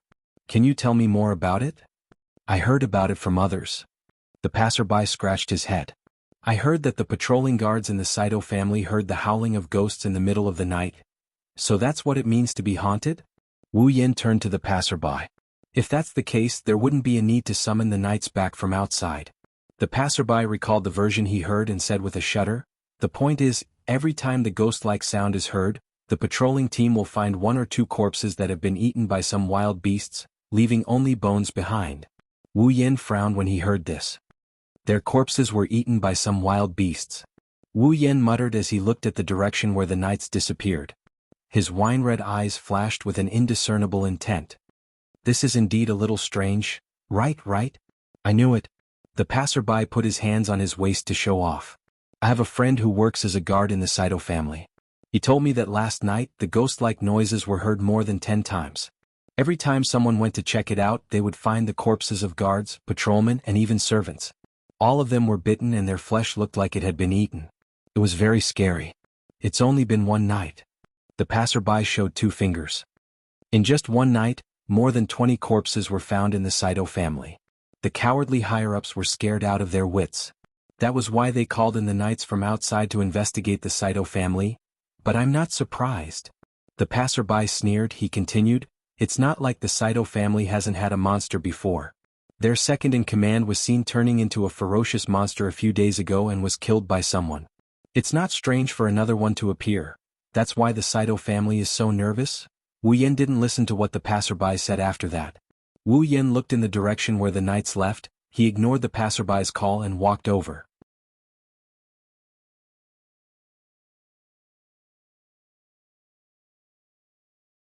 Chapter 873. This city is worthy of being the base of Ailu Empire's second most powerful family, the Saito family. It's one of the largest cities in the empire. Not only does it cover a large area, it's also crowded with people. Perhaps it's due to the good weather, the streets are filled with people. Even though it's not overcrowded, it's still livelier than a normal city. Following behind the knights, Wu Yin didn't run around aimlessly like before. Wherever the knights passed by, the people on the street would automatically make way for them. Also, the knights are rushing back to provide support, so they are very efficient. This made their journey a lot more efficient. Even so, it took Wu Yin about half an hour before the knights slowed down. Unbeknownst to Wu Yin, the streets are no longer as crowded as before. The area of the street is gradually widening. A large building the size of a castle appeared at the end of the street. It's exposed to the knights and Wu Yin. When they saw this large building, the originally aggressive knights suddenly changed. The arrogance on their faces suddenly disappeared, and only a trace of seriousness and respect remained on their faces. They adjusted their figures and footsteps, and walked towards the large building amidst the clanging of footsteps. Wu Yin, who was quietly following behind the knights, couldn't help but curl his lips. This knight regiment is just a small unit under the Saito family. Their overall strength is around the 6th order and their leader is only at the 7th order. Such a unit would only be considered a second-rate unit in the Saito family. Yet, such a second-rate unit is able to walk on the streets with such grandeur. The 3 great families of the empire, their reputation isn't something normal factions can compare to. Even more so, a person like him who doesn't belong to any faction can't compare to them. What Wu Yin didn't know is that even though he and the girls are only a dozen or so people in the eyes of the 3 great families, their small group is already a force more terrifying than any other single faction. Other than Wu Yin, Mikoto, Kotori, Ikaros, Astria, Toka, and Flandrechan, who are already tier 9, the rest of the girls are already at peak tier 8. In the Ailu Empire's imperial family and the 3 great families, there are at most 2 or 3 peak tier 8 individuals. Maybe the imperial family has more peak tier 8 individuals, but it's still not more than 5. In terms of power, Wu Yan's group is no match for them. Forget about the 3 great families, even a small family can beat them. However, in terms of top-tier combat power, other than the Council, there is no faction in the Spalier world that can match up to them. Besides, behind Wu Yan's group is a limitless and immensely powerful Misaka Corps. When the 20,000 sisters reach their peak, they won't be any weaker than any faction in the Spalier world. This isn't even taking into account his title as the princess fiancée. Also, the daughter of the number 1 family in Ailu Empire, the Lori family, is interested in him. If you think about it carefully, Wu Yan's faction is already very powerful. In front of the large building, the Night Order has already arrived. Wu Yan noticed that there isn't only one Night Order in the building. There are many other groups that are bigger than the Night Order gathered from all directions. They lined up in an orderly manner like an army. At first glance, it's a majestic sight. Obviously, the Saito family didn't just send back a regiment of knights, they also recruited a lot of people from other places. It seems like the monster that appeared in their house made them very nervous. It's not that the Saito family is afraid of death, it's just that the Saito family is in a very bad situation. 3 days ago, the news of Marcus turning into a monster in the camp spread like wildfire throughout Ailu Empire and the Spalier world. Now, even a normal person knows that the second in command of the Saito family has turned into a monster and was killed. The Saito family has lost a lot of face because of this. Marcus betrayed the camp, colluded with the Beast King, and even ran away to avoid punishment. The Saito family has become the center of public opinion. They've received a lot of condemnation from the outside world. Now, in their own base there's a monster that can eat people. If they don't handle this properly, the Saito family might end up being called a monster family. When that time comes, there will be plenty of people who will be more than happy to take advantage of the situation, especially the third family behind the Saito family, the Ladin family. They will be constantly thinking about how to raise their family's status and become the new second family in the Federation. If it wasn't for this, the Saito family wouldn't have called back their men from the outside world. This is their base after all, there's no shortage of guards.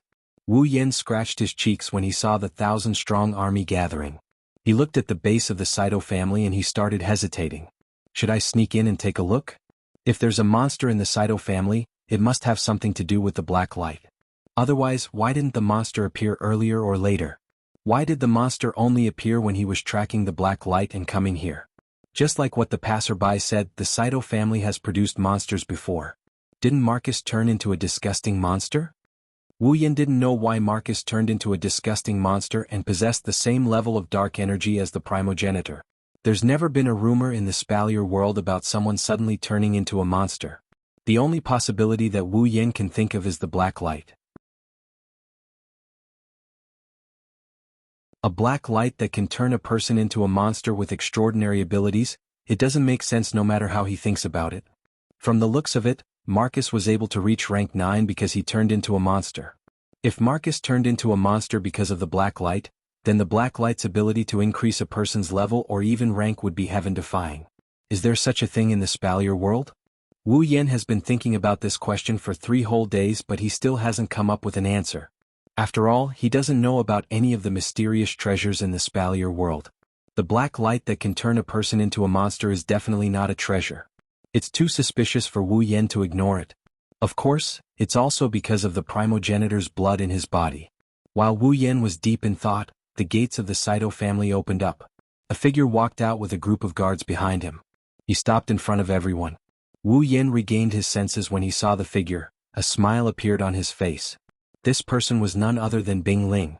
The ice spirit stood on the top of the stairs and looked down at everyone with a tense expression. Since you're all here, listen up. Bing Ling calmly said, later, a piece of paper will be given to each of you. Write down the position you'll be in charge of tonight. Once you know the area you'll be in charge of, you'll have to guard it immediately. Bing Ling's eyes flashed coldly. Tonight we have to find that so-called monster. There can't be any mistakes. Yes. In the open space, a thunderous response rang out, causing Bing Ling's ugly expression to relax a lot. He waved his hand and the guards beside him began to distribute the paper with the posts written on it. Bing Ling's words were clearly imprinted into Wu Yan's ears. Wu Yan rolled his eyes and smiled. In a flash he disappeared from the spot.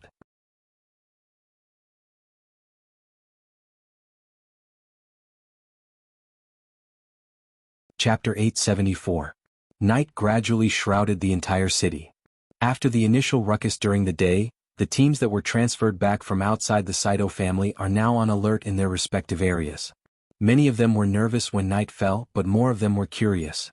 They were curious about the true identity of the monster. As a member of the Saito family, they are well aware of how powerful the Saito family is. Don't think that they're powerful just because they have the title of Saito family. In fact, only they themselves know that they're just a group of subordinates in the Saito family. Otherwise, they wouldn't have been sent to other places. Those who stay in the Saito family are the true core of the Saito family. Here, Tier 6 warriors are only patrolling guards, Tier 7 warriors can be seen everywhere. Even Tier 8 warriors can be seen coming in and out of the Saito family's base. One can only imagine how powerful the Saito family is. However, even with such a group of people living here, they didn't find any traces of the monster. In fact, about 20 people died in one night.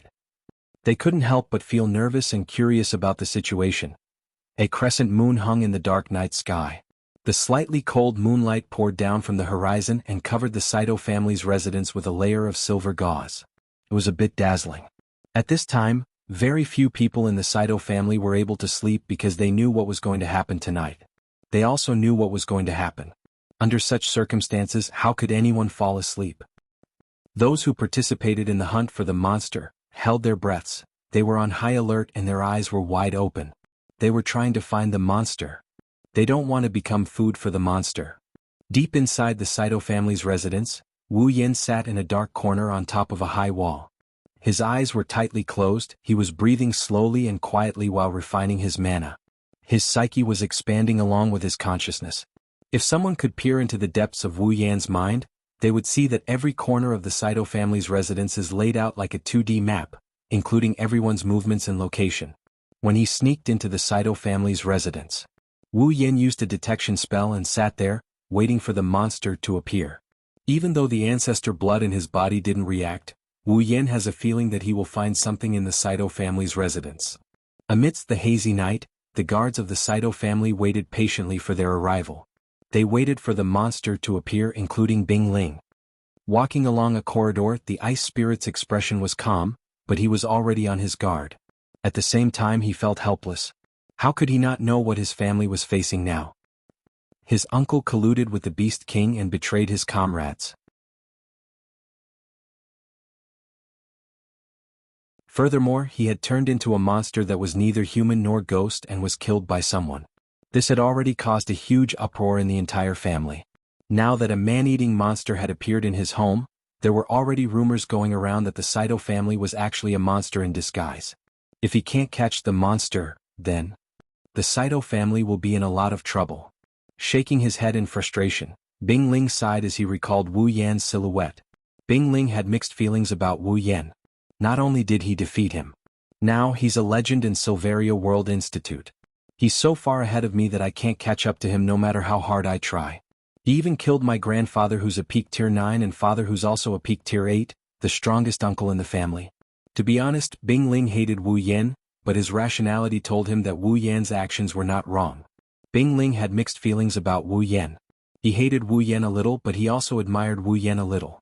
In short, he had mixed feelings. The ice spirit sighed again and smiled bitterly. Why did it have to happen when father went out to deal with Uncle Marcus's matter? Just as the ice spirit was muttering softly to herself, suddenly, a very soft sound suddenly rang out, causing Bing Ling, who had thousands of thoughts in her mind, to be startled. Her eyes narrowed and she immediately rushed towards the source of the sound. His figure turned into an afterimage as he blended into the darkness. He flew past corridor after corridor before quietly hiding in a dark corner. Whoosh! The ice spirit only felt a gust of wind not far in front of him, bringing with it a whistling sound. In the wind, a huge black shadow appeared in it, and in a flash, it shot towards a corner. Then, a blood-curdling scream suddenly exploded in the darkness. Like a deadly cold current, it enveloped the bodies of everyone in the Saito family. In an instant, everyone felt a chill run down their spines. Even the ice spirit felt the same. Gritting his teeth, Bing Ling leaped around the corner and arrived at the source of the screams. Then he saw a figure that was covered in scales and had a lizard-like tail on its back lay on the body of a guard and buried its head deep into the ground. As it moved up and down, a series of strange, chilling, gnawing noises sounded from within. Along with the noises, blood splattered from the guard's body. It's eating people. The ice spirit's face paled. Then she made up her mind and rushed toward the monster. The undulating head of the monster suddenly stopped moving, and a red light flashed from its eyes. Just when the ice spirit thought that the monster was going to pounce on her, the monster jumped up without hesitation, and a black aura wrapped around its body. With a whoosh, it shot to the other side, trying to escape. Bing Ling's eyes were cold. He jumped up and followed the black figure.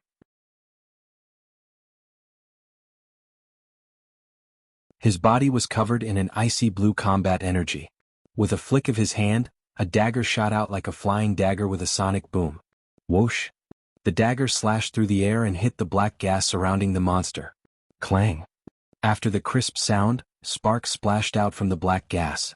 The huge black monster's figure was not affected at all. It drilled into the corridor and disappeared from the ice spirit's sight. What a terrifying body! The ice spirit felt a chill in his heart. He was a warrior at the peak of the 7th grade. Although he didn't use any combat skills or precise skills when he threw the dagger, with the amplification of his do chi and the sharpness of his rare armament, it only caused a small spark. It seemed that the dagger had hit the scales and didn't pierce through. Just the defense alone was enough to make him shiver. Seeing the monster disappear from his sight, the ice spirit suddenly shouted, "Monster! Catch it!" His voice thundered through the entire Saito residence, and for a moment, the entire place was in an uproar. Catch the monster! In the next moment, a series of shouts rang out from the Saito residence. The silence was completely broken. The guards who were guarding their posts rushed towards the Saito residence. In a few breaths, the Saito residence was filled with footsteps and silhouettes. Each and every one of the guards seemed to have gone mad as they rushed towards the Saito residence with their weapons in hand. "There's a monster here." Not long after, someone shouted, "Here, here. The monster is here." Loud shouts could be heard from the sky. Saito's house was filled with people, and the monster had nowhere to hide. The guards all saw it. Then shouts, and screams rang out one after another. On the other side, Wu Yan, who was sitting on the wall, opened his eyes. He turned his head and looked in a direction. His wine-red eyes glowed with golden light. In his body, the blood of a true ancestor began to flow faster. "It is here." Feeling the blood in his body, Wu Yan took a step and disappeared. "This time, I will not let you escape." That you're tuning in to the Han Lee's Wuxia Chronicles YouTube channel. We're so grateful for your support, and don't forget to subscribe to join us on this incredible journey through captivating stories. Your generosity through donations truly makes a world of difference, as it's the primary source of revenue that allows me to expand and enhance this channel for you. Thank you from the bottom of my heart for being a part of this adventure.